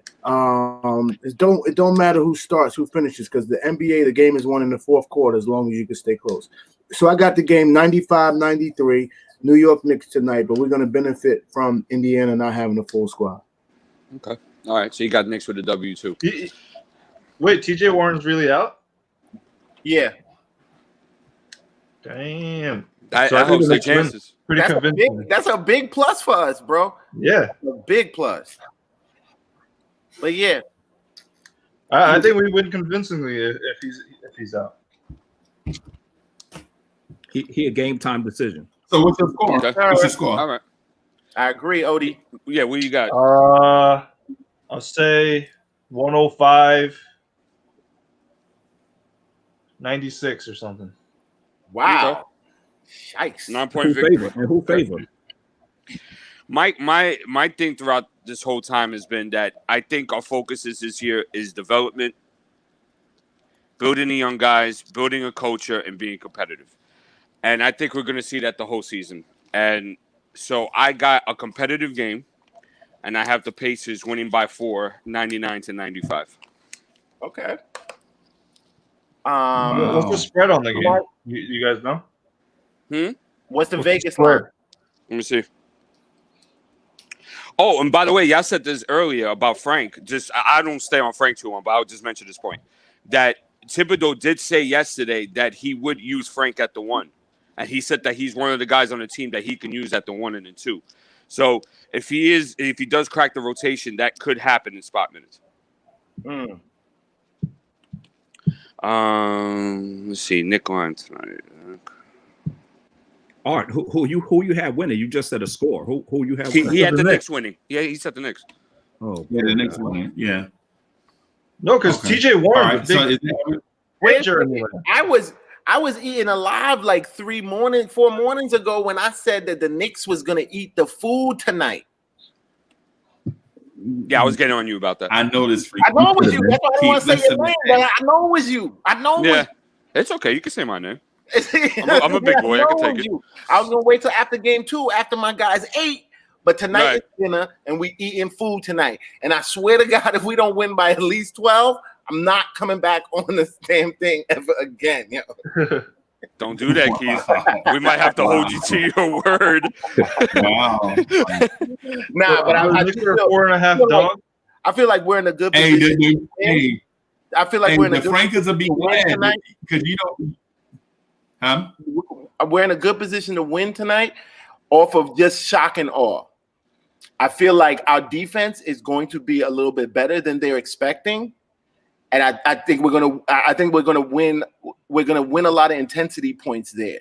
I feel like our gameplay, because of that, like is going to improve on the offensive side, just because of the shock and awe on the defensive side, and just being one of the first games that that the Pacers are playing. I think we might be able to luck out there too. Sneak up on them. Got you. And also, if y'all notice, the Pacers have looked awful. Yeah, and they haven't looked good in preseason. I checked them out too. Right. But that don't say much, really. Right. I don't know why. Why'd they get rid of Nate McMillan? He was a good coach. I like Nate McMillan. I didn't understand that. I don't think that was a good move at all.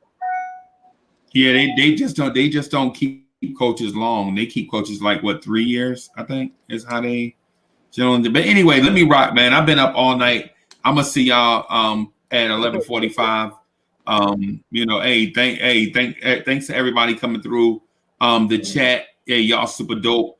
Hey, shout out to my mods, Bodega Wi-Fi, and everybody else, man. Sima Singh, the New York Knicks, Stephen Fox, everybody else, man. Shout out to everybody, man. We'll holler at y'all tonight. Hey, thanks, fellas, for coming on. Y'all, peace.